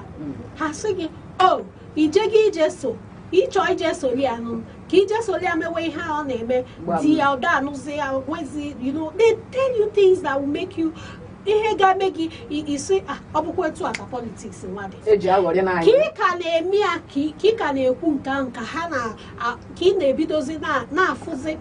For instance, ịfụwazie nwa bụ princess asa ajọ mmadụ na mesolugo ndị politics nya echi ọ dịzie izi apụtasị gị ngwa ka ewepụ princess tinye Okeke Okafọ isi eziokwu nwaanyị akwado ozugbo oje CW sị yes wepụnụ nwaanyị. Ọ bụrụ ihe poison, ihe a gwara ya n'ụlọ ma di ya ma ụmụ nwoke gba ya round, ihe ha gwa ya o mee ya ọ dị ya ka nwaanyị ibia etoruro. Anyị kwesịrị ịnanya sị ụmụ nwaanyị o ma ọ na-emete o ma ọ daghị emete, ndị nke anyị fọrọ afọ anyị ga na-akwagide ha. Ha nọrụgodi n'ebe a nọchite oche anya ahụ maka na ihe na-atụ m ụjọ mgbe ụfọdụ bụ na o nwere ike ịka na-eme ka ị na-eme ewepụ nwaanyị ahụ eweta nwoke tie chi ọzọ. Nọmba anyị bụ ụmụ nwaanyị aka na-ajụ. Daalụrị nne. Gị bụ onye ọma na-esonyela anyị, ama m na ọ na-adaba dịka anyị si ekwu maka na anyị bụ ụmụ nwaanyị anyị agbachigo nkịtị karịa ka anyị kwesịrị ịgbachi nkịtị. Oge erugo mgbe anyị ga-eti mkpu, anyị ebidogokwe ntibi anya bụ mkpu. Ka anyị gbatị ụkwụ, ọ bụ na anyị nachite azụ anyị na-aga n'ihu.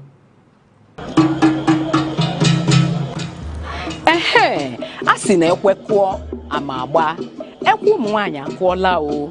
Ọkwa na nzukọ ụmụ nwaanyị oge anyị ji akpa maka ọdịmma anyị karịkwa maka ọdịmma ezinụlọ.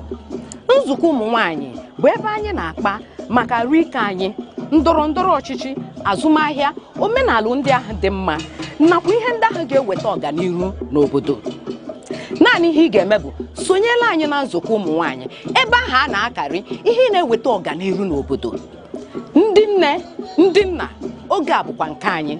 Sonyela anyị na Aneke TV n'ebe a na-emetụ aka n'ihe ndị oyibo na-akpọ social media na TikTok, YouTube, Facebook, X, Instagram.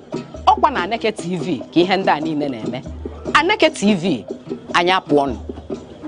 Ekene gị dịka ị ka na-esonyela anyị agbatigo ụkwụ tinye mmiri n'akpịrị wee nachite azụ na nzukọ ụmụ nwaanyị na Aneke TV. Ihe anyị na-ene anya bụ kedu otu anyị bụ ụmụ nwaanyị ga-esi wee bata ọfụma na ndọrọ ndọrọ ọchịchị. Ịnụgo na ya ka esi ekwu ya, anyị bụ ụmụ nwaanyị kwesịrị ịpụta. Egekwana ntị ha na-ekwu, hei ịchọghị ịpụta ewe ịchọ ịba politiks tụfie akwa, ọ bụ ọkwa ụmụ nwaanyị niile na-aba na-akọtọ asị ọ ihe eji aghọrị anyị, mechie anyị anya ka anyị ghara ịma ya, mana nkịta anyị amagoro ihe ọfụma. Na-abịa ebe ị nọ barista Nnenna anọzie dịka princess si wee kwuo ọtụtụ ihe ka anyị fugo n'aka. Biko kedu ihe ọ dị ka anyị kwesịrị ime? Aga m ebido ba ikwu na ụmụ nwaanyị anyị ndị nke banyegoro abanye dịka ọnọrọbụ ha bido mebegodo ihe mesibia ike gudetin na ikwu na onwe onye jos fuge na-asị ga nwaanyị a na-eme ihe a niile ebe ka o si nweta ego maka ego ole ka a na-akwụkwa ha na-emekwa ihe ndị ahụ. Amagodo m na krismas anụ ndị saịdị ebe mbi maka ebiko na ma onye isi mbi ya eso m ebighị na konstituensi ya ọ sị biko na a ga-enwekwa ndị famili na-enwere ka ọha m bịakwa bịa buru akpa rice bụ ọnọgide gada ụmụaka niile, ụmụ agbọghọ ndị na-achọ ọrụ na ndị si m jekwa mee ha trenin na a ga-eme ndị a trenin ka enwe ike na-enye ha ọrụ edejuba afa ọkwa ya na-asị ya na ịchọ ebe 150 edebe afa debe efugia ọ bụrụ so anyị na-afụ na ha na-eme ihe ndị mmadụ na-afụ na ụmụ nwaanyị ka ndị ọgụnyecha ndị nọ na smart school, ndị nọ na transport, ndị na-ebe dị iche iche afụ na ndị a ụmụ nwaanyị anọ na-enwe ihe ha na-arụ. Ọ ga-enyere anyị bụ ụmụ nwaanyị aka so that anyị na-eje na advocate anyị asị ya ọkwefu na obere nke pozishọn ụmụ nwaanyị nọ na ha ji emepụta ihe otu a ha pere mpe wee nọrọ na haus I am speaker ndị ọzọ nọ ebe ahụ nwaanyị wee binye si ka okwu isi ya ngwa ka anyị nụrụ ihe nwaanyị ga-ekwu maka nwaanyị na-asọpọtụ bil na-ewepụta bil na-ekwu okwu na o nwere ka ị ga-esi ebe ọbụla nwaanyị nọ ka ya fee mana olesa ọ na-enyere nwaanyị ahụ opọchuniti mana inye ya opọchuniti ọ na-eme ihe o kwesịrị ime ha a ga-ama na ọkwa mkpụrụ ịbụ aka ha dị mana na ihe ha na-eme ifugia so ndị nke enyegoro ya bụ ohere mee na ọfụma ndị nke na-enwetabe ohere bido gbaba mbọ ihe ọzọ bụ ọbụna opọchuniti abịa anyị adịkwa nkwadobe ọ bụrụ akwụkwọ ka ị chọrọ ịnidiri ego ọ bụrụ ọrụ aka ka ị nidiri inweta ka ị wee nwee ike wee nwetagodo nyapa ego maka nwerọkwa nke a na-adash mgbe anyị ndọrọ ndọrọ ọchịchị na 2019 a na-asị na a na-enye ụmụ nwaanyị free pati m si na ha da-enye akwụrụ m 100,000 naira ka wee nweta tiketi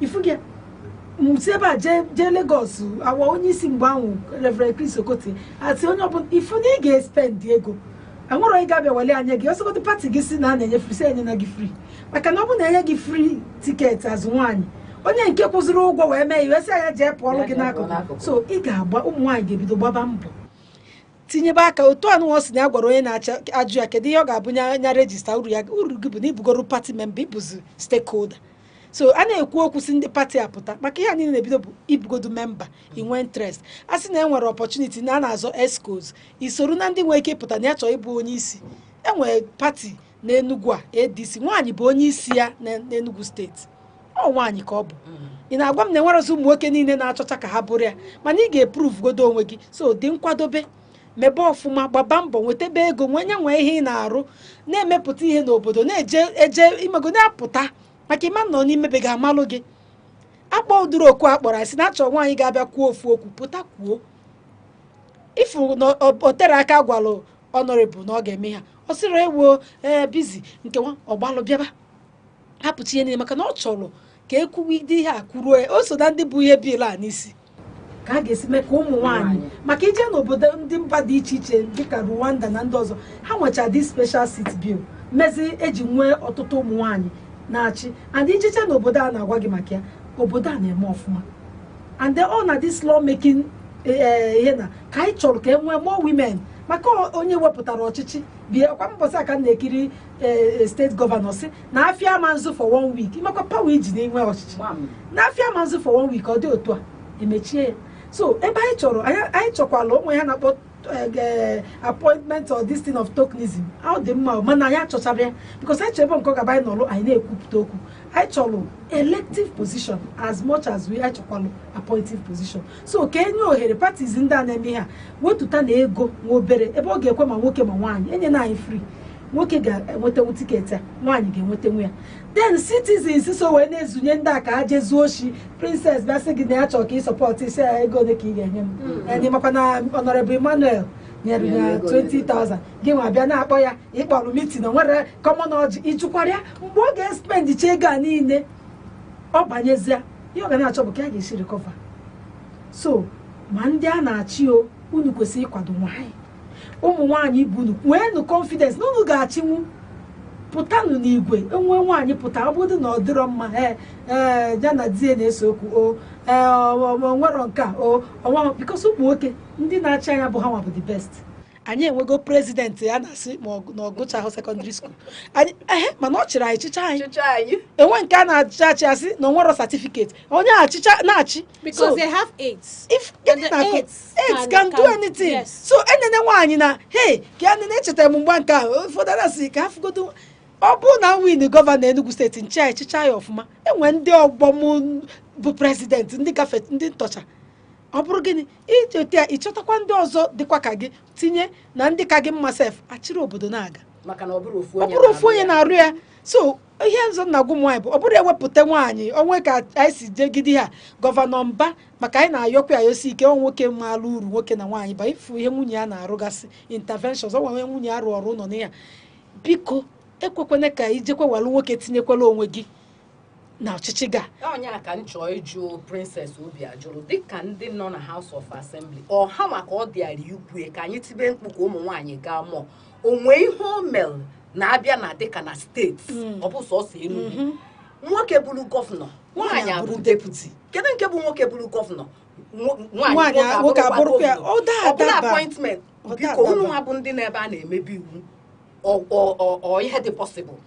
Yeah, so ihe a bụ a na-ekwu na the journey of 1,000 miles starts with a step. If you can help me translate it, I'll be happy. Na ọ bụ na a na-atụ ụkwụ kpọm nwayọọ anyị ruo ebe anyị na-aga ka si otu atapịa anya. Dalorinne. So anyị na-ekwu kịta maka reserved seats bill. Ọtụtụ ihe ga-emenwu n'ebe a na-eme iwu. Mana ebe a na-eme iwu, ọ bụrụ na ọtụtụ ụmụ nwaanyị anọ ga-ekwute nwa ọnụ ha, ịma na nwere ihe a ga-eme. Ya na anyị ga-ebidogodi gụọ, anyị egbegodi n'igwe, anyị etukwu ala, anyị wee gbuo igwe wee gaa ije. Ya na anyị nweta ọnọdụ maka ụmụ nwaanyị na-emebi iwu. Enugu South, ana m ekenekwa ndị Enugu South maka ha gba mbọ rinne. Anyị nweta 13 wards n'Enugu South, 5 bụ ụmụ nwaanyị na councilorship. Ọ bụrụ na replicate ya na the whole local governments, that will be a lot. Abia Bugoti and House of Assembly, enwe ọtụtụ ụmụ nwaanyị, so that na ụlọ mgbe anyị asị ndị kwenu say I, enwe na ọtụtụ ụmụ nwaanyị ga-asị I, maka na otu anụ ebe a kịta na ọ bụrụ sọnsọ olu ha ya abịachi olu, mana enwe ọtụtụ ụmụ nwaanyị mgbe ha enwe ike wee weluzi iwu wee kwado nke ị na-ekwu maka ya. Mana ka anyị na-eche iwu ahụ, ọ dị mkpa ekwu maka advocacy. Kwuo na gọvanọ anyị bụ gọvanọ na-ege ntị, kwuo na gọvanọ anyị bụ gọvanọ na-ege ntị banyere ihe ụmụ nwaanyị specifically. Ekwuru ya tie aka n'obi kwuo ya, maka ada m ekwu na mmadụ gwara m na-ekwu nke m fụrụ n'anya m. Ọ bụkwa na anyị ga-advocate ọ ga-enyekwa aka, maka na ọtụtụ oge dialogue na-aka enyela aka. Ọ dị mma na anyị ga-emenwu ihe nwoke ga-eme, mana enwe strength nwaanyị nwee nke nwoke nwee. Ọ bụrụ na ọtụtụ n'ime anyị gụrụ akwụkwọ akpọ She Stoops to Conquer, ọ bụrụ na ụmụ nwaanyị ndị Igbo sịkwa na igbu ikpere ka nwee uji ahụ nne ya, anyị jee anyị maka anyị esi wee bido wee gwawa ndị nọ n'ọchịchị okwu, ha ege anyị ntị wee meela anyị ha anyị na Daalụ rinne. Barrister Nnenna, ọ dị ka o nwere ọrụ ụmụ nwoke ga-alụ n'ọrụ anyị? Ụmụ nwoke bụ allies. Akwụkwọ na onye na-achị anyị kịta ọkwa nwoke ka ọ bụ. Anyị ji na-asị na anyị jekwunu ya, ma ndị di anyị dịka o kwuru mgbe ọ na-ekwu, ị ga-afụ ụfọdụ ndị di so na na-akwanyere ụmụ nwaanyị akwadokwana nwaanyị a n'ime na nwaanyị a na o melụ nka. So anyị need ụmụ nwoke ịghọtagodo onye ka ntị gị na ya bụkwa mindset anyị ka anyị si wee na-eto. O bidocha ivu mma na ezinụlọ, ịbịa n'ihe gbasara ihe a ga-emesi ike ma ebe okwu na-eru n'ọnụ na-eru n'okwu, asị ka ụmụ nwaanyị pụọ. Ị ga-afụ nwaanyị ọmụchacha nwa zụba zụchacha gbasa ya bụ ịnụrụ nwa ya, asị ya madam jee na nwaanyị adịghị ekwu okwu, kedu eme na ọma njikwe o ruzie echi nwatakịrị je banye na famili ọmarọ ifu gị ma ọ dabazia n'isi nne. So a ga-enwegodo ka ụmụ nwoke anyị ghọta na ọchịchị abụrụ mgbe Chukwu na-eke ụwa, ọ sịrọ nọọsụ nwoke ga-achị, ọ sịrị jeenụ jee chibanụ mụbaa na ọ gwara ya ụmụ nwoke na ụmụ nwaanyị. So ghọta na ya na ọchịchị abụrụ maka ụfọdụ na-arụ ọrụ ebe ọ ga-abụ ebe ị na-arụ na Aneke, ọ bụ gụwa bụ managing director, o nwecha ụmụ nwoke nwere ike ịnọ gị n'okpuru, ọ na ịbụrụ nwaanyị ha nwa bụrụ nwoke kwa gwa bụ onye isi. So o nwere ihe ọ na-ewepụ mmadụ na-arụ na nwaanyị bụ onye ọchịchị, mana ka ndị be anyị si afụte ọ dị ka arụ na-abịa nnọọ na whole steeti asị na nwaanyị bụ gọvanọ. So mana ha gbọghọta ya na ụbụrụ isi ada enye ya maka na ịbụ nwoke ma ọ na-ebu nwaanyị. Ọchịchị ekwesịrị ịbụ na ịbụ nwoke na ịbụ nwaanyị. Eziokwu na ọ nwere ihe nwaanyị ga-emenwu nwoke ama mmenwu, enwere nwoke mana ọ bụrụ maka ọchịchị. Ọkwa ndị gụrụ egwu mgbe nwasị na ọchịchị ka mma na onye o doro anya, onye ahụ o doro anya nwere ike ịbụ nwoke ma ọ bụrụ nwaanyị. So anyị need ka ụmụ nwoke kwado anyị na-afụta ya na ọ bụghị ịmụ aka ka ụmụ nwaanyị na-ama ha, na anyị na-asị na onye nọ n'ebe a onye o egwu ụmụ nwaanyị na-abụ side by side in true equality. Ya na ihe a bụ anyị na-abụ dị mma ịrụ ihe a onye ọbụla oru equality anyị na-ekwu abụrụ na mụ na gị bụzi anyị razi maka equal opportunity. Na achọrọ onye ga-abụ gọvanọ Enugu steeti asị nwoke weta akwụkwọ nwaanyị weta akwụkwọ ede exam onye ọbụla pasị ya. Anyị achọghị mma ibu nwoke ibu nwaanyị achọrọ m ka ụmụ nwoke fụbi otu a maka anyị need ha to support us ndị di soro ụmụ nwaanyị nyebere aka n'ụlọ maka ọtụtụ mgbe akpọọ meeting ọ bụ na otu a princess nọ na ọnọlụ di ya kwadoro ọsịa biko ya na-eje Aneke TV ọsịa gịnị gị na school run erugo nne efife erugo mana ọ bụ na nwoke ga-ejenwu school run ma ọ nyere aka mee nke nne efi ọsị oke nsizie na studio pụọ njebezie school run ifu na ị na-enyere aka n'ọrụ ụlọ na-enyekwa aka na-akwado na na-akwado onwe nwaanyị ga-apụta nwee ike soro ịbịa mee mitin a na-eme ọ bụgodị ma n'abalị nwasị ka a na-eme mitin ị nwere ike iburu nwunye gị kipụ ya kọmpanị na-eje mee ya bụ mitin so that ihe isi na ọ na-eji ịgba akwụna ma ọ na-eji ime ihe nwa so anyị dịrị ụmụ nwoke ọha nwaka na politiks na biko gbakenenụ mbọfụ ọ bụgoduru na ka ebido na deputy nwa emere ya na Kogi steeti the whole deputy chairman bụ ụmụ nwaanyị unless ma nwaanyị winzi the chairman anyị eme otu a ifu na ọ ga-eme a na-agba maka ebe a ka anyị ga-esi nweta experience asị na anyị nwere experience ụmụ kedu ka anyị ga-esi nweta ebe m nọ na be m ebe a ka anyị ga-esi nweta experience ebe a ka anyị ga-esi nweta tu obere ego anyị ga-ejizi wee na-emekwa ihe ndị ọzọ a na-eme daalụrị nne na mkpokọta okwu gị Princess Obiajuru Ugwu mgbe ị na-ekwu okwu o nwere ihe isi wee kwuo advocacy nya bụ na unu ga na-eje na-akọwatala ụmụ nwaanyị ke ndụmọdụ ị ga-adụ onye na-ene n'anya kachacha ndị a na-abịa registration a na-eme kịta ụfọdụ n'ime ha na-eje ebe ahụ ha kete cook ekete pọts a na-ekecha nya ha naba ke ndụmọdụ ị ga-adụ ụmụ nwaanyị ka ha marụ mkpa ọ dị na ha pụtara. Daalụ onye isi oche, ndụmọdụ m ga-adụ ụmụ nwaanyị dị abụọ. Ime nkwunye okwu ebe ị na-anọ ọ dị mkpa na ịbata na irejista ime rejistreshọn ga-enye aka iwe nọnwuo na ebe a na-ekwu okwu. Nke ịbụọ wee bụrụ ọtụtụ ihe na-efegharị na soshal midia tata na-eme ndị mmadụ ụmụ nwaanyị ma alụkwa na Enugu steeti Nigeria nwelụ Christianity as their background. Ọtụtụ ihe na-aga kịta na-eme na social media ọ na-afly ndị mmadụ a na-achọ ịma aka ka unu si kwuo nwoke na nwaanyị a na-achọ ịma aka. Na-agwa anyị nke bụ eziokwu, ọ bụrụ na anyị afụ ụmụ nwoke dịka ndị anyị na ha ga-arụrịkọta, anyị akwanyela ugwu n'ụlọ ha akwanyela anyị ugwu n'ụlọ anyị, ọ ga-akara anyị mma iweta ihe anyị na-achọ n'aka ha. Mana nke bụ eziokwu bụ na anyị mewekwa ka anyị dụọ n'ugwu anyị aba ngakwa aga. Daalụrị nne na mmechi okwu barista Nnenna ka ndụmọdụ ị ga-adụ anyị. Ndụmọdụ m ga-adụ anyị kachakwa ụmụ nwaanyị kwado n'onwe unu, gbata votas kaadị gị. Ọ bụ na nke gị emebigo jewe kịta ebidogo ihe niile gbasara next year erugo eru, next year bụ ọchịchị, jee soro zọba. Ọ bụrụ kansel ọzọ, ọ bụrụ na onye ra ka m dị otu a enwerọ m ego niile enwerọ m ihe niile wee kata obi zọọ gọvanọ and the budget na nzọrịa that position I'm exposed to so many things and zọọ ya one nzọrịa. So ị ga-azọnwu ihe ọbụla pụta bịa jee register bụrụ a party member. Dị active na your political party, dị active abụna oh yes.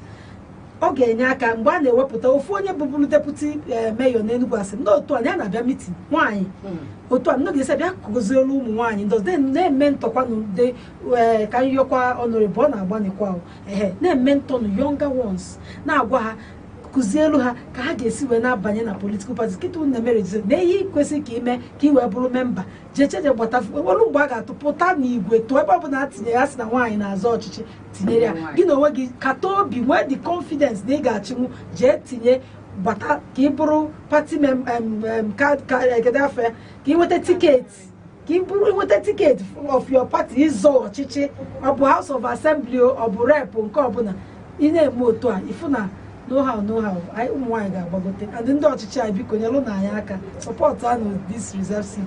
Gọvanọ anyị wepụtala anyị deputy gọvanọ ka ọ bụrụ nwaanyị n'ihe ndị a niile mee ka ụmụ nwaanyị ju na grassroots kanselọ mayor ụmụ nwaanyị ju ebe ahụ ị ga-afụ na ọ ga-enyere ya aka na ọrụ ọ na-alụ. Daalụrị nne maka na ụmụ nwaanyị ju ebutuleta ibu alọ ebunyelu ndị nọ n'ọchịchị. Ya bụ na anyị na-ayọ ha biko nye na ụmụ nwaanyị ohere ka ha pụta bịanyela aka. Ọ bụrụ na onye nọ na smart school ga-alụ ọrụ ọfụma, onye nọ na transport alụ ọfụma, onye nọ na jenda alụ ọfụma, inye ụdị ndị a ohere ịchị ma na ha ga-edozi akachacha Enugu steeti anyị chọọ ka ọ dị mma. Daalụnụ maka isonyere anyị. Ama m na mgbe ọzọ m ga-akpọ unu ma unu ga-abịakwa maka ihe a ga-ekwu erikekwe nọọ ihe anyị na-asịzi bụ ntị a na-agwa a na-anụkwa. Wee luo mgbe ọzọ anyị ga-anọkọ na nzukọ ụmụ nwaanyị na Aneke TV. Abụ m Ngozi Ọtọhumele. Na-esonyelu na anyị n'ebe mmetụ aka anyị dị iche iche na soshal midia anyị na Facebook na Aneke TV, na YouTube na Aneke TV, na TikTok. Ebe ọ bụla ị pịara aka ị ga-afụ ihe a na-eme ebe ahụ. Tụnyela anyị alụ otu ọ ga-abịa eme ya kasịa mma. Wee ruo mgbe ọzọ anyị ga-abịa emesịa.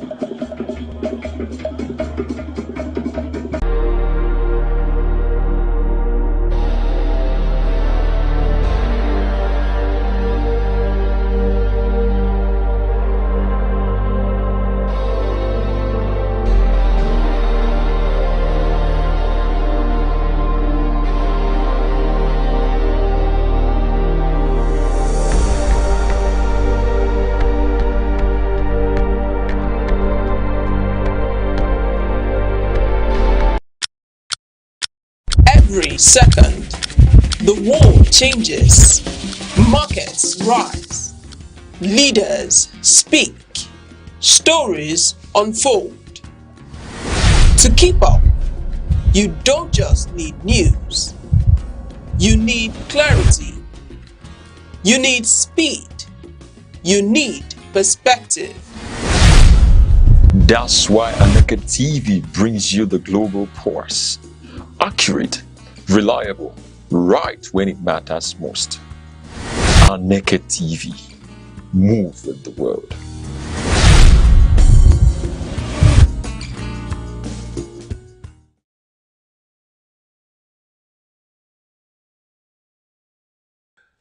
The financial and social strain of burial and traditional funeral ceremonies in Igbo land is becoming a major concern, according to His Royal Majesty Igwe Ambassador Dr. Lawrence O.C. Agabozo, CFR. The elder statesman and respected traditional ruler raised the issue during a lecture delivered at the just concluded Fourth Synod of the Catholic Diocese of Enugu held at the Jubilee Hall of the Holy Ghost Cathedral, Enugu. Speaking on the theme Burial and Traditional Funeral Ceremonies in Igbo land and their burden on the people, Igwe Agobozo traced the evolution of funeral practices from pre-Christian times to the present. He highlighted how modernization, religion, and social competition have significantly altered traditional customs. Recalling pre-Christian Igbo society, he explained that burials were swift, often conducted within 1 or 2 days due to the absence of mortuaries. Deaths were viewed as having spiritual causes, prompting families to consult diviners rather than medical experts. Burials were classified based on social status, with home burials for prominent persons, communal grounds for married or disadvantaged individuals, and even forests for criminals or those believed to have died abominably. Lavish second burials were traditionally reserved for traditional or successful individuals, although early missionaries condemned some practices, including alleged human sacrifices. Igwe Agobos noted that Christianity helped eliminate discriminatory and dehumanizing burial rites, particularly those involving evil forests. Over time, population growth and migration contributed to the decline of village cemeteries, while modern mortuaries allowed families to delay funerals for extended periods, a factor now contributing to rising burial costs. Modernity has influenced a lot of changes in Igbo funeral rites, the monarch observed. He expressed concern over the growing culture of funerals for the living, where families stage elaborate ceremonies to display wealth and social status, often beyond their means. He condemned practices such as prolonged mortuary stays, house constructions, or renovation to meet burial standards, and the emerging first and second burials into extravagant events. Highlighting a recent example, he cited a high-profile burial where 200 cows were reportedly donated, describing it as inactive, as indicative of the trend. These displays place a huge burden on middle and low-income families, he warned, noting that many now take loans to fund burials of relatives who died in poverty. Efforts to curb excessives are underway. Several Igbo communities have shortened burial durations and abolished oppressive widowhood practices or rites. The Catholic Church has also introduced regulations limiting how long a corpse may remain in a mortuary. Onitsha Donidu's decision to abolish second burials for Christians was cited as a model worth emulating. The Obi of Onitsha, His Royal Majesty Igwe Nnameka Alfred Achabe, has repeatedly condemned ostentatious funeral displays, emphasizing the protection of families with modern means. In his own Ezema Olo Kingdom, Igwe Agobozo revealed that practices that demean widows such as sleeping beside corpses or compulsory head shaving have been abolished. He also warned against the emergence of committees of friends exploiting funerals to collect money fraudulently via social media. The monarch called for a return to traditional values, encouraging families to conduct burials within their means while allowing voluntary contributions from well-wishers. He urged the diocese to update regulations that balance cultural identity with Christian values, reduce financial pressure on families, and discourage extravagant spending. This paper will consider its mission accomplished, he concluded, if it contributes to resolving emerging challenges that impede the advancement of Christian burial practices in the diocese.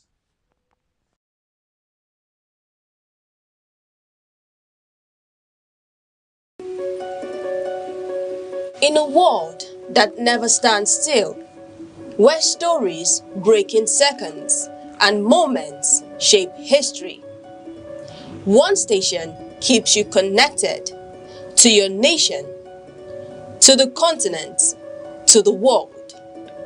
From breaking news to powerful stories, from business and politics to culture, lifestyle and entertainment, we inform, we inspire, we keep you ahead. This is more than television. This is your window to everywhere that matters. Aneke TV. Move with the world.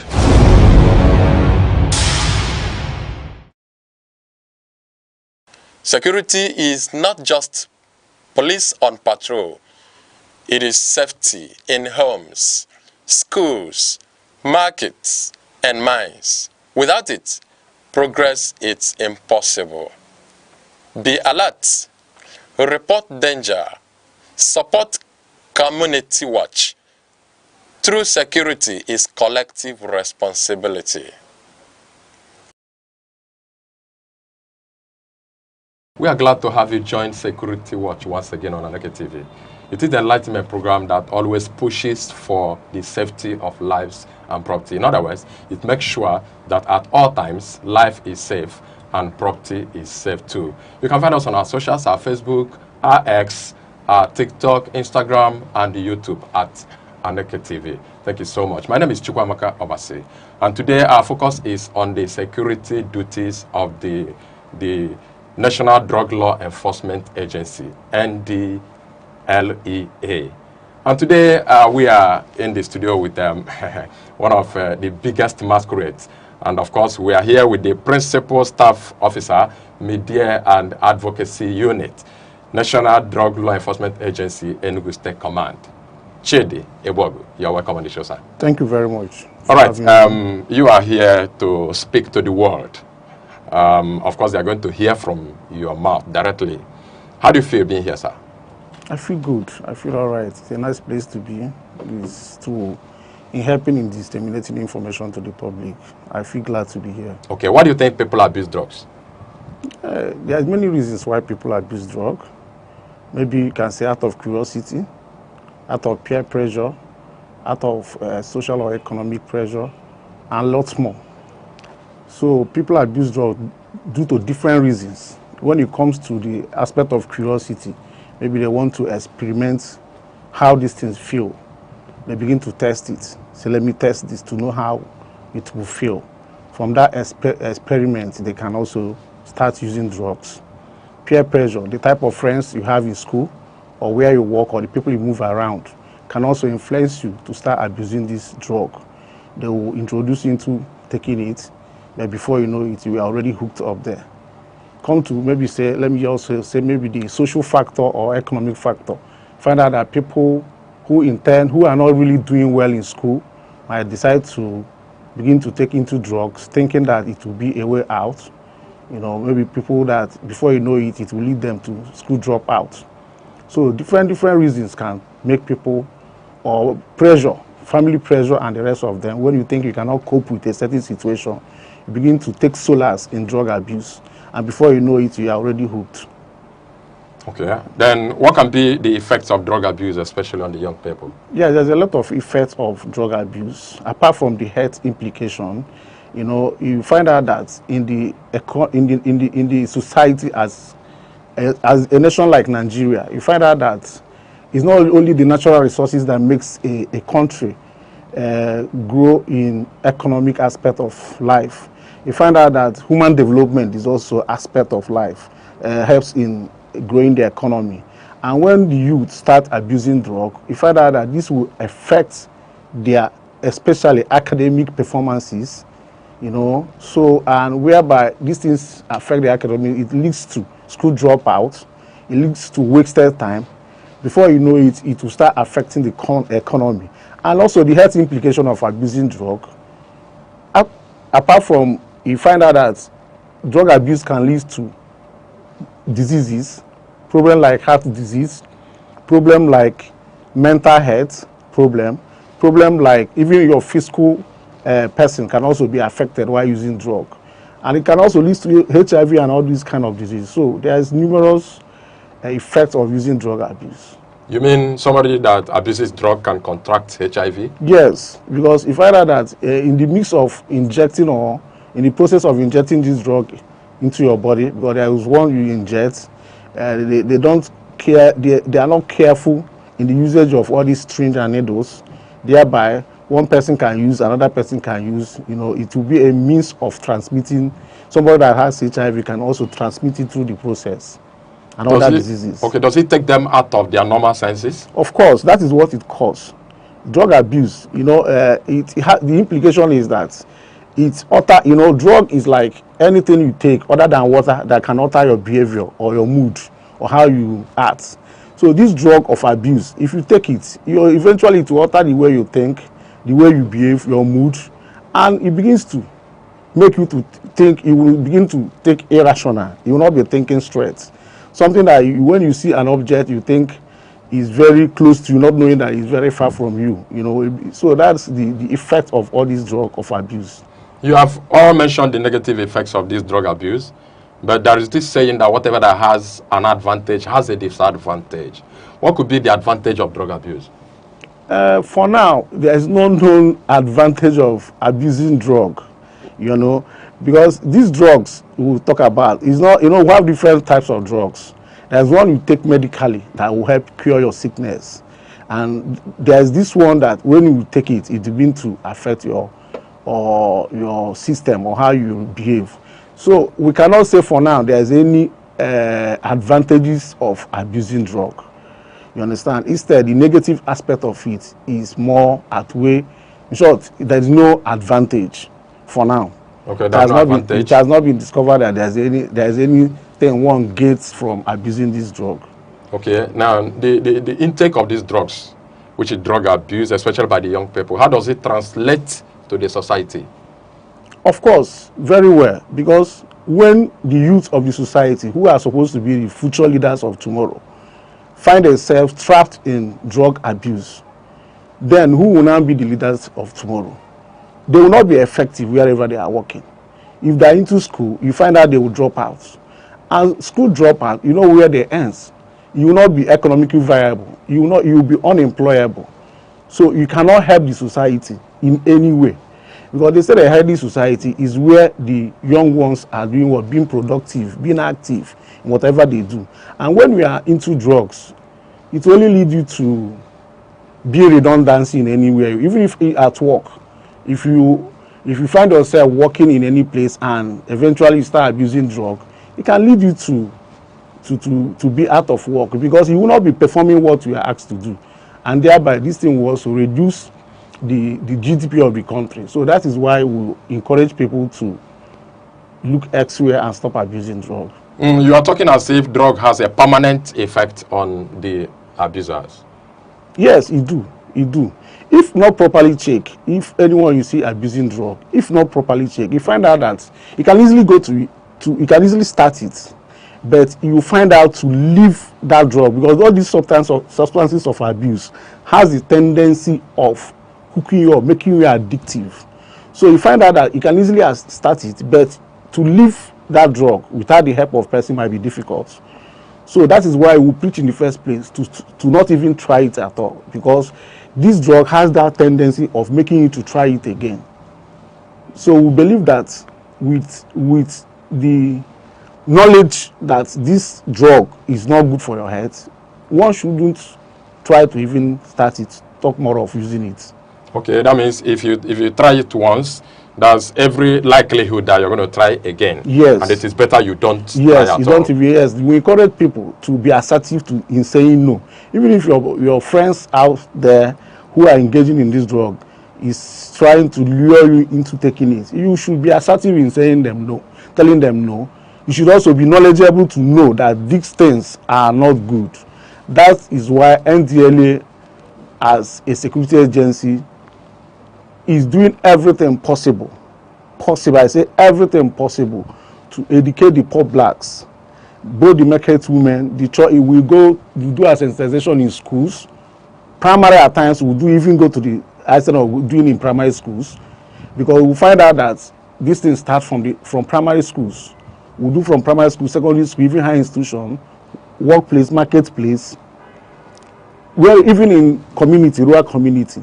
You understand? We take our messages to that place so that people should know the importance of staying away, because ignorance, they say, contribute a lot to what people do. You might be doing something, you don't know the implication. So that thing you are doing, it has been researched that if you take it, there is tendency you want to go back to it. You start from experimental, then you will experiment it for the first time. You will enter, before you know it, you will enter the stage of occasional. You become an occasional user. From occasional user, you will now start from habitual. Before you know it, you will now start being a steady user till you now enter the addictive stage, which is where it is difficult for you to come out without the proper help of the personnel or the people around you. Okay, apart from the societal point of view now, I want you to be emphatic on the negative effect of that to the self, to the individuals. Yes, like I said before, when you start abusing drug, it can lead to heart disease, it can lead to a sudden death, it can lead to some medical issues, like I said, mental problem. You find out in our society today, when you go out there in the society, you see a lot of people mentally deranged. People will be wondering that this thing is as a result of maybe somebody is doing something from somewhere. But if you investigate deeply, you find out that the person is into drug abuse, and it is at least to maybe mental issues. So that is the implication of abusing it, because this drug of abuse, apart from the ones that we know is the government said no, don't use it. There's also ones that can be prescribed. You can take it, but it should be prescribed by a medical doctor who is satisfied to do that. Some of all this drug is used for medical reasons. Yes, they use it to treat patients. That is why some of them are called controlled drugs. So it is advised that before you take this drug, you should take it from Maybe it's either the doctor or the pharmacist that is prescribing this drug for you, and they will give you the dosage that you take. But some people, instead of taking it for the purpose of that sickness, they will start taking it for another purpose. Taking a dosage that is higher than the ones they gave them. Automatically we are abusing that drug, and there is an implications. You might think it's helping you, but maybe it can also damage your liver. Okay, thank you so much. I have my reasons of asking you to be emphatic on the consequences of drug abuse on the self, first of all, before it transcends to the society. All right, thank you. So I want you to ideally mention some of these drugs that we are talking about. Okay, the commonly used drug, the commonly abused drug in Nigeria, so to say, is cannabis sativa, otherwise known as Igbo. That is the commonly abused ones that you can easily find out. It is being produced here. They cultivate it here in Nigeria in some western area, or you can also find it here in the east, but mainly in a swampy area. That is where it's being cultivated. So it is a commonly abused drug. Then you can come to talk of cocaine, heroin, morphine, mentazine, even tramadol can also be abused. And there is one they call methamphetamine, otherwise known as urumiri or ice. This one also are commonly abused drug within the society here. Okay, when we hear psychotropic substances, what does that mean? Psychotropic substances are those substances that has a, how do I put it, that has effect on the body. It might come in form of synthetic drugs. You understand? These are the ones you can say that when taking it will make you hyperactive. All those drugs that when you take it, it will make you to act as a normal person. You understand? Because to act as a normal or an abnormal person. I mean, you see some people when some people you call them to do a manual job, a menial job for you. You think you are with them, before you know it, they start putting something in their mouth. They are looking for strength so that they will get this job, and they will take this drug overdose. Yes, at that moment they might be active doing those jobs, but the long-term effect. You find out that, okay, does it mean that on a normal you cannot perform without taking drugs? Before you know it, you start weighing you down, start killing yourselves, because you are taking it, you are abusing it. You are not meant to take it that way. We encourage people to use. That's why even in those people in sporting activities, at times they go for sports, they will check them to know if they are under the influence of drug. Okay, thank you so much. Let's come back to the drawing board. Our topic is the security duties of the National Drug Law Enforcement Agency. What could be the duties? Yes, the NDLA was established by Decree 48 of 1989.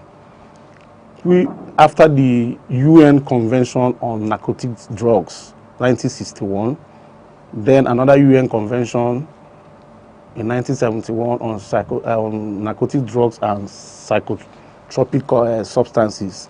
Nigeria is a signatory to these conventions about the narcotic drugs and substances of abuse.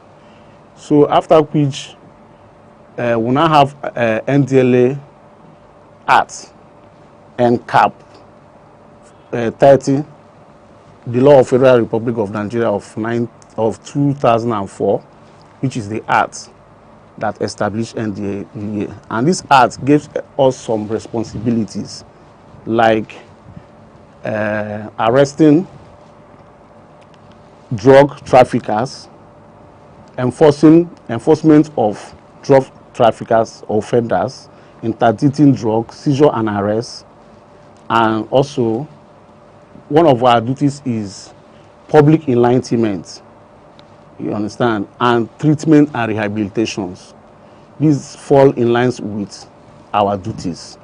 We are the ones saddled with the responsibility of checking illicit drug trade and abuse. Okay. Yes, we have the power to arrest anybody found in possession of these drugs. Then we arrest and take you to court, do the further investigation, We also have the responsibility of investigating assets acquired through the means of drug dealing. So this falls into our responsibilities. All right. You have mentioned your responsibilities and more. Yes. Okay. Now, what could be when we hear processing and the cultivation of hard drugs? What does that supposed to mean? Yes. In this law that established NDLA, this act that NDLA is working upon, you know, when you begin to itemize it, illegal possession is part of it. Then cultivation and production is also part of it. Because when you go to illegal cultivation and plantation, this deals with the people that farm it, do it on their farmland, cultivate these drugs of abuse, especially cannabis sativas. And also, it has also gotten to an extent that you also see once production in laboratory, clandestine laboratories, where they produce all form of all these synthetic drugs like this they call methamphetamine and the rest of them. So these are against the law, and it is a punishable offense, and it attracts some years of imprisonment. So it is illegal for one to cultivate. Even if we are caught cultivating, the land itself, apart from that they will be arrested, the land itself will also be confiscated. Okay, what does I am thinking you have mentioned your duties now. On the aspect of drug laws, have you also mentioned those ones? Or are there separate laws which are called drug laws?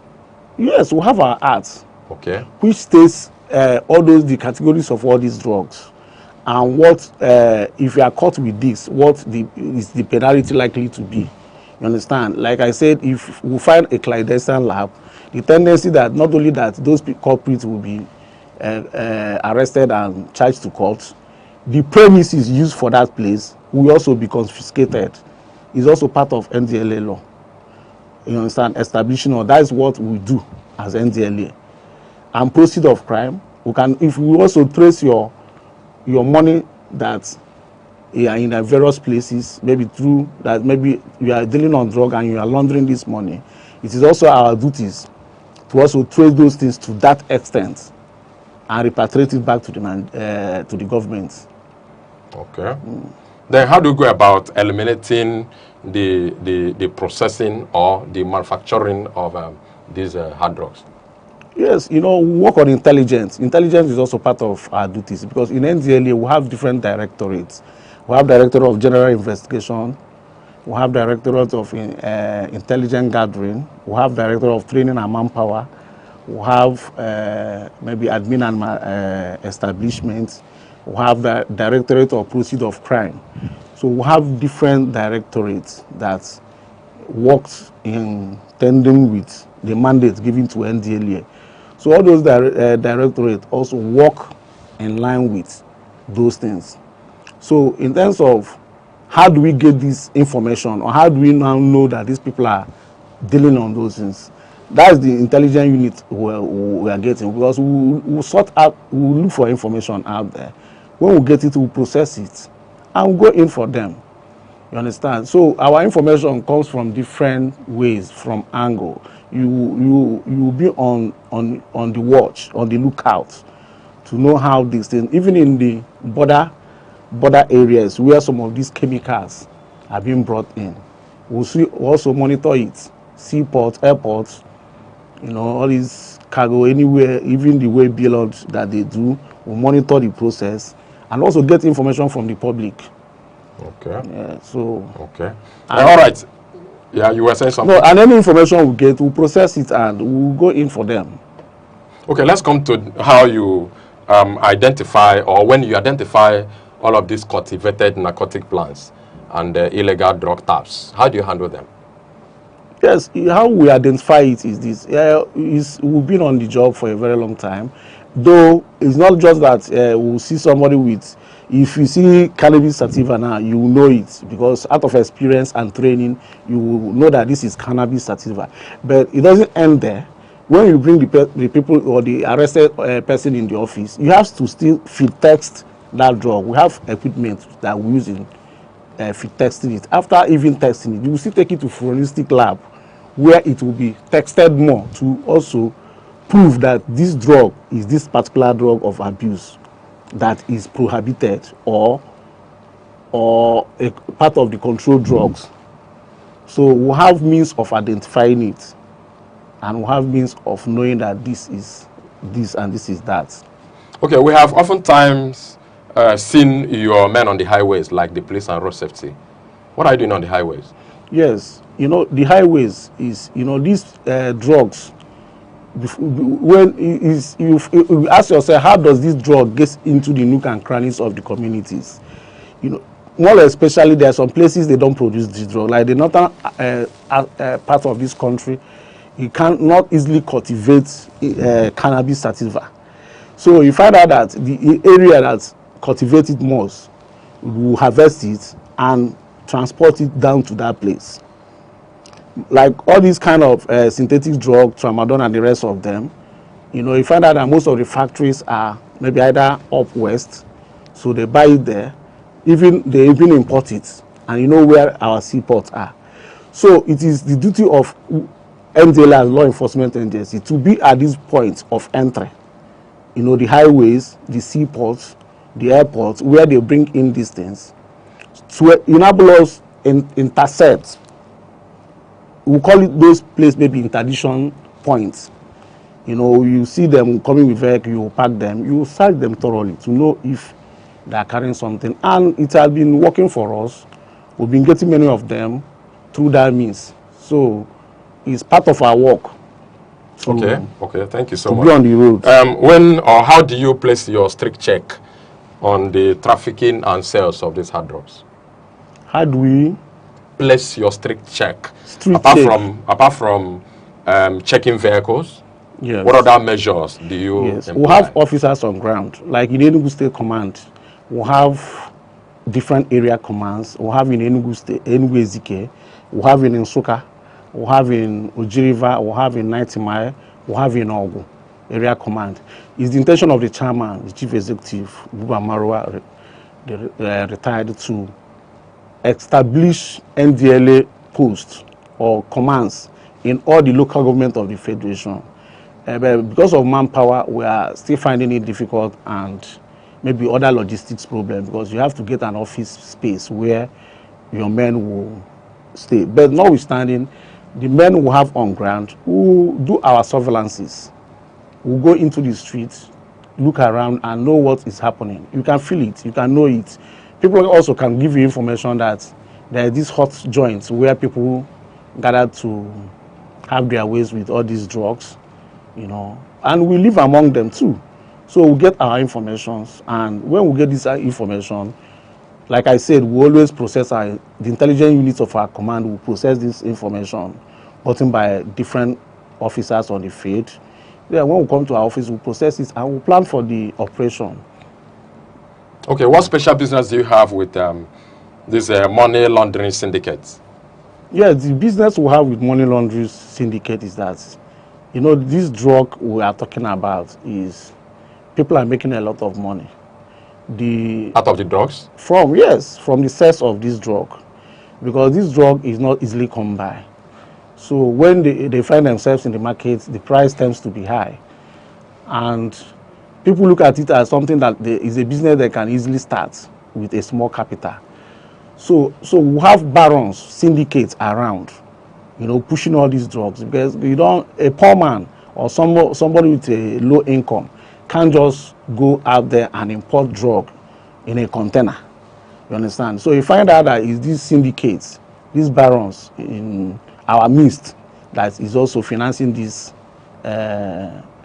trafficking of drugs. So in that case, you begin to link their source of income, because we've been getting them. You know, it is a mandate by our chairman that all those that they will give them a sleepless night. So when you get some of them, you begin to trace how their money moves, their transaction. You can even trace that maybe somebody can send money that is a car dealer in abroad. He will send money that he's buying a car. He will send people money in abroad that they should buy cars for him for that he sells in Nigeria, not knowing that maybe you might have a company that the company is registered as that is deals on car. When you send this money out there, you don't know that they will convert that money to another business, that drug business. So when you were able to trace and establish through your investigation that this is how this money is moving, you find out that that is part of money laundering. You know, money laundering is all about trying to wash clean this dirty money. And when we begin to trace it to some companies that you have, well, that's how we confiscate them. Are there no counterpart officers in those other countries where they yes, it's also part of our duties to collaborate with the international agencies in fighting this drug. We share information, we share intelligence. And they import freely? No, they don't. They don't. You know, if you are importing from a country to Nigeria, they might get the information. What they need to do is to tell us here that this goods, there is a particular drug that is coming to the country, and this is the route that they are taking. Though, what we will do, we will station our men there. When they come, we pick them. There is what we call control delivery. You might know that this thing is coming in. You just pretend as if you don't know till it gets to the final point to enable you get the particular owner of that drug. All right, thank you so much. We want to observe just a short break. When we come back, you will help us out with how accountable you have been with the proceeds and seizure of property you got from these drug barons. Thank you so much. Just a short break. We shall be right back. Security is not just police on patrol. It is safety in homes, schools, markets, and mines. Without it, progress is impossible. Be alert, report danger, support community watch. True security is collective responsibility. All right, back from the short break, we are still on the program Security Watch on Aneke TV. And our topic for today, we are examining the security duties of the National Drug Law Enforcement Agencies. And here again, I have the Principal Staff Officer, Media and Advocacy Unit of the National Drug Law Enforcement Agency, Enugu State Command, Chede Ebuogu, is still here. Thank you so much, sir. Let's continue. Before I went on the short break, we are talking about the proceeds from the money laundering activities and then the drug barons and all of the seizures you do of property. What do you do with them and how accountable have you been? All right, thank you. You know, this our work it has procedures. We have what we call SOP, Standard Operation Procedures, that we follow in doing our job. These standard operation procedures is an established rules and guidelines that guide us in our duties.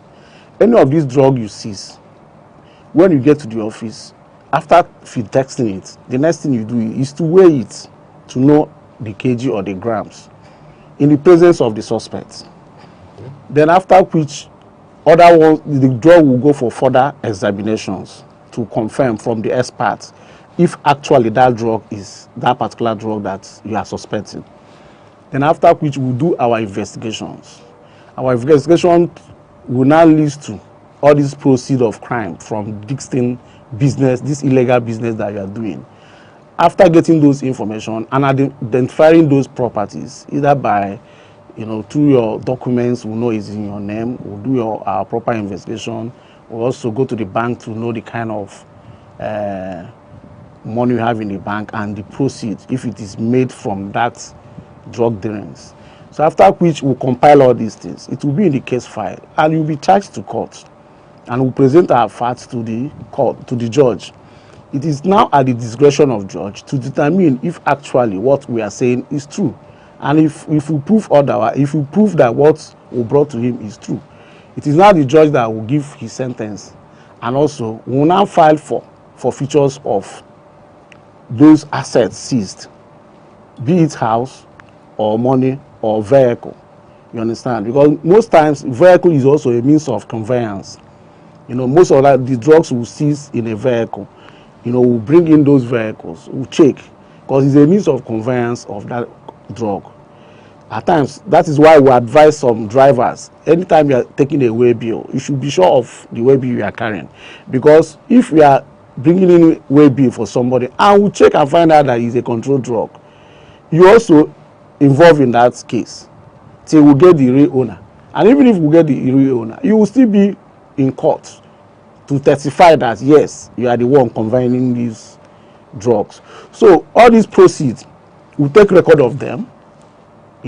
Like I said, it is the judge that have the final say. We'll file for either from interim to final forfeiture, and eventually, if court grants it to us, like for instance, like vehicle, when court grant the final forfeiture of this vehicle or building, what we normally do is we auction it.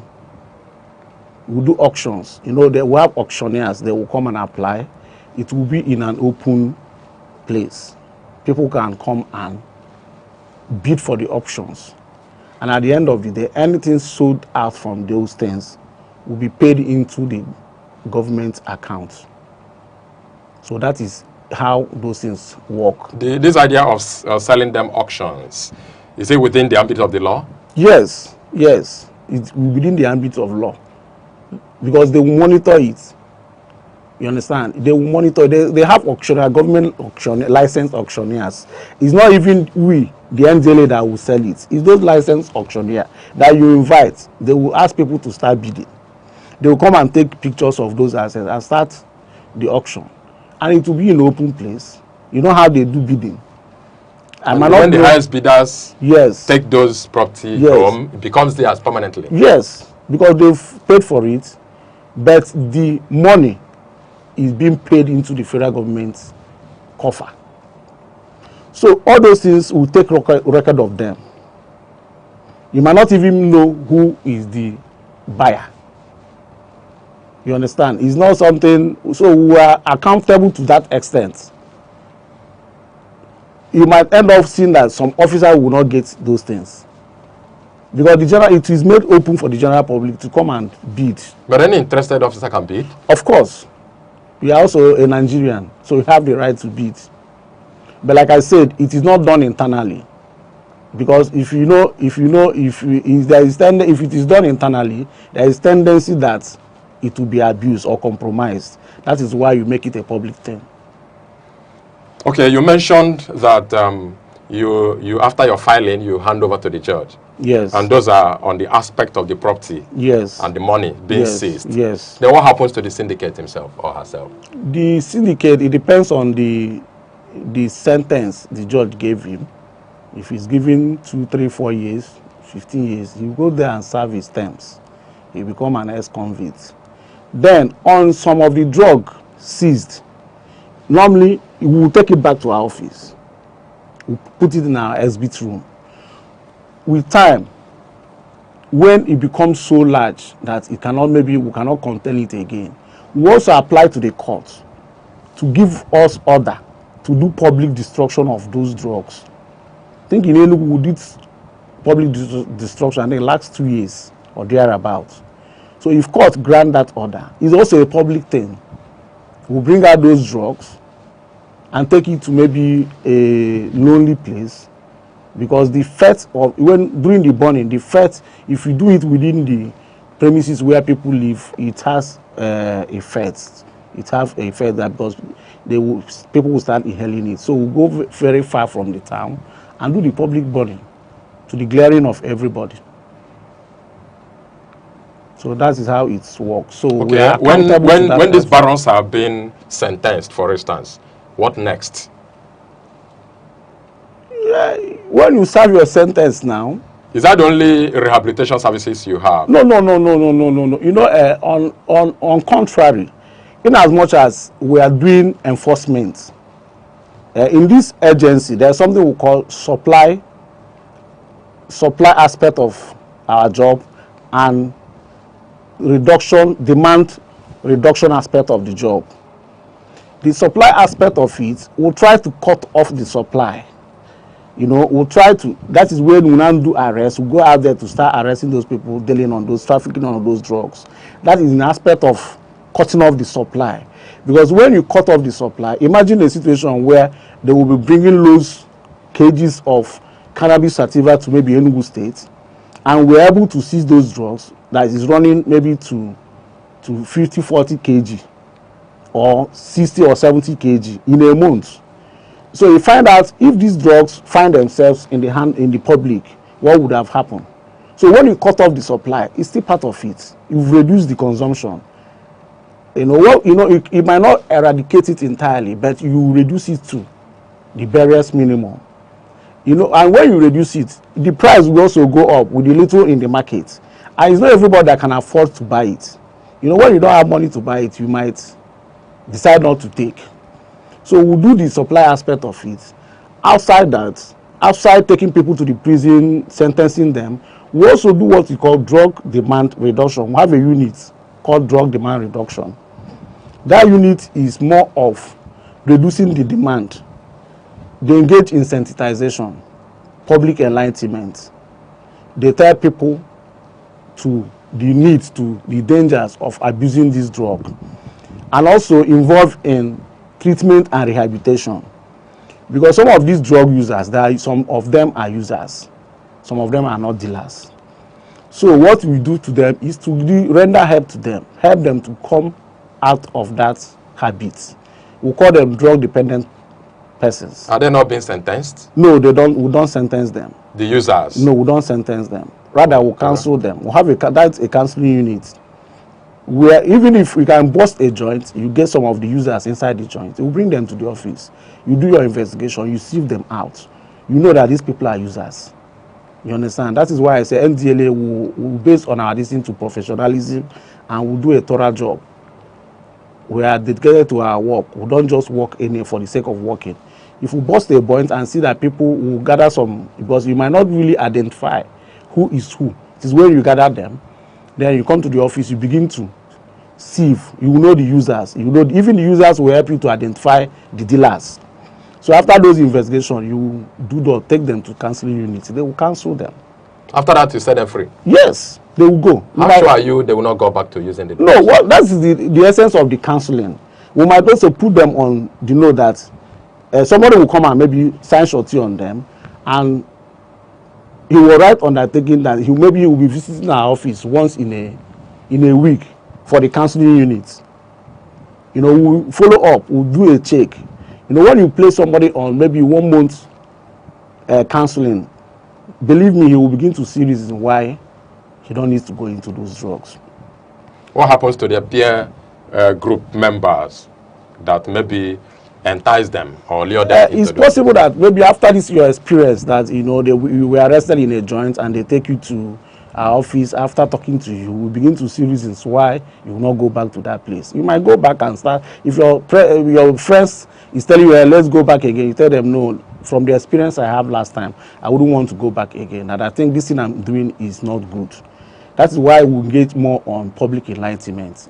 Even our office here, we have a facility, rehabilitation facility, though it's not a very big rehabilitation, but the little one we have is just for male. And people you bring them in. Yes. Maybe they live there for. Yes. For how long? Yes. You can stay minimum of 3 months. It depends. But you know, it's not free anyway. But we'll subsidize the rates. These are for parents or for people that think they want to. They find themselves into this drug use, and they want to get better. They are seeking for help. Their parents can bring them, or they can come on their own. You know, and pay a little fee because they need to be there for like minimum of that 3 months. We'll watch them. We'll have specialists, psychiatrists and psychologists that come to, you know, look at them, and there's a lot of programs lined up for them. The reason why they are into the facility is where they will not have access to that drug for a very long time. We'll give them a long time period so that those drugs they are taking will wear off from their body, and we'll give them the coping skill. We'll teach them a lot of things so that they will learn and know that what they are doing is not good. We have many of them, professionals, so that this will tell you the extent of how the society has been, is quite appalling that you see somebody who is a medical doctor, who is a lawyer, abusing drug and is in the facility. So it's everybody's business. You might not think, you might just think that it's only all those maybe street urchins that abuse drugs. No. Even people above 40, 50 abuse drugs and they seek for help. And we'll do our best to, rehabilitate them and reintegrate them back to the society. I understand you go harder on the dealers and then you rather help the users. Yes. Because some of the dealers, they don't test these drugs, so because they know the implications. They know the health implications. So they are just selling those drugs because they are making money out of it. Selling it to the uneducated ones, those people who don't have the information. When you bring these drugs and people are not buying it, you find out you'll be out of business. But do you think imprisonment is the only solution to the dealers now? Yes, because it will serve as what? It will serve as deterrent to them to know that what they are doing is not good. Because if you see a dealer and you want to rehabilitate a dealer, who is a dealer? He deals, he sells, he peddles. He doesn't need rehabilitation. He doesn't need rehabilitation. He faces the punishment because that's the law. Illegal possession is against the law. Illegal possession and dealing on illicit substances is illegal.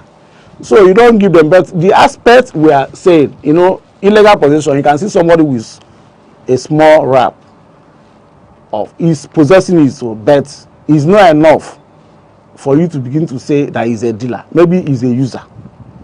What you do those ones is to rehabilitate them, counsel them, tell them need to stop it. But before, it was not like that. But now, things are changing every day. You don't just criminalize them. You see somebody abusing the drug, you begin to look at him as a criminal, or you begin to victimize him. No, he has a problem, he needs help. And that is why we are going into this aspect of drug demand reduction units, where we'll give them that counseling units. We'll tell them that it's possible that they can come out of this problem for a better society. Okay, how often do you find the female folk amongst the dealers and the users? Yes. There is this study that says out of every woman, one is an abuser. You understand? Because out of every 4 women, every 4 women abuses. Yes, every 4 women, one abuses drugs. In which society? In our society here in Nigeria, you begin to wonder how. I think there is this survey by United Nations of Crime Office, UNODC, I think 2018, that said that up to 40 million Nigerians abuses drug. So you begin to wonder. That was 2018 survey. So now you begin to wonder what is happening now. So you think that the female don't abuse drug. No, they do. But they are the female folk, they are the quiet type. You will begin to feel that these people are just the quiet type. But no, when you look inward, when you see in our facility we arrest women too who deal on drugs. So if a woman can also deal on drugs, it can also abuse. So it is the duty of the parents to begin to check very well on their female children. Because you might think that your eye will focus on the male children and the people abuse. No. Female these days abuse drugs. We are in the field. We know what it takes. When we do this searching, you find that you see them. You see them with these drugs. Okay, you mentioned that after arrest, you go for investigations. Yes. Now, supposing after your investigation, a suspect is proven innocent, what happens? That is why I say that these are work. We are dedicated and work as professionals. It's not every arrest. You might get some information that somebody is dealing on this drug. You might end up arresting the person. But when you do your investigation, you now find out that maybe this person is being set up by some people. So, or maybe somebody is dragging land somewhere with somebody, or they're having one issue, or you now set somebody up and give you information that this person did some drug. It's your duty as a trained officer to come back to the office. You obtain the person's statement. After obtaining the statement, you begin to analyze it. Somebody who doesn't deal will tell you he doesn't deal. You understand? Because we don't torture. You understand? It is your right to give a statement. It is your right also not to give a statement. So you can tell us in your statement that is this drug is you don't know anything about it. It is now left for the officer to start doing the proper investigation. And whatever I find out from his investigation that your hands are clean, you'll be released. You'll be released. But what will you charge the person to? The person, okay, even if you insist on charging the person to court, the person can still get a lawyer. They will go and argue it out in court. You know, it's so bad, you know, bringing somebody that is innocent in court and just charge him and knowingly that is innocent and you are charging him to court. No, that one is outside our job. And we don't do job to favor anybody. Maybe you can say, please, NDLA, come and help us to do this. No. We do proper. That is why we do proper surveillance before we do our jobs. Okay, that's great jobs you are doing. Thank you so much. Then, in what specific ways can you itemize your achievements so far as you discharge your duties? Yes, you know, how do we measure our achievements? We measure our achievement by the amount of seizure and arrest we make. We find that maybe in a month, there's not virtually every month that we don't make up to 130 something or above kg of assorted drugs here in Enugu State. So, and the number of people we arrest go. So this is how you measure your achievements, because this arrest and seizure shows that we are pushing out the drug that's supposed to be in public domain. We are seizing them. We are bringing it into the office and the culprits. So it shows that we are doing your best. And even in our own rehabilitation centers, the people on the queue is many, because the facility is not big. It can contain only 20 to 20 something, 25 or thereabouts. So but people are on the queue seeking help. And from our records, we've been able to rehabilitate them. It's just one or two cases of relapse. But outside that, we are doing a very fantastic job. And people are also giving us kudos. And also partnering with other people, other agencies, they do partner with us, you know, because this job, we cannot do it alone. We need various stakeholders to join hands in fighting this menace caused drug abuse, because it's a problem in the society.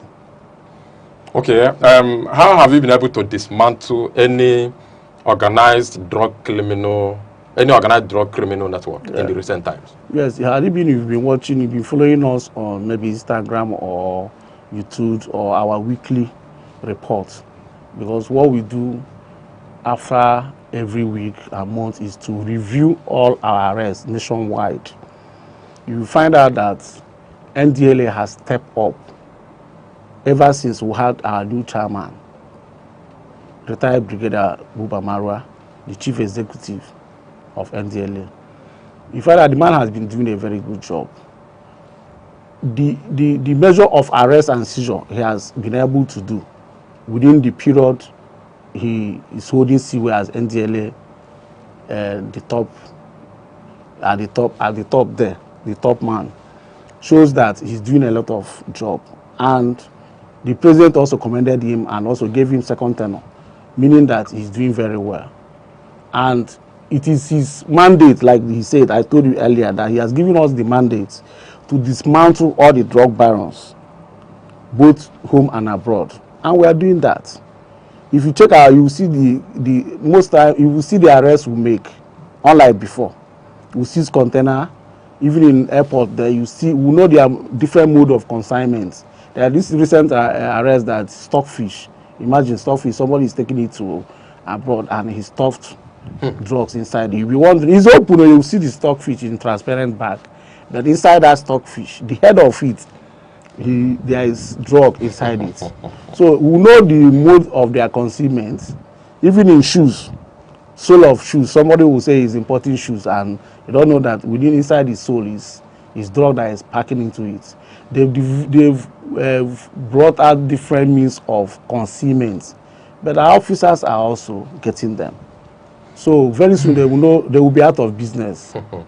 All right, thank you so much. I am now convinced that you are doing more than enough jobs. Yes, we are doing. Where do you derive your strength? Yes, we derive our strength from the fact that, you know, as an officer, you have a duty to do your job. So outside that, you find out that drug is everybody's business. If you think you will not do your duty well, this thing might have ripple effects. You might also be affected by the menace of all these drugs, the effect of all these drugs in our society. So I can say that most especially we drive our strength from God. From God, yes, right? Yes. That's a good one. What's the hazard of this your profession?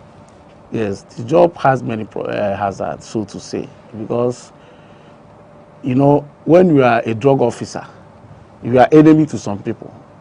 You understand? Our officers have been attacked most times. If they find themselves either in the market or those hot spots, maybe you might be going there for something else and they will identify you as an officer, or they think you will come there for a surveillance. Before you know it, they will start attacking you. So there's a lot of, at times we go to operation, you see the community coming to mob you, saying that you will not carry these people, their person out. So there's a lot of hazards involved in this job. That is why also our chairman is also doing very good. Now in Enugu, he's building a barracks for us. Because as NDL officers, we're supposed to have our own barracks. We're not supposed to be living in the midst of people because of all these hazards involved in the job. All right, thank you so much. Just very quickly, what do you have to say about the government? How supportive has government been in the work you're doing? Yes, the government of Enugu State has been supportive to a very large extent in this drug we are doing. Before now, I was appointed special assistant to the former governor on drug and narcotics. So this also in a way to also help the agency in disseminating this information. And currently, this current governor, Dr. Ndubisemba, also is helping the agency in the area of logistics. You know, our quarters that we are using now, he was the one that renovated it. So he gives us logistics time to time to help us in our job. And recently, he even promised that he will expand our rehabilitation center. So we are looking forward for that. So we'll have a very good relationship. And you have a high hope that he will fulfill his promises? Yes, we'll have a very, very high hope because the collaboration is there. Okay, thank you so much, Oke Ebuogu, the Principal Staff Officer, Media and Advocacy Unit, National Drug Law Enforcement Agency, Enugu State Command. Thank you so much. You're welcome. You have spoken to the world. And if you were a horse, I would say that you have heard from the horse's mouth. Yes, let them. But you are not a horse. You're welcome. Thank you so much for coming. You're welcome. Avia, thank you so much for being there. We are drawing the curtain of today's episode of Security Watch. My name is Chukwamaka Obase. Do have a wonderful day ahead of you. Security is not just police on patrol. It is safety in homes, schools, markets, and mines. Without it, progress is impossible. Be alert, report danger, support community watch. True security is collective responsibility.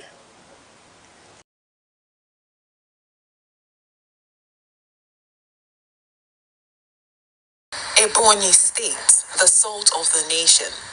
Located in the heart of southeastern Nigeria, is a story of transformation, resilience, and pride. Created on October 1, 1996, by the administration of General Sani Abacha, the state was carved out from parts of Enugu and Abia states. Its capital, Abakaliki, has grown from a quiet provincial settlement into one of the most rapidly developing urban centers in the region.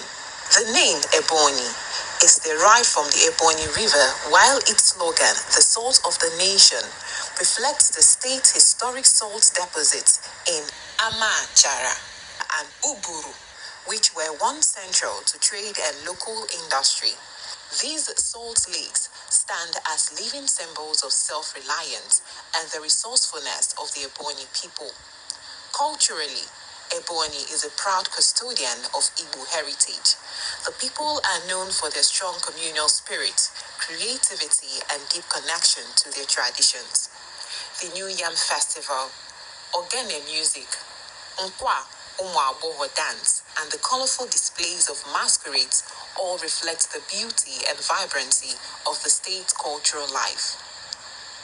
In villages across the land, pottery, weaving, and blacksmithing are still practiced, reminding visitors that in Ebonyi, the past lives side by side with modern aspirations. Blessed with rich soil and abundant natural resources, Ebonyi is a major producer of rice, yam, cassava, maize, and palm produce. The Abakaliki rice mill, one of the oldest in Nigeria, remains a symbol of the state's agricultural heritage and its determination to feed the nation. Beneath its soil lie deposits of limestone, lead, zinc, marble, and of course, salt, all pointing to vast opportunities for industrial growth and investment. Over the years, Ebonyi has produced remarkable men and women who have made their mark on the national stage. Dr. Sam Igu, the state's first civilian governor and the former Minister of Education. Chief Martin Elichi, an accomplished administrator. Senator Anyim Payo Sanim, a former Senate President and Secretary to the Government of the Federation, and Engineer David Umahi, a visionary leader and the current Minister of Works, all embody the drive and discipline that define the Ebonyi spirit. From education to public service, from entrepreneurship to civic leadership, Ebonians continue to excel and inspire a new determined to shape a brighter future. The lessons from Ebonyi's story are clear. It teaches the power of vision, unity, and perseverance. It reminds us that no beginning is too humble and no dream too distant. Through hard work and community efforts, the people of Ebonyi have turned their challenges into opportunities, rewriting their destiny with faith and determination. Today, Ebonyi stands tall, a land of salt and substance, of culture and courage, of tradition and transformation. The salt of the nation continues to shine, seasoning the story of Nigeria with hope, progress, and pride.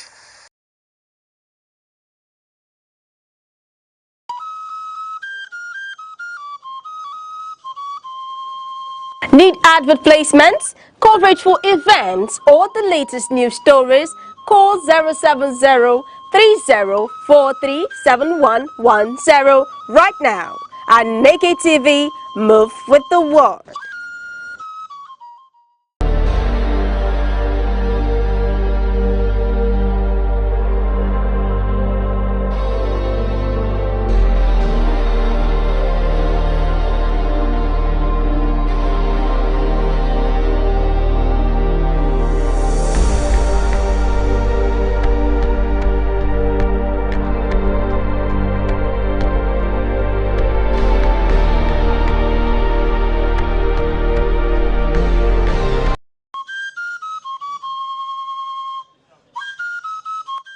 From the tiniest cells to the farthest galaxies, life holds secrets we are only beginning to uncover. Why are we here? What connects us all? What unseen forces shape our destiny? Join Professor Jude Udenta as he explores the wonders, the questions, and the revelations that define existence.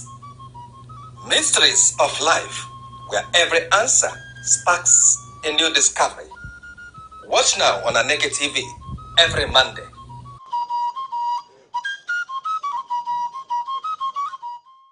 Welcome, valued viewer, to your program, The Mysteries of Life. Over time, we have watched ourselves go through life.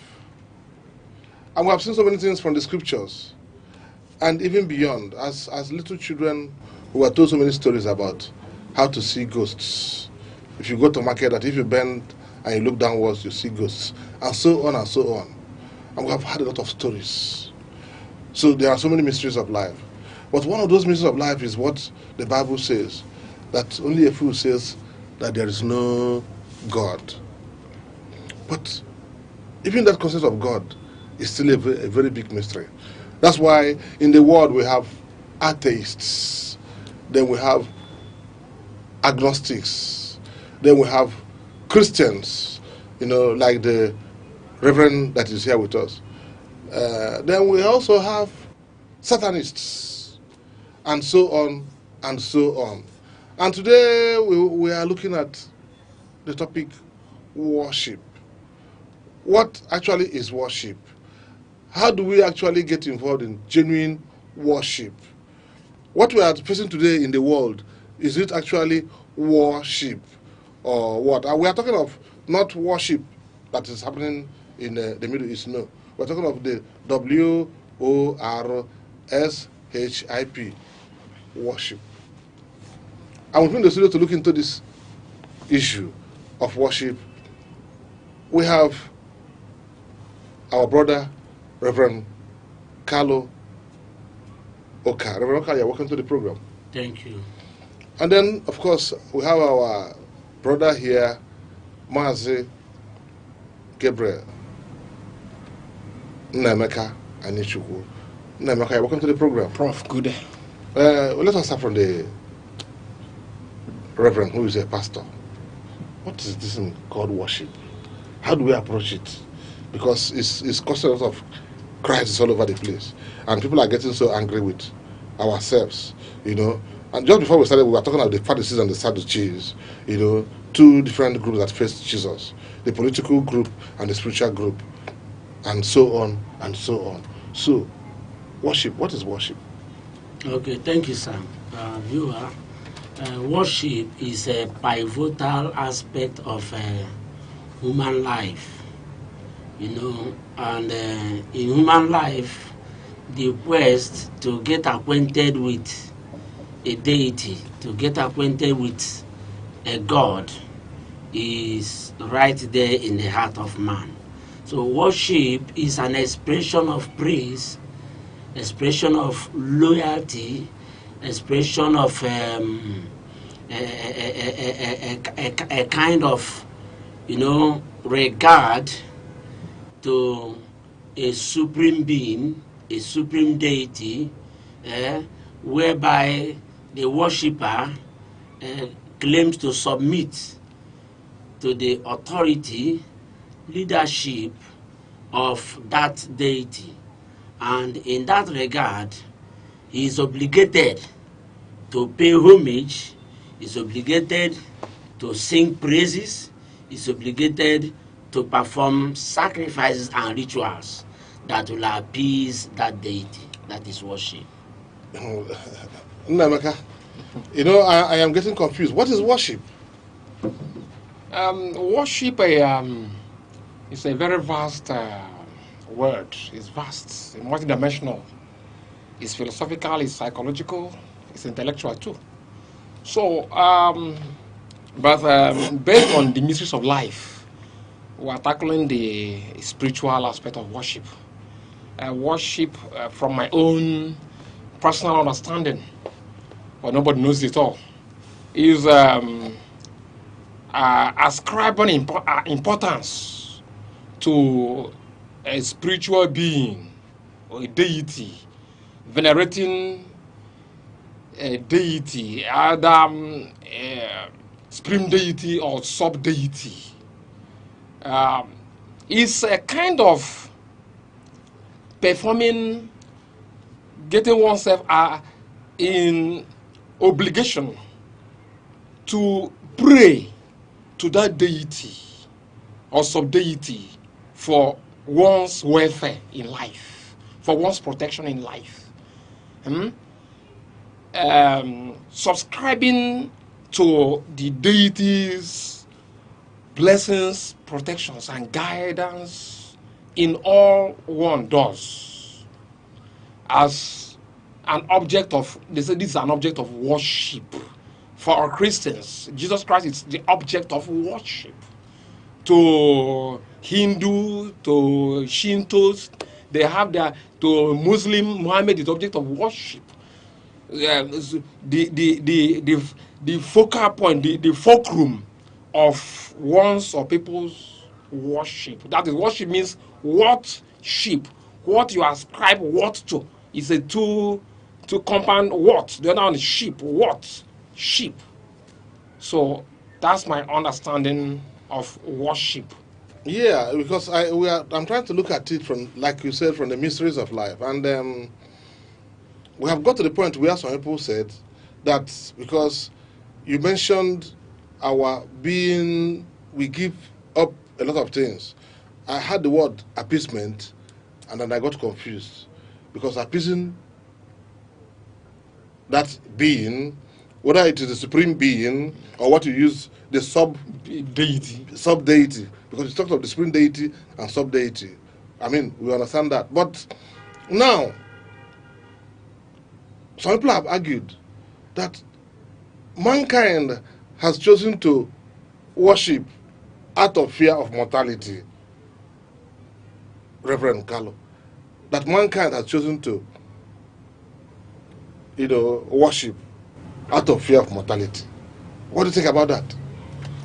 Well, it is important for us to know that we can only worship a God or worship a being that we are too sure that had a supernatural inclination to grant a desire, to grant a request.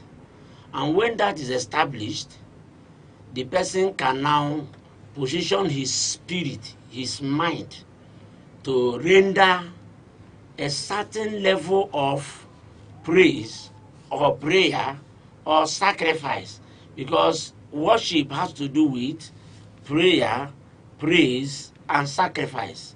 In this prayer, praise, and sacrifice, in sacrifice, items are demanded for that worship as to appease that supreme deity. Prayer is being demanded to draw the attention or a doorway to that supreme deity. The same way praises. When you render praises, the doorway opens. You have access to approach that supreme deity. So for you to say, this is where I am looking up to, you must understand, as a human being, is either for protection or for gratification of desire.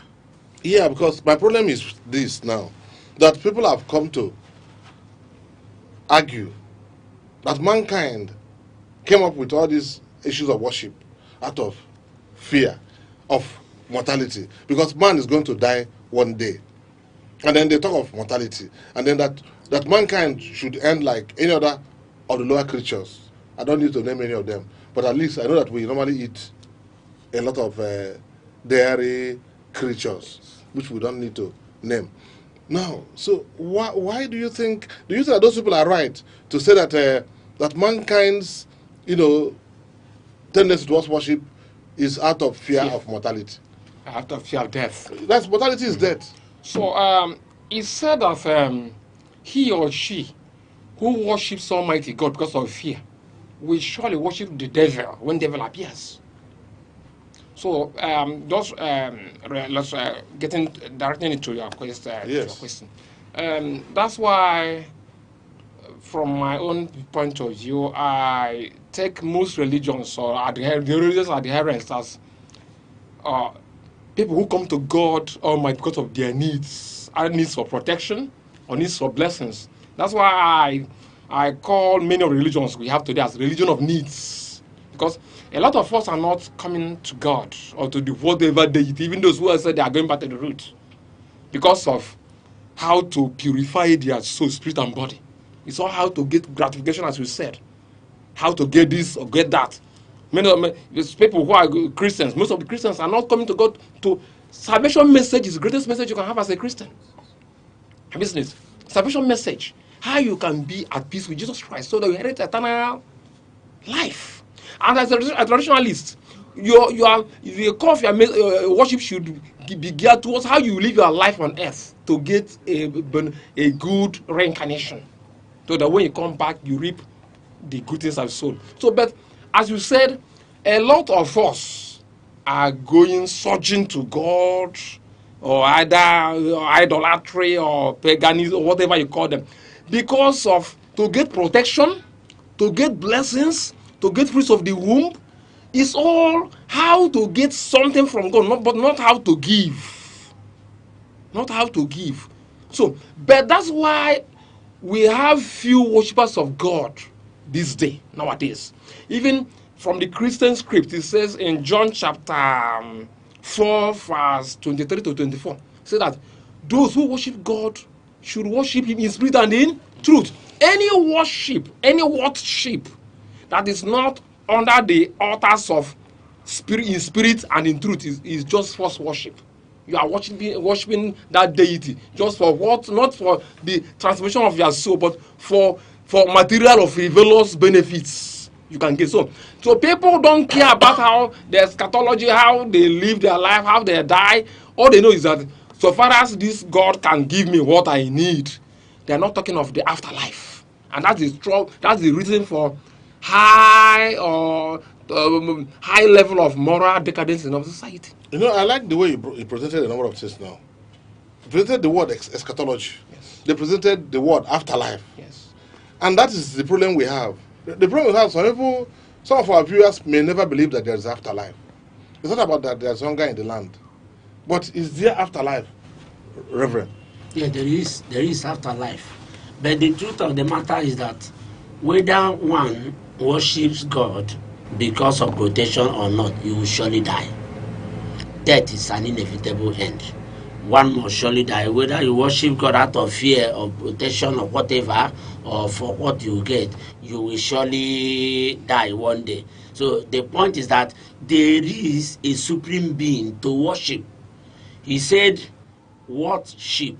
That is to say, worship that what rendered it. Exactly. Okay? Then, but you know, when you talk about worship in another dimension too, is an engagement into a realm where powers are invited, where powers are invoked to come to play, meaning there is an engagement of battle instead of war, as in WOR, it becomes what? WAR is an engagement of war, especially when there are conflicts. You now invite a supreme power to come and adjudicate the justice that is needed. So for us to get it clear, one day one must surely die, and when you die, there is an afterlife.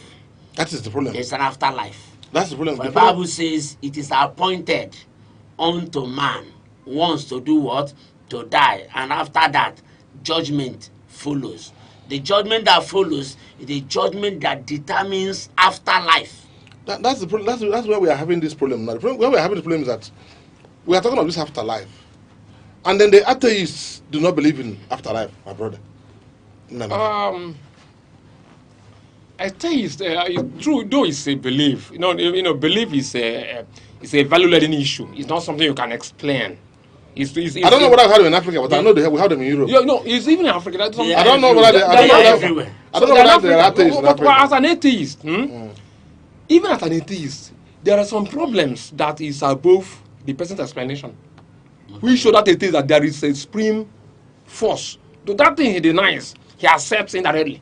Okay. Because as an atheist, there are some, no matter how you are a prof now, but some issues that will crop out in your knowledge base. Area, huh? You will seek other professors to help you to solve it. You cannot. You do every research, empirical research. How much do you know? So even as I think, because most of these professors are all these too much book people. Most of them are so you still need a help that should come to you when you have exhausted your whole knowledge base. We should do that the supreme being that has a higher or supreme knowledge. So, and atheist, to me, there's no real atheist, because in as much as he is an atheist, if he does not eat food today, starves for tomorrow, he will die. So that's seeking for food for next tomorrow to show that he still seeks for further life. And there's the sustainment of that further life is there's a supreme deity that sustains that further life. So atheist is a kind of is a stupid line of thought. It's not. I don't know what I've heard in Africa, but we have it. I don't know what I heard in Africa, because everybody in Africa looks up to God one way or the other. Because of that is when suffering is too much. Not because of the suffering. Not even before the suffering. We have always believed in our various gods. We have God to worship. Yes, we have always believed in our various gods in Africa. In Europe. But in Europe, because I've been trying to find out that taste in around me. We have them. No. Even those who worship demons or Satan, they are still doing worship. What pure worship? No, their own is worship. So I'm not talking of those ones. Whether they are Satanists or demonists or whatever, they believe in something. We're talking of those who say that there is nothing like that. Every worship is stupid. That's my problem. That there's nothing like God. Yes, there's nothing like you God. See, the Bible says that the fool says in his heart that there is no God. Now, for somebody to believe and conclude, a belief is a individual notion you brings up.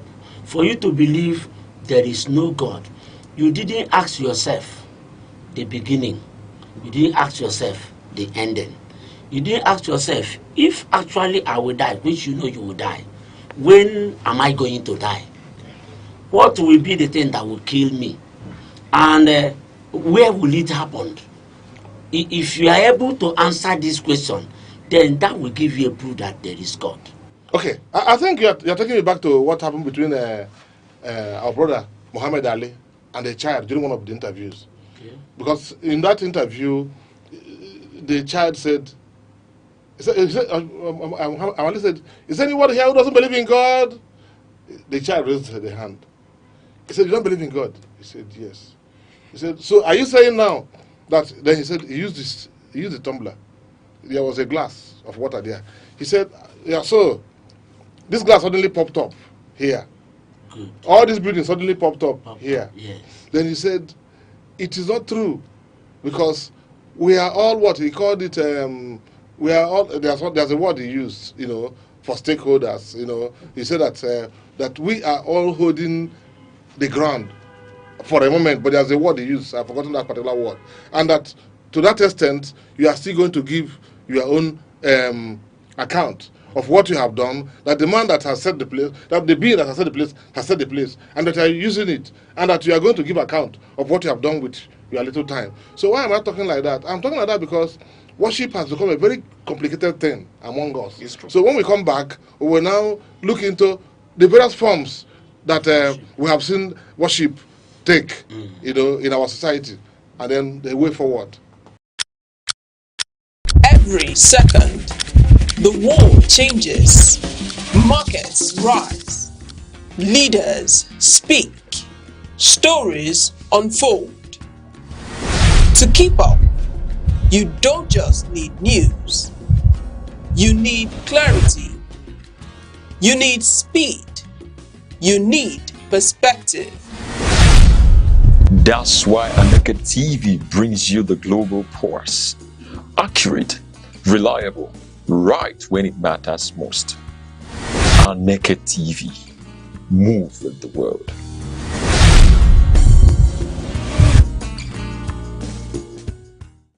So we have this issue of worship, and we're just about to round off an area because it's a very big mystery. Because today we see so many things going on in the world, as worship. We see people, sacrifice. We see a lot of rites and rituals put up as worship. Some of them could be taken to be worship.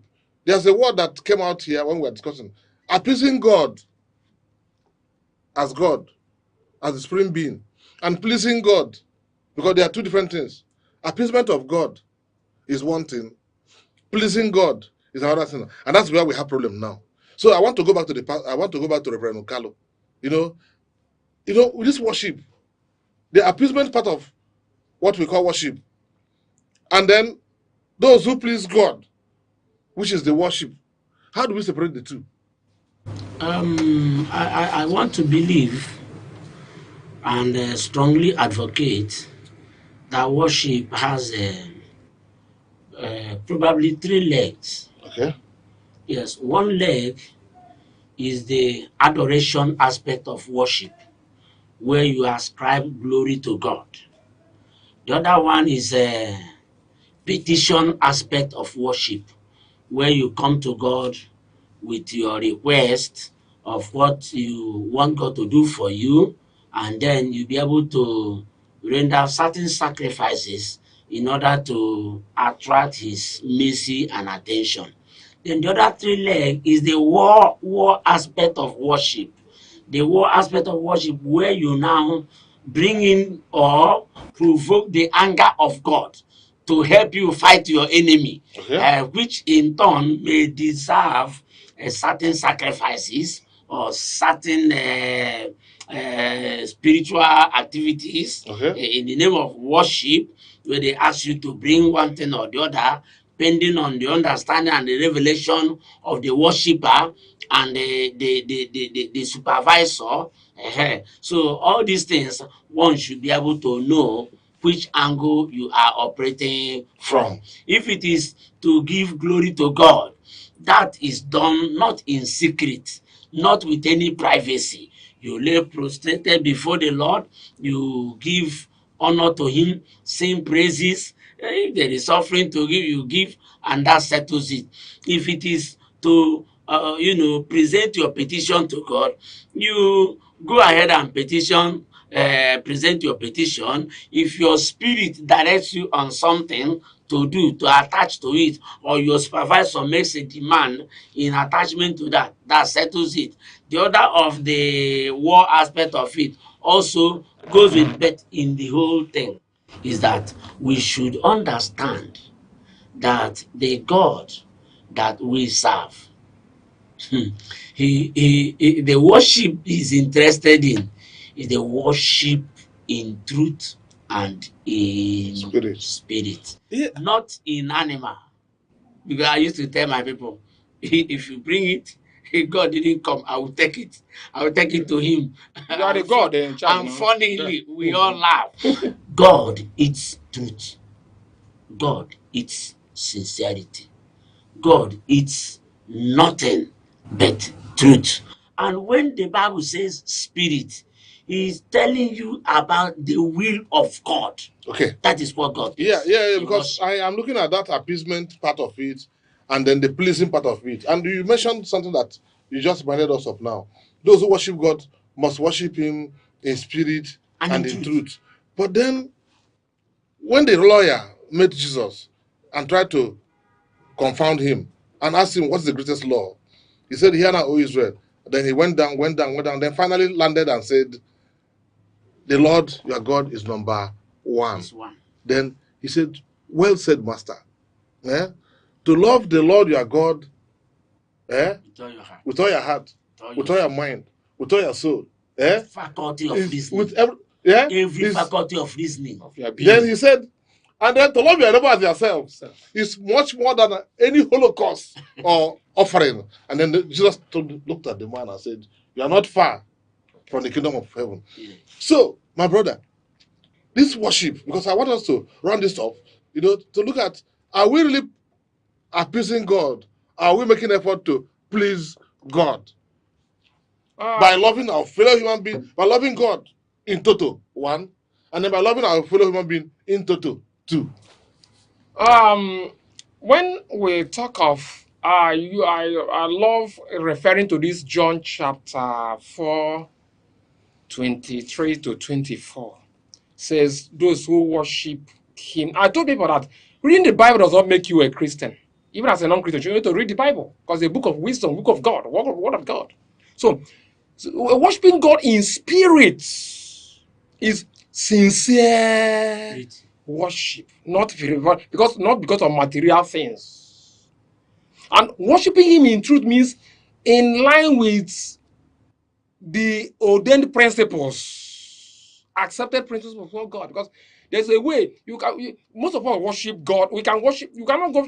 We can worship God sincerely, but imperfectly. Okay. We can worship God sincerely, but yet imperfectly. Yes. But he understands that one. So now, a lot of worship these days are hosted on appeasing God. Because pleasing God means to do what he has ordained in the holy book, in the Torah, in the prophets and the law. But appeasing him is just to get your needs satisfied. That's why I tag religion, most of the religions today are religion of needs. So then, but the acceptable service to God is pleasing God. Once you please God, you are offering God the true worship. Appeasing God is just like I've mentioned it that every true man of God, like Reverend Carlo, has the altar to bless and altar to fight. Every true man of God, because there's a way you insult him. He said, if I, Reverend Carlo, serve Almighty Jesus Christ, as a provoke me that you have accused me of nothing I'm innocent of, let it be. He will curse you. On the same altar of Jesus Christ, he will curse you. Then, but when he comes to bless you, he said, I am a servant of Almighty God, I bless you. Likewise, any traditional native doctor has the altar, they call it Ago. He has the altar to bless and altar to fight. That is Jews at the Bellum and Jews in Bellum. You know what I'm saying? So there's altar for blessings, that is for to pleasing, to seeking things from God. An altar to please God. But today, that altar to please God is very scarce. It's altar of appeasing God, just to get God to do what, or that deity to do what you are seeking for, but not that you are doing it in sincerity. So what do you tell our viewer now as you are concluding? What I'm telling our viewers that every worship should center on pleasing God. Not say, when you please, he said, seek first ye the kingdom of God, and another thing shall be added. So your ultimate worship should be to please him, and when you please him, that thing you are pleasing for will come naturally to you, and you have a very good life. Yeah, and what message do you have for my us? prof, you have your size. He has his sizes. Okay. I have my sizes. Yes. If I know your size and I go to the market, I get things that fits your size. We need to understand the size of the God we are worshiping. Okay. When you understand the size of God we worship, you know the right worship. We don't worship him for what we can get from him. We worship him because of who he is. Understanding who he is directs us adequately, accurately, appropriately on how to worship him. So I think I should tell our viewer, it's important to know this God first. When you know him, you know he doesn't need a cow. The cow goes to the priest. But you are doing it because it is an item, a doorway of expression. I am giving it to God. God has his servant that will take it, and his servant takes it. Still, your faith in him delivers your desired result. Correct. So it is not what we get from him. It is the understanding that we have concerning him that creates the atmosphere for our worship. Okay. So, viewer, it's a complicated issue, this worship thing, because throughout human civilization we have had issues of people, from the days of Cain and Abel. Cain went about doing whatever he felt like doing, and Abel would spend time and do his own. And all of them were involved in worship. And some people believe in moving like the stories of those who worship Baal and how they wound themselves. The story of our brother, the one that killed the 400 prophets of Baal. Why should I forget his name? The prophet Elijah himself. We have Elijah and how he did it, and Elisha and how he did his own, and so on and so on. Elisha, the prophet, who was the warrior. He was a big warrior, but not like other. He was a very, very big warrior. The prophet in Israel, and so on and so on. Our God believes in reciprocity, like that lawyer told Jesus, to love your neighbor as yourself is much more than any sacrifice or any holocaust Holocaust you can even name. And for me, I continue to ask myself, in Nigeria, are we truly involved in worship? And with that, we leave you with that thinking, whether we are truly involved in worship. Because what is happening in this nation today is really, something, it's mysterious. I will call it, they are all mysterious. So we'll leave it at that. And hope that by God's grace, we shall come next time to look into matters as they arise, looking at the mysteries of life.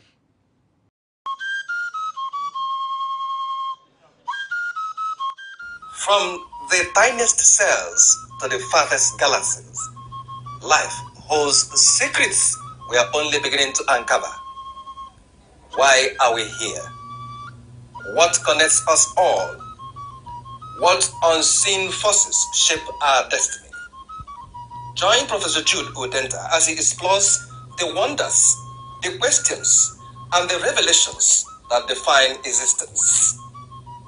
Mysteries of life, where every answer sparks a new discovery. Watch now on Aneke TV every Monday.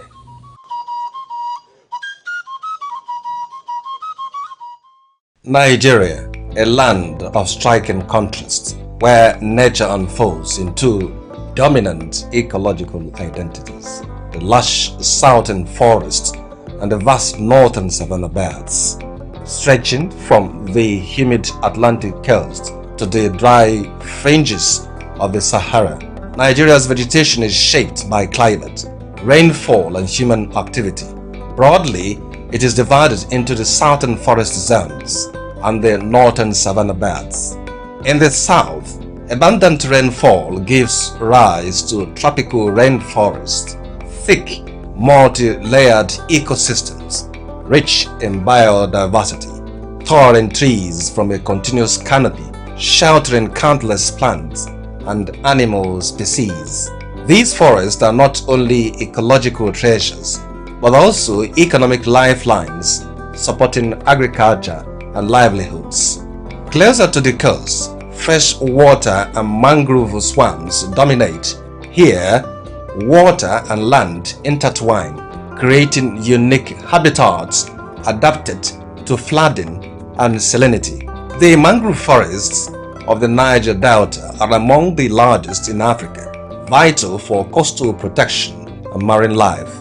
Moving northward, forests gradually give way to the Guinea savanna, a mix of tall grasses and scattered trees.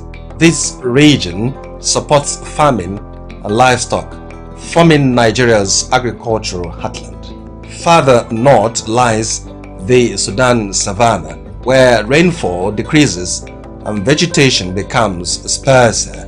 Life here adapts to longer dry seasons and harsher conditions.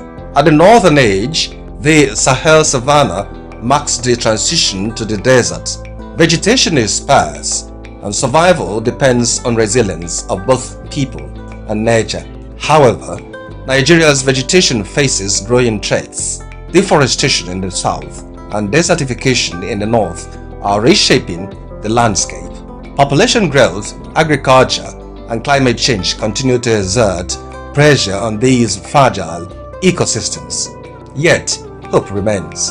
Across the country, conservation efforts are taking root, from reforestation projects to sustainable land management practices, from the dense forests of the south to the open savannas of the north. Nigeria's vegetation tells a story of diversity, resilience, and responsibility. A story that calls on all of us to protect the natural heritage we share. Every second, the world changes, markets rise, leaders speak, stories unfold. To keep up, you don't just need news, you need clarity, you need speed, you need perspective. That's why Aneke TV brings you the global pulse. Accurate, reliable, right when it matters most. Aneke TV. Move with the world.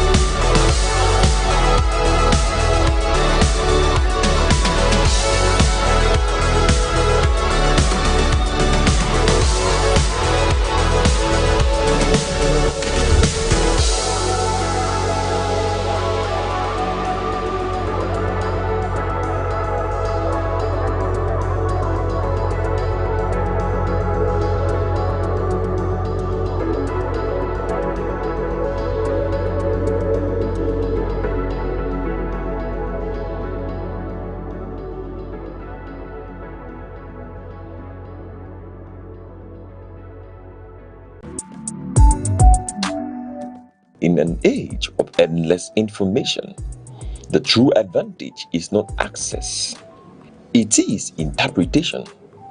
Welcome to Aneke TV, where journalism goes beyond headlines, beyond reaction, beyond speculation. Here, stories are investigated, issues are analyzed, voices are challenged, because an informed society is a stronger society. A discerning audience is a powerful audience. We are live, daily broadcasting, relentless clarity. Aneke TV, where knowledge meets broadcast.